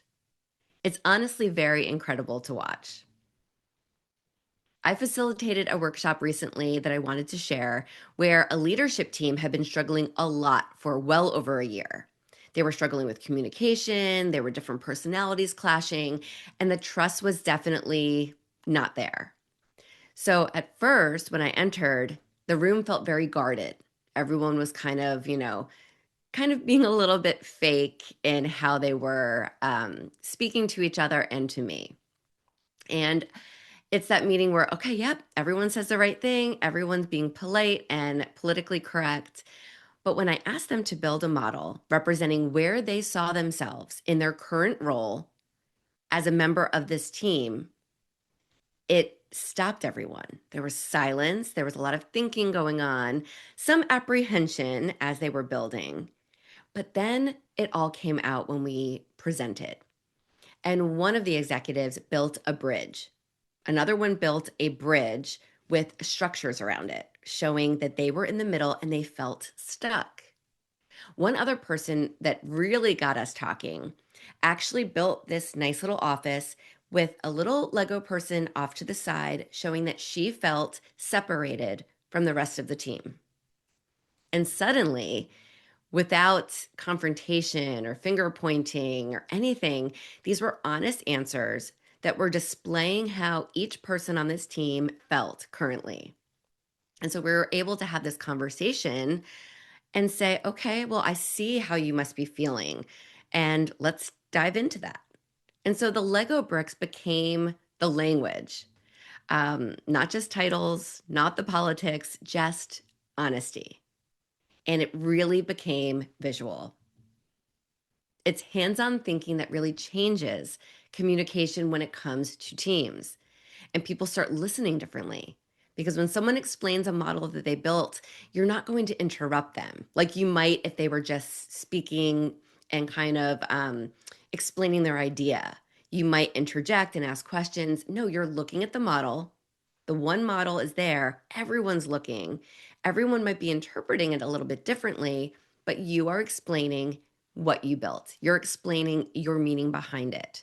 And everyone's observing in like a very honest, curious way. You ask questions about why they chose each brick, and then that shift really starts to transform that team dynamic. And often they say that when you write things down, when you journal, your head can bring that down to your hands that much quicker, and your ideas become that much more real. And the same thing happens when you're building with your hands or doing anything more creative. And as women leaders, we're navigating something very complex right now. Everything is changing in the workplace. Many of us are leading through uncertainty, layoffs, restructuring, companies closing, burnout that we're feeling within ourselves, just so many changes within just the way that the world is and the way that the workplaces are changing so frequently, so quickly. So at the same time that we're dealing with all of those changes that may be occurring within our teams, we're trying to create that culture where people on our team feel appreciated and they feel connected, they feel valued. But that connection doesn't happen just because you schedule another meeting, just because you have another Zoom. It happens when each person on your team, including yourself, when you all respect each other's time and talent, and you establish a team where there's honest communication, one where each member is heard and they feel comfortable contributing. And this requires you as a leader to really be intentional about creating those relationships and creating that space where everyone feels respected. And by creating that type of culture, you'll begin to see more members sharing because they feel comfortable. You might see more people speaking up because they understand how other people on their team are feeling. And they might want to contribute more because they're feeling welcome to. And they will then share their ideas, which are needed. And those ideas can help you as a team and a company grow because you will then be creating this team and creating this environment that you can thrive in, that you feel proud of, and that everyone on your team will also take pride in and want to be there and want to show up and want to support each other. Now, one thing I've learned from facilitating these hands-on workshops is that adults are desperate for permission to be human again at work. And I think especially now with the onset of AI and apps being everywhere and us being behind screens, we want to have that human to human contact as much as possible. And tech is great, it's got its place, but what about those human to human relationships? Think about it. Most workplaces today reward professionalism over authenticity. They reward polished answers over curiosity. Everyone wants to just get things done quicker, under budget, and within time rather than being innovative. But I believe that innovation rarely comes from being perfect. It comes from exploring. So getting creative is not childish. Play is truly how humans learn. So we can use our imagination in very innovative ways, and we can come up with new ideas on how to grow and scale together as a team. And then somewhere along the line, many organizations have forgotten about that. And as you can see here, we've got traditional meetings where, again, the loudest voices dominate. People speak fast or surface answers, very passive participation. And then there are creative hands-on workshops and events that you can have for your team where everyone contributes. There's reflection, there's insight, there's engagement, and then there's actually a plan to move forward. Now, I'm not saying that every meeting needs me and Lego bricks. That's not what I'm saying, but there are different ways that you can actually implement this creative, think with your hands mentality into activities for your team. And I'm saying if your team is not speaking up openly, that issue is not communication skills alone. It's that psychological safety and it's trust and it's structure and participation. And that's something that you can change as a leader. It's up to you to create that kind of environment where speaking and sharing feels safe and real. And so, what you can do is think in a metaphor way. So, think about showing a picture, thinking about those Lego brick models, but you can also do it in a different way. So, it might feel easier to say, this model feels disconnected. This model, I'm out here. I feel disconnected from my team right now. You're showing that with your model. It's easier to show it than to say in the middle of the room, hey, I feel disconnected. I feel left out.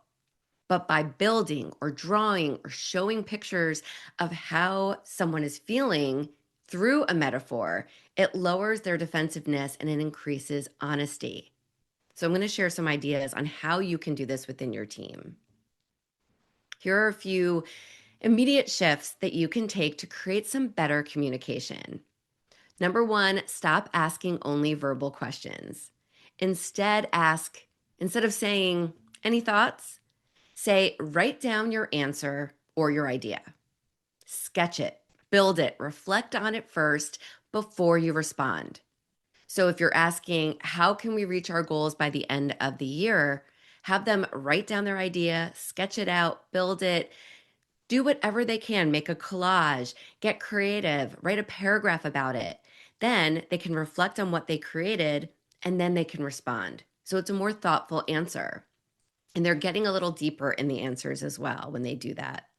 This simple activity allows for a pause in the room, and it's a different style of processing a question internally before you share it with the group. Second, you can create equal participation structures in your meetings, meaning everyone shares equally. You're not asking for who wants to share, you're saying everyone will be sharing, and this is how we're going to do it. And that's one of the reasons I love Lego Serious Play, because everyone builds, everyone shares, and everyone contributes. And you can do that in your team as well in other creative hands-on ways. Third, make sure that you can get comfortable with talking in those metaphors we just mentioned. Sometimes people can explain difficult truths more safely through this symbolism. Someone may show their Lego model and their sketch or their drawing, and it might feel safer than just speaking and saying it with words. This may feel safer for that team member, and either way, the meaning comes across. Fourth and final, remind yourself that silence in a meeting doesn't always mean that everyone agrees. Just because no one pushed back doesn't mean they're all bought in on that idea. Sometimes it simply means that they don't feel safe enough to disagree. And so you want to make sure that everyone's encouraged to think visually so that they can share and get their ideas and their talents out there. I really believe that the future of leadership for all of us is going to require something different, not more presentations, but more participation. Not all leaders have decided that they are ready to share all of the answers. They really want to lean on their teams to help. Leaders might have a vision, but they need the people on their teams to help them move that vision forward. So leaders know that they have to unlock that wisdom in the room. And your team probably has the ideas that you need. They just might not feel ready or safe enough to share them. So, as a leader, don't control that conversation. Make sure that your team is connecting and communicating. So, the next time your team feels stuck, instead of asking, any thoughts? Or, how do you get people to talk more? The question might be, how do we help people feel safe enough to contribute? By writing down your thoughts, building what success looks like, showing the obstacle that you might see in front of you, and deciding, okay, I'm going to think, reflect, and then contribute. Because when people feel safe, they speak, and when they feel heard, they will engage. And when your team speaks up and engages, that just doesn't create better communication. It creates a better team and helps support you as the leader even more. Now, to learn more about my company, Build Better Teams Consulting, and how Lego Serious Play might bring some fresh ideas to you in your organization, you can find my website here at this QR code. And I also have a free podcast that you're welcome to listen to that's all about building better teams as well. Thank you. Timely and important conversation. Shannon, thank you for reminding us that communication is not just a workplace skill, it is a leadership skill, especially in today's world where so many teams are navigating stress and change and remote work. The ability to create that connection, it matters more than ever. And I think one of the biggest takeaways from today's session is that strong teams, they're not built by accident.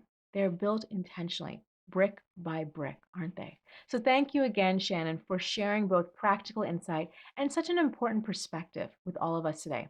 For everyone joining us, be sure to scan the QR code on the screen, use the link in the chat to access her free gift and continue to learn from her work. You can also connect with her on LinkedIn and follow her on social media. If you have questions, put them in the Q&A box. Shannon will respond to you directly. Once again, thank you so much, Shannon, for your time today, for sharing with us this important message. Let me introduce our next speaker. Our next speaker understands something that many leaders are feeling right now.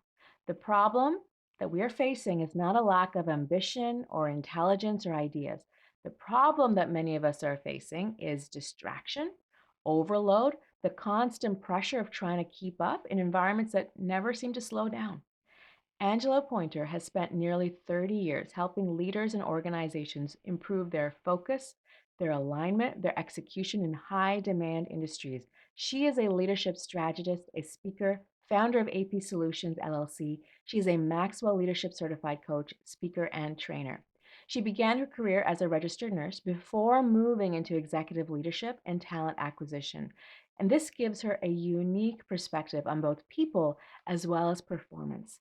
She is serving currently as the president-elect of the National Association for Healthcare Recruitment, and she's known for helping professionals move beyond busyness and into meaningful results. She is also the creator of the 24-minute leadership method, a framework designed to help leaders cut through distraction, regain control of their time, and execute with greater consistency and clarity. So today's session is going to be relevant for anyone who feels pulled in so many directions or stuck perhaps in reactive work mode.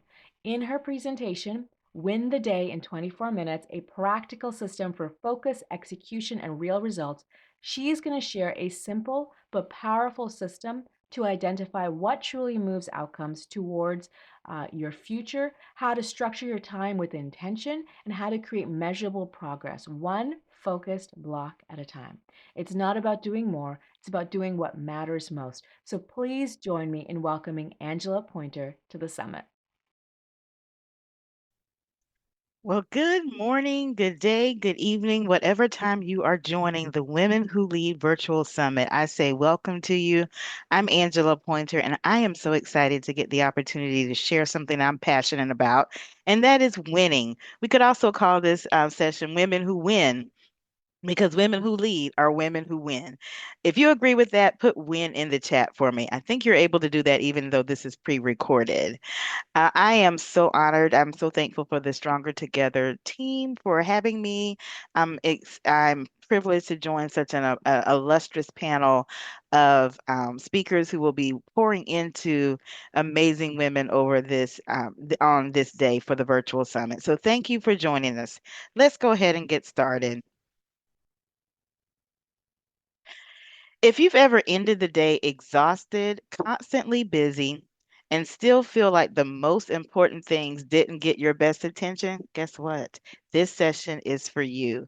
As women who lead, we're often balancing professional expectations, emotional labor, caregiving responsibilities on whatever end of the spectrum that you are either caring for small children or aging parents. You're constantly accessible. Everybody needs to know where you are, and that's all visible. And then the invisible mental load.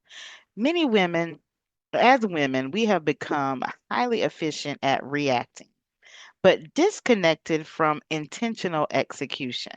I'm going to pause here and mention something about the word or the right before a word dis. When dis is in front of a word, it actually means that you're pulling away from whatever it is. So in this case of disconnecting, what you're doing is you're moving away from being connected. So what I'd like to do is to change that and let's move towards intentional execution. Busyness has become normalized today and even celebrated. People are talking about how busy they are. I need to have a jar in my office for every time I hear the word that I'm so busy, or I get emails sometimes and people say, "Oh, I apologize for the delay. I've just been so busy." One thing that I have said many times is that I'm trying to eradicate what I call the four-letter word that starts with a B and ends in a Y, and that is busy. You know what? We're doing a lot of things, and the goal isn't to cram yet something else into your schedule, but it's really the opposite, to create more intentional rhythm about how you lead, how you work, and how you live.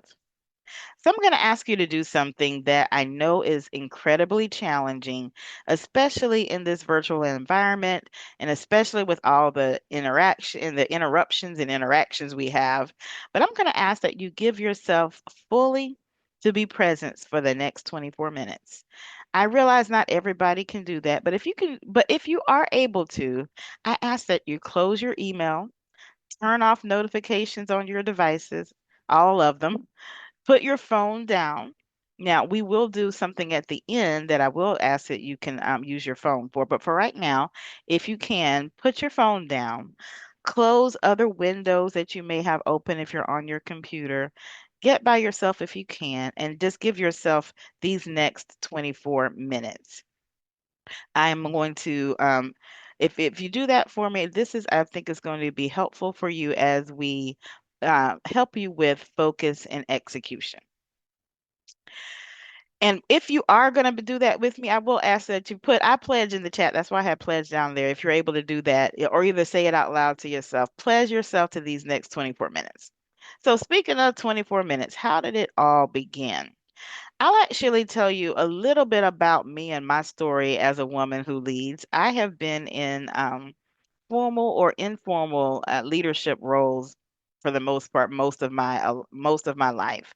One of my mentors, John Maxwell, says that leadership is influence, really nothing more, nothing less. It's not about a title. And I say this all the time that a leader can have a title, but that doesn't really make you a leader, because some leaders don't have titles, but they truly are a person of influence. So been leading for quite some time as a teenager, student body president, all that kind of stuff in student government. I am a preacher's kid, even though I'm not going to get into that this is not a faith-based seminar here, but I will say that as a preacher's kid, I was teaching the adult Sunday school class as a teenager. So I've always been used to being in leadership roles. And then as I've later matriculated and I've been able to lead teams professionally. So been doing all of that. So a little bit about me. I am a registered nurse by background. I have this year makes almost 30 years as a registered nurse. I tease people and say I started when I was 2. But I have, in those almost 30 years, 18 months was as a bedside nurse, as a cardiac nurse. I did that. And then for the next 9 years or so, was in various roles within the home health and hospice space. And then almost 20 years ago, or actually right at 20 years ago, I stumbled literally into the world of healthcare recruitment. Started as a nurse recruiter and then moved on to leading talent acquisition teams in a number of different organizations and settings for about 20 years. And then at the time of this recording, about a year ago, I did something very different for me, took a huge leap of faith to launch my business. And when I did that, I experienced something that I was really a little foreign to me. And that is on day one of business, it looked completely different from corporate life. There were no standing meetings on my calendar. I had a blank calendar, didn't know what that was like. There was no overflowing inbox. Actually, my inbox was empty. There were no constant team messages. I honestly forget what that sound used to sound like when you get a Teams message. I used to get it all day, every day. So I did. So I know packed day already decided for me, and honestly, it felt pretty strange after years in healthcare and talent acquisition. I had become so conditioned to being in constant motion. So this silence felt uncomfortable. Honestly, it really did. And so one day while out on a walk, I started thinking about what actually creates progress. Also, I'm going to take another a side journey here. I promise I'll come back on my little rabbit trails. But I became very intentional about my mission and my purpose in life.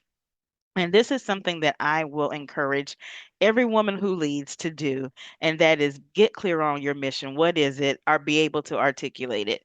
I have to say that I've been a part of seminars and things in the past where we created mission statements, and honestly, it didn't stick. I did it for the activity and then never really looked back at it.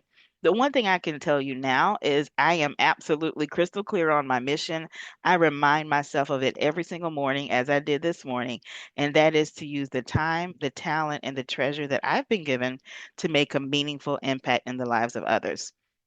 So that's my mission, and I was clear on that for me personally as well as for me as as in business. So when I started thinking about that first T time, now that I am in a different place now with my schedule, I wanted to be intentional. I didn't want to just now start filling it up because I am a person. I will say this: my parents didn't believe in raising lazy children, so I'm always doing things. Always having something to do. So I have no problem with filling my calendar up, but I wanted to do that intentionally. I didn't want to be reacting to everything and just having just a marathon of work sessions and repeating what I had been doing for 20 years. But I wanted to have intentional focus. So that's where the idea came from for 24 minutes. Just thinking about small blocks of time. It's not something that's rocket science, and it's honestly not something unique. There's other talks and different things out there, books about being intentional and about small blocks of time. But for me, that's where I got the idea of 24 minutes. I actually wrote a book. 24 minutes to win the day. And I have to say it's been more than just the writing of the book, but it's become a rhythm of my life. I started at that time experimenting with intentional 24 blocks of time that would move what mattered to me most. And I'll talk a little bit about that in some of my personal experiences as we go through our time today. But what I discovered though was these small blocks of time really do compound into meaningful results. That's actually how I wrote the book. I did it in 24-minute increments with writing for 24 minutes, taking a break, and then repeating. And that is what the 24-minute method is: focus, break, and repeat. Not about doing more, but about becoming intentional with attention, energy, and execution. So let's meet Emma. She is a high performing leader who woke up early, determined to finally get ahead of the day. Before her workday even started, she'd already been leading, getting the kids ready, checking on family, managing schedules, responding to personal responsibilities, thinking about what everyone else needed before considering her own needs. That was it before the workday. Then the workday began. Before her coffee was finished, was answering emails, responding to teams' messages, reviewing updates, solving problems, supporting the team, putting out the fires. That sounds so familiar to me. My name is Angela, but I can relate to Emma here. By 10 a.m., she felt busy, maybe even productive. But when she paused to look at the priorities that actually mattered most, that strategic work that only she could do, really none of it had moved forward. And you know what? Many women leaders, that's the cycle we're in.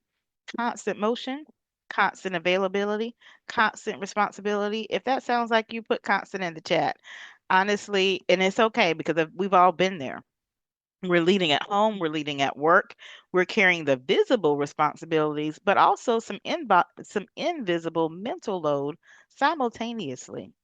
But we have very little time to think, to lead intentionally, and reflect on what and execute on what matters most. So you know what? What is the problem with productivity today? I saw this stat that was really kind of alarming to me from Gallup's in 2024.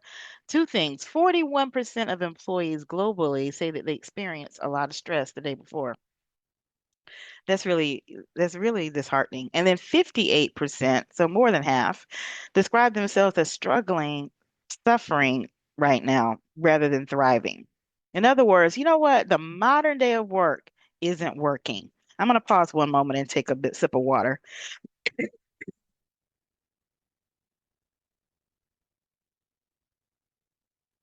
One thing, and it's a big mindset shift for us to make, and that is understand whether we're women leaders or in any whether you're leading yourself, leading others, or leading leaders, understanding the difference between busyness and progress. As I've already mentioned, we've become as women and women who lead, we've become skilled at managing all the different responsibilities, professionally and personally, responding to everything, supporting others, holding it all together. But constant activity doesn't equal intentional leadership. So that's one thing to think about. I know that I've had colleagues that say talk about, oh, how busy they are, how many meetings they had, all that kind of stuff. But you know what? If you haven't moved anything forward, you really aren't executing. And so one thing I think about is that it's not really, the issue isn't about capability. Really, it's fragmented attention. And so when you think about, like, I don't even like to use the term time management because to me, I don't think it's a time management issue. It is more of an attention management issue. You don't need more hours in your day. We only get 24. I don't get 28 because I have more going on, or you get 21 because you have less. We all get the 24. But what we need to do is be intentional about the minutes that we do have. So that's where the 24-minute method comes into play. Nothing rocket science here, very simple. Simple framework of focus, reset, and repeat. It's a sustainable rhythm to move you from busyness to execution. And honestly, it's not really a productivity hack. There's a bunch of those out there, but this is really more of just a rhythm to get into. So the first part of it is focus. That's 24 minutes of protected time to focus on one block of time to focus on one particular thing. You're not multitasking, which multitasking is a myth here. You're focused on one thing and one clear outcome. What could that look like for women leaders? It could be strategic planning time, time to prepare for a difficult conversation, financial review time, whether your personal or business finances, career development. This is one thing I think is important and a lot of people don't do as they should, is to invest in yourself. Take 24 minutes to read, listen to a podcast, listen to a webinar. Personal goal planning, another thing to be doing. Writing, that's what I do. Writing or thinking. I have to say something, another thing about one of my mentors, John Maxwell. He talks about having a thinking chair. And I do have a thinking chair in my home, and I will take time to do just that. Sit there for 24 minutes and actually think. Again, I'm gonna keep repeating this, is that you don't need endless uninterrupted hours to make progress. What you need is intentional focus. So that's the first thing, focus. Now, the next part is to break or reset and normalize recovery versus considering it a luxury. People, oh, I'll take a break when I have time. Actually, what you it's not a luxury for you. Recovery or taking that time to break and repeat is something that you shouldn't wait to do after you're burnt out and then want to reward yourself. It actually becomes a part of sustainable execution. And then lastly, it's just a repeat.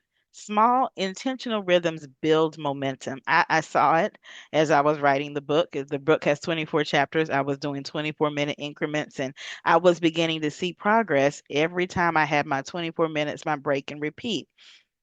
And here I want you to know that consistency matters more than intensity. So it's not about the amount you don't have to go hard for 2 hours. Just go hard for 24 minutes and then take your break. Again, the model here is focus, break, and repeat. So why 24 minutes? It's actually some practical, psychological, and symbolic things here. First, it's just alignment with the day. As I mentioned, every day we're given 24 hours. That's it. Nothing more, nothing less. And by choosing 24 minutes as a unit of focus helps us to link our daily rhythms to intentional practices. So one 24-minute block is like a microcosm of our day. It's also a little distinctive from the ordinary. So 24 is very intentional. It's not 30, it's not 15, it's not 25. 25, I know for those of you know the Pomodoro default. Great, great method and great model. I'm not knocking that at all. I just took a minute off of it. So it's very distinctive and very intentional. And there's also some symbolism here. Of course, we already talked about 24 hours in a day, 24 time zones circling the globe, 24 keys in classical music. You could probably go on with kind of finding the symbolism in 24. It's also just short enough. There's something psychologically approachable about 24 minutes. Behavioral research shows that when goals feel attainable, motivation rises. We hear 24 minutes and your brain can think, hey, I can do that. That sense of doability lowers resistance and makes starting easier. And you know what? A lot of times starting is the hardest part. And as I mentioned, it's intentional in design. So, what I'd like to do now is give you 3 keys for winning your day. So one we'll start is 3 things. One is to get clear. Know exactly what matters today. One of the biggest reasons I feel women leaders are overwhelmed is because they begin their day reacting before they even get clear. Before defining what are the priorities for the day, we're already responding to emails, messages, meetings, requests, doing all the things both at work and at home. And the problem with that is this: if we don't decide what matters most, guess what? The loudest thing around you will decide for you. So before your day fully takes off, pause to ask yourself what truly matters today. What outcome would make today meaningful? So that's your first bullet here. And your first key is to get clear. Clarity creates focus, and many women, as I'm going to say this almost like a broken record, is that you don't need more time, you need more focus to be able to move forward. And when you get clarity, that's about your time and where your energy should go. Then once you're clear, you can move to the next challenge, and that is protecting your attention long enough to make progress. That's where you get focus, as we talked about that 24 minutes. We live in a culture that rewards constant availability. All the things like I mentioned, the things I asked you to kind of turn away from if you could, the notifications, the emails, etc. We're skilled at all the interruptions, but managing interruptions is not the same thing as making progress. So focus requires protection. That's the whole point of the 24-minute method, is protect that 24 minutes of time. Not forever, not all day, but just one intentional 24-minute block at a time. Deep focus is where strategic thinking happens. It's where meaningful work moves forward. And it's where leadership moves from being reactive to being intentional.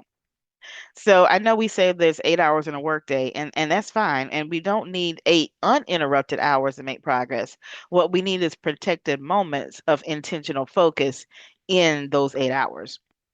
And then once you've gained clarity and focus, then the final step is execution. And that's get moving. That's your third key. E, execute consistently instead of overthinking. And as women, we are good at overthinking. We carry a lot of enormous pressure to do everything perfectly. But we over prepare. I don't know if you can relate, but I can. You over prepare, you delay decisions, waiting for all the right things, waiting for all the lights to be green. But we wait until we feel fully ready. I won't do this until I'm really together and I've got it all together. But progress rarely comes from perfection. Progress comes from movement. Small intentional actions repeated consistently create momentum.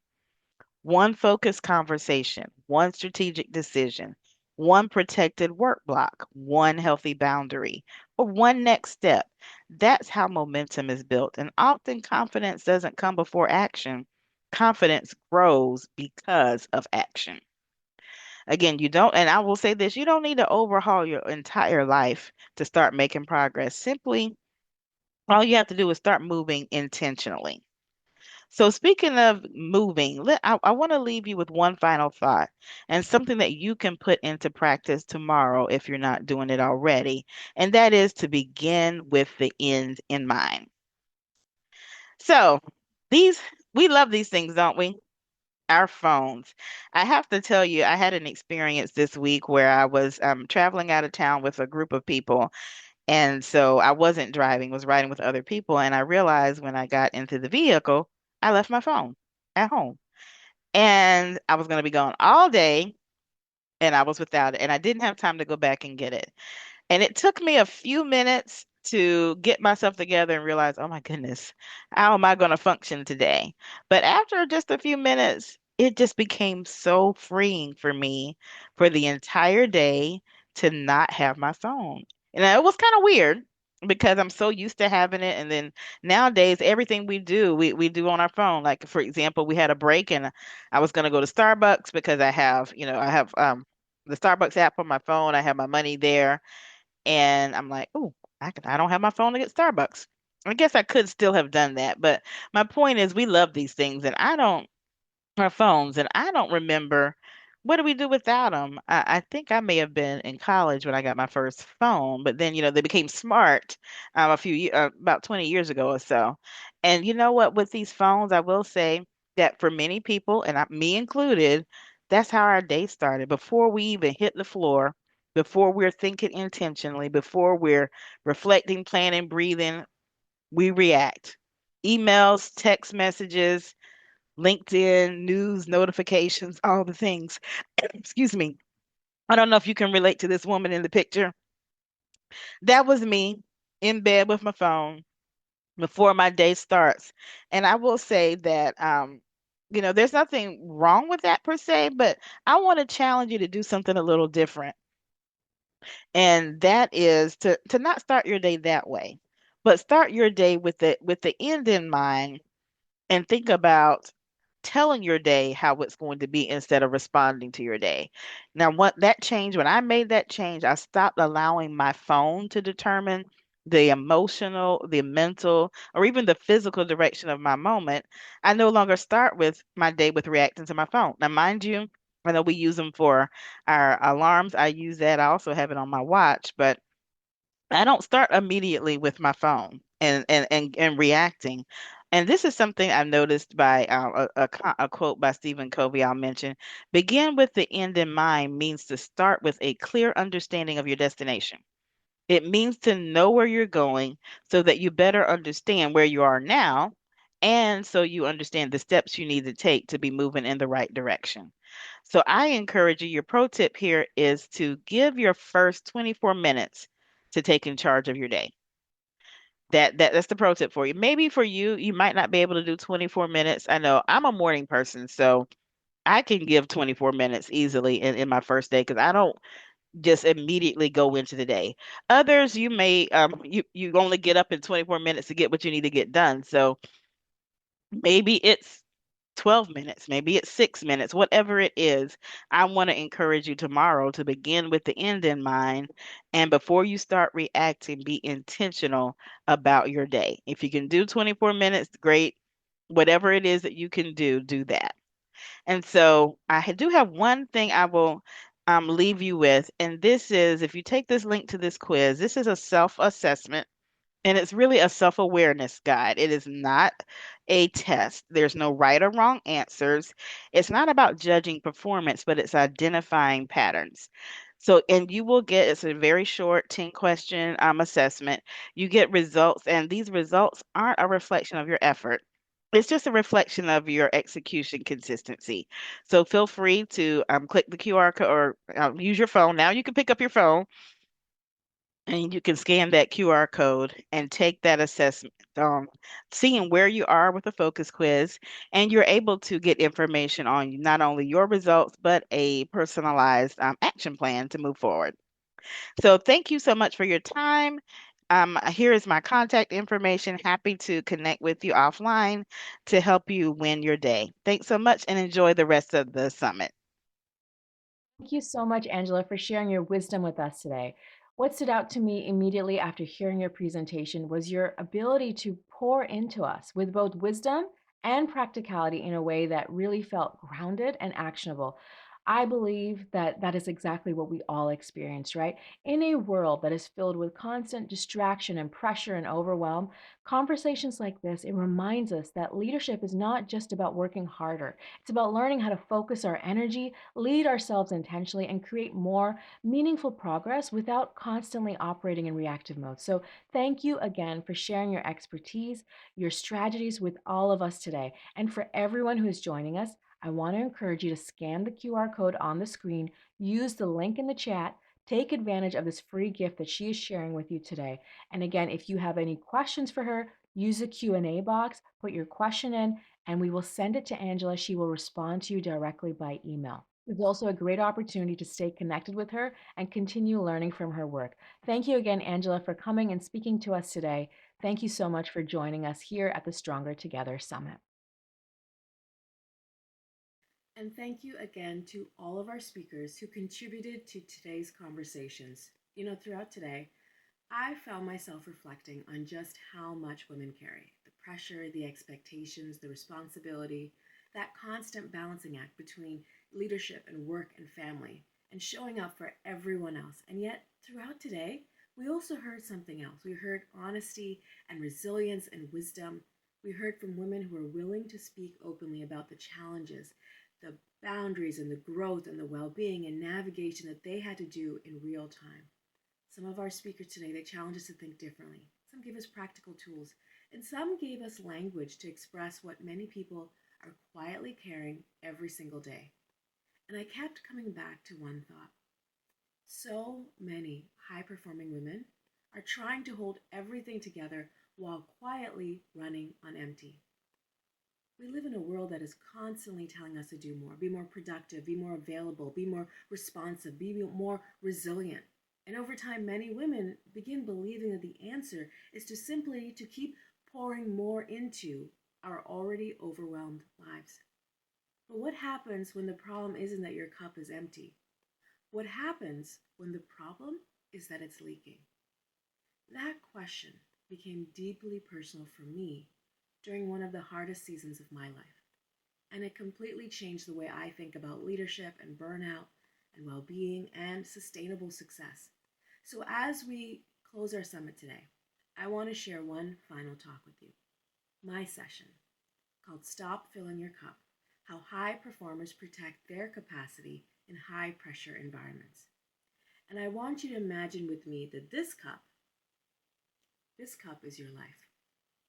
And over time, we fill it with all the things we're supposed to hold together, right? Our career, our responsibilities, our relationships, our family, our goals, our expectations for ourselves. We fill it all in here. And for many women, that list that I just mentioned, that never stops growing. Because somewhere along the way, many women learned that being capable meant being dependable, being adaptable, being the one who figures it out, the one who remembers everything, the one who keeps moving, the one who carries the weight that no one else sees. at work, at home, in relationships and caregiving and life. And often, the more capable you are, the more people hand you to carry another project, another responsibility, another expectation, another role. And because you care, what do? You pick it up. Because you can handle it. You're strong. You've always been the one people rely on. So over time, you keep adding. Now imagine that this jug of water represents all the things that you do on a daily basis to keep pouring in. Your routines, your systems, your organization, your wellness and your well-being activities. Maybe it's more productivity, more resilience, more discipline, more ways to hold everything together. And what do? We see our cups are empty. We see our cups are empty. So what do? We pour more.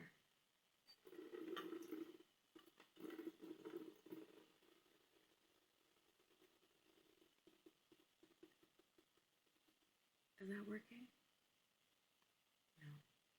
Because everything that you're pouring in is just leaking out. What many high-performing women don't realize is the problem isn't that your cup is empty and that you need to keep filling it in. The problem is it's leaking. And no matter how much you pour in, it will never feel like enough. Because you're not just managing tasks. You're managing expectations and mental load and invisible labor and pressure. And many women become so skilled at functioning under that pressure that they stop noticing that the leaking is even happening. From the outside, it looks like you have it together. You tell yourself you have it together, but internally, you're exhausted, you're depleted, and the dangerous part is this. Sometimes your competence becomes the very thing that hides your exhaustion. Because when you're capable, people assume that you can keep carrying more, and eventually you start believing that too. You stop asking yourself, is this sustainable? And instead you start asking, how do I keep up? What more do I need to do to keep up? And I think that's where a lot of women are living right now. High functioning, high achieving, very capable, overwhelmed. Not because they're weak, but because they've been pouring endlessly into lives that have been leaking for a very long time. And that was exactly what 2020 started to feel like for me. Now today, I introduced myself to you earlier today. Many of you know me as a physician, a workplace well-being strategist, a keynote speaker, an author, a TEDx speaker, founder of Stronger Together Summits, someone who talks about leadership and workplace well-being and supporting caregivers, helping people navigate high-pressure environments more sustainably. But I'm also a mom, a wife, a daughter, someone balancing many of the same pressures that you carry every single day. And sometimes people look at what I do and they ask, well, how does she manage all of that? And the truth is, there was a season in my life when I wasn't managing it well at all. A season from the outside, it might have looked like I was holding everything together. But internally, I was overwhelmed and exhausted, running on empty. Because the truth is, many high-performing women, they become very skilled at looking okay while quietly struggling underneath the surface. And maybe you need to hear that today. That's where I found myself in 2020. So I'm a physician. Like many who worked in healthcare, 2020 was intense. But it wasn't just the pandemic that year, because at that same time, I was stepping into a major leadership role at the hospital that I worked at. So we were in the middle of one of the hardest healthcare crises in modern history. And I had this new leadership responsibility that I'd stepped in pretty much around the same time. And that responsibility didn't slow down. If anything, it became more important. So every day, I'm walking into work carrying the pressure of leadership, uncertainty, grief, worry, patient care, family conversations, impossible decisions. And outside of work, I'm still trying to show up for my family, still trying to be present, trying to be a good mom, trying to hold everything together. And if I'm honest, that was the year I started to feel something shifting inside me. Not just around me, but inside me. Because while everything around me was increasing, so was also what I was carrying, and I could feel it. My focus wasn't the same, my energy wasn't the same, my patience wasn't the same, my capacity was draining. My cup was leaking faster than ever. But instead of stepping back, I did what many high-performing women do. I leaned in. I tried to manage it better. I kept adding more habits, more planning, more pressure on myself to handle it all. And for a while, it looked like I was doing all the right things. But the truth was, I was pouring more into a cup that was leaking faster than ever. And then something happened to me that completely changed my perspective about things. And it happened on a stormy day in August of 2020. So that day, it was raining so heavily from early morning onwards. And it was about midday. I was driving back to the hospital for a meeting. The rain, it was coming down sideways. The wind was fierce. It was one of those storms where you have to grip the steering wheel with both hands just to stay steady. You're gripping the steering wheel, you're focusing, you're leaning forward. And honestly, that was kind of what life had started to feel like. Like I was gripping tightly to the wheel, trying to keep everything from spinning out of control. I pulled into the parking lot. The storm eased up a little. I parked, I grabbed my umbrella, I got ready to run inside. And as I was doing that, I heard the sound of sirens. Now it's a hospital. Sirens are common. But something felt different. I looked up and I saw this wave of fire trucks coming down the road. But they didn't turn at the emergency room. They turned down a little room that led to a small building. And that's when it hit me. Because those fire trucks, they were going towards the daycare. My daughter's daycare. In that moment, I forgot about everything. I forgot about the meetings. I forgot about my to-do list. I forgot about everything. I just followed those trucks. And when I arrived, it was chaos. Trees were snapped and cars were overturned and debris was everywhere and the roof had been torn off the building. A tornado, hidden inside that storm, had ripped through my daughter's daycare. And I tried to rush inside, but an officer stopped me and said, "Stop, ma'am, you can't go in." "Please, my daughter's in there. She's just 3 years old."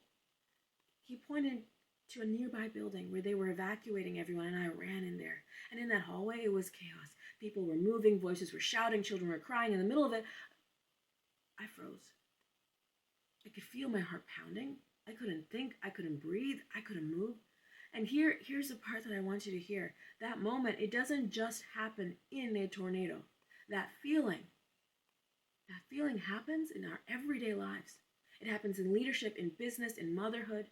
It happens when everything feels overwhelming and urgent, when everyone needs something from you at the same time. And in that moment, everything inside of me was screaming to act, to do something, to move, to fix it. But I couldn't. And then suddenly a memory surfaced. A lesson from years earlier in medical school.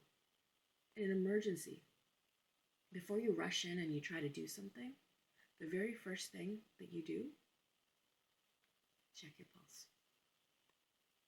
Take a breath. And then, and only then, make your move. So I stood in that chaotic hallway. I closed my eyes. I put 2 fingers over my wrist. I felt that pulse. Took a deep breath. And one more.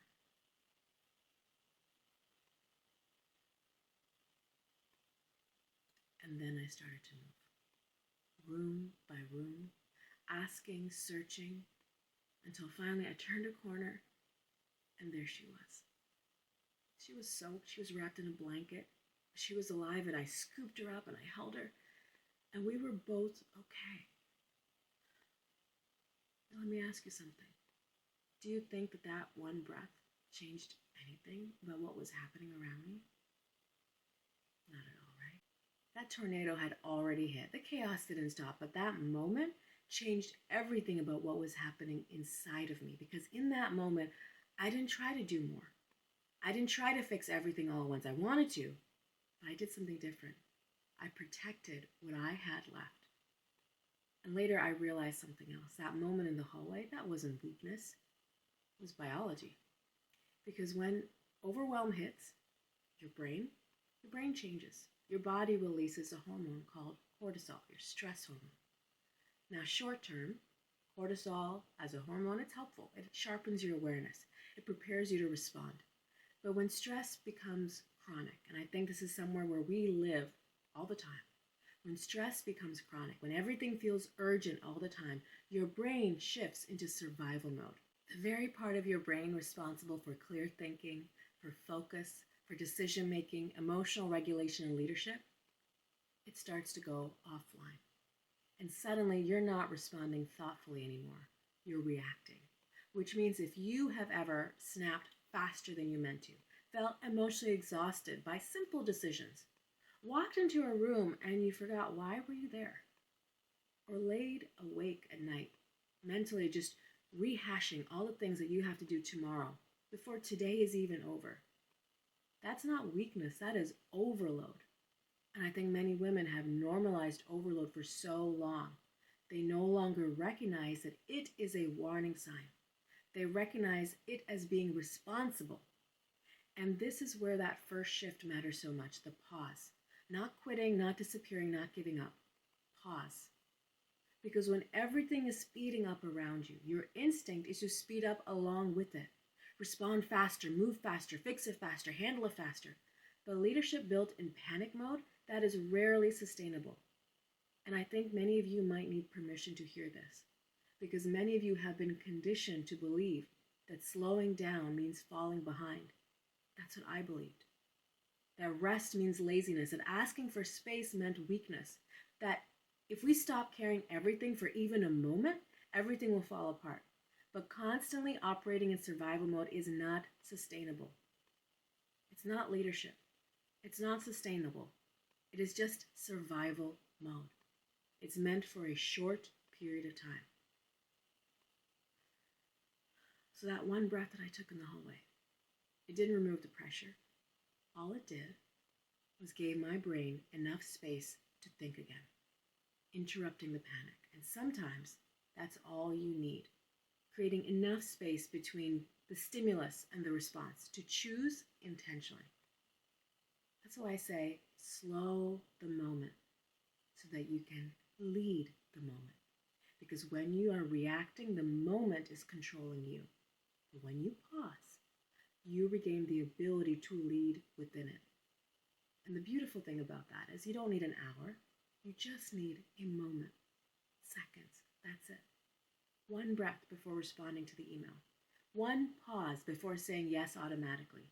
One moment before taking on something else simply because you can. 1 second to ask, what is actually needed from me right now?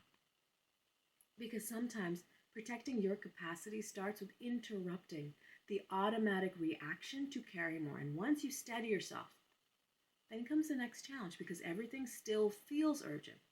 The emails are still there, the deadlines are still there, the responsibilities are still there. But when everything else feels important, everything gets treated equally. And that's when capacity gets lost. That's what causes the cracks in the cup to form, because eventually your energy becomes completely scattered.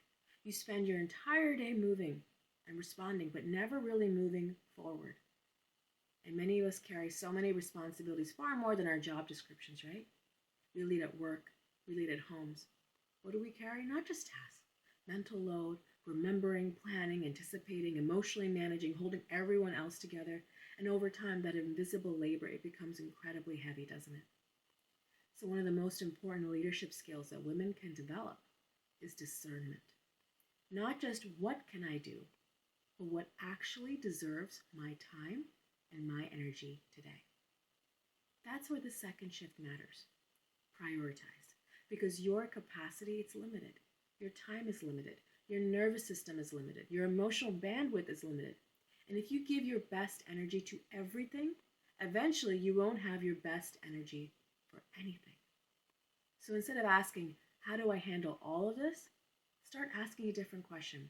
What actually requires me and my energy? Because not everything requires the same level of you.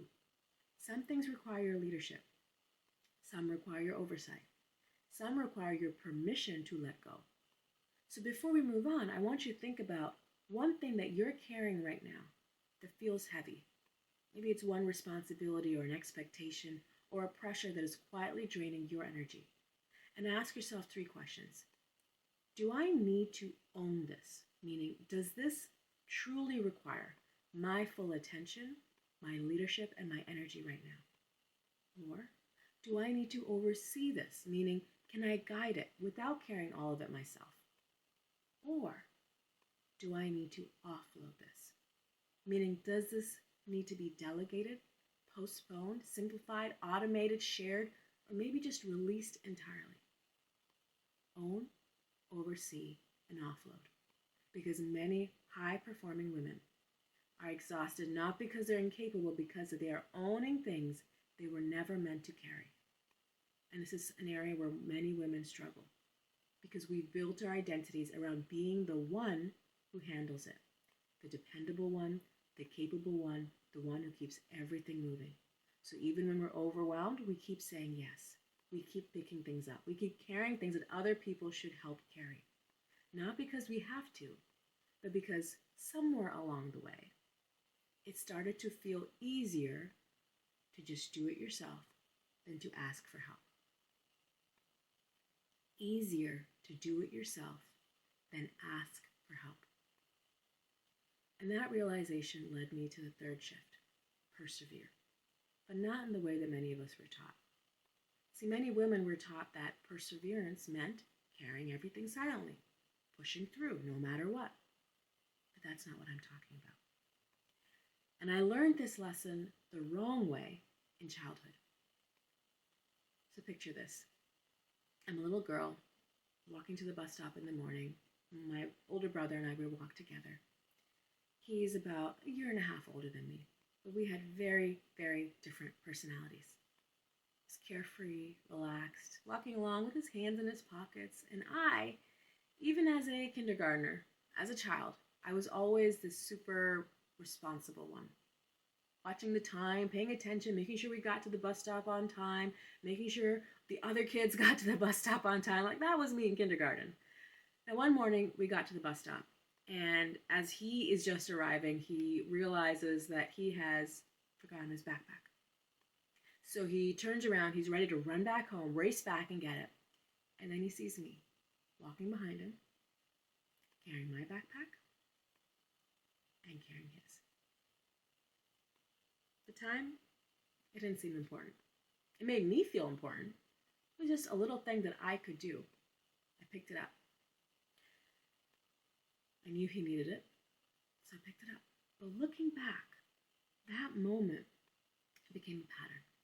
See, over time, I carried more, picked up more responsibilities, more expectations, more pressure, more backpacks, because I could, because I cared. And because, if I'm honest with myself, sometimes it just felt easier to just handle it myself. And I think many of us know exactly what that feels like. And sometimes when you're the capable one, people stop questioning whether you're okay carrying more. They just give you the backpack and you carry it. And eventually, you stop questioning it too.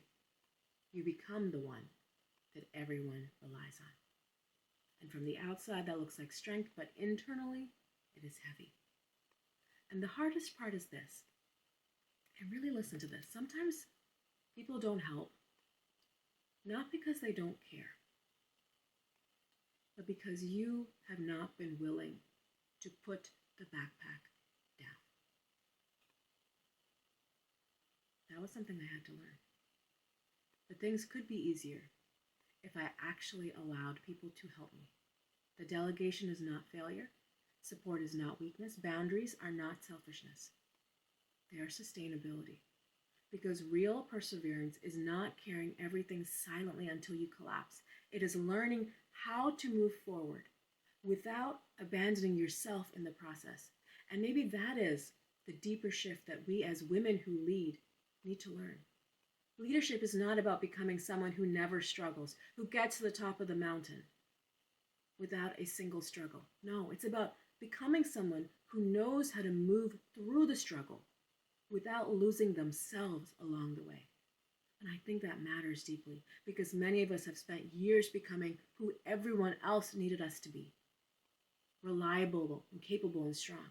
But somewhere along the way, we stopped asking, what do I need in order to remain whole? And that question, it matters because the world will keep asking you for more access, more output, more responsiveness. And the storms of life, health and illness and career and family illness, those storms are not going to stop.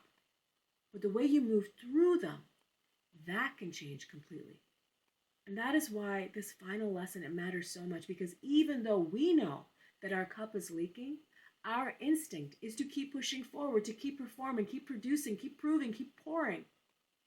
As if leadership meant pretending that we are unaffected by pressure. But the truth is we are all affected by it. And we need to change how we respond.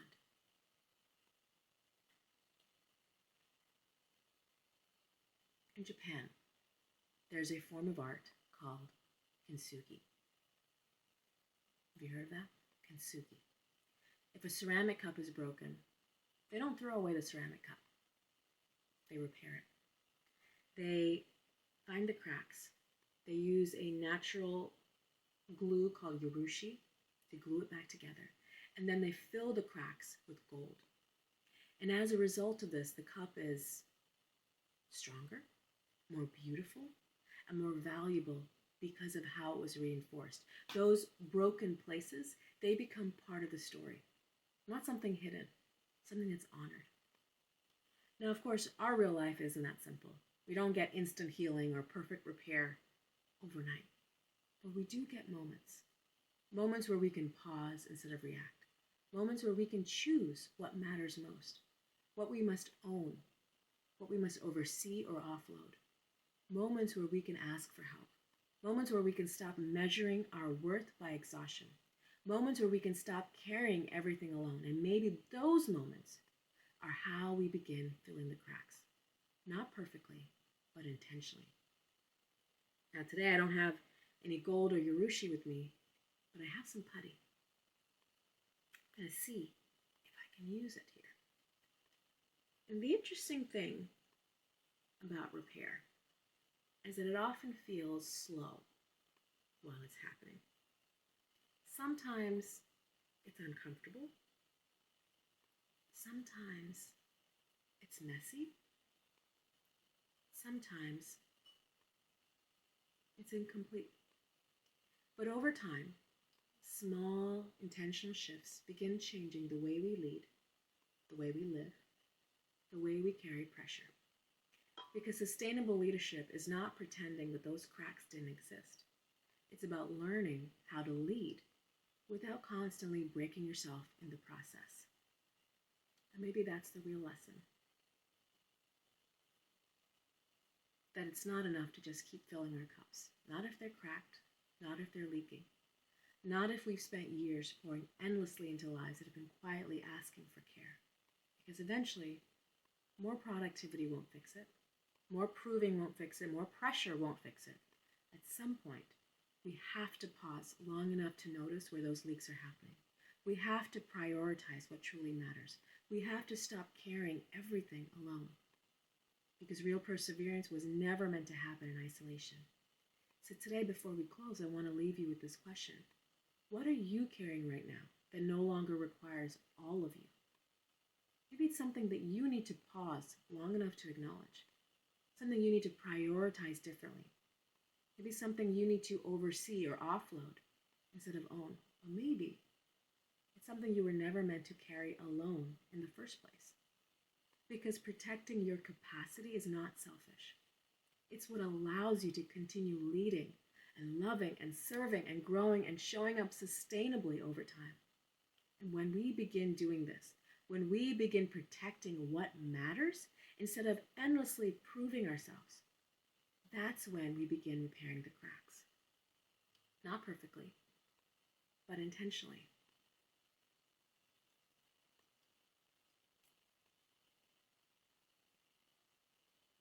And maybe that is how we become stronger again.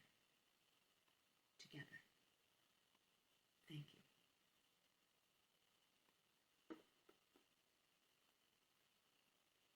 Thank you so much for being here today, for being part of my session, this closing keynote. but also for being part of the Women Who Lead Stronger Together Summit.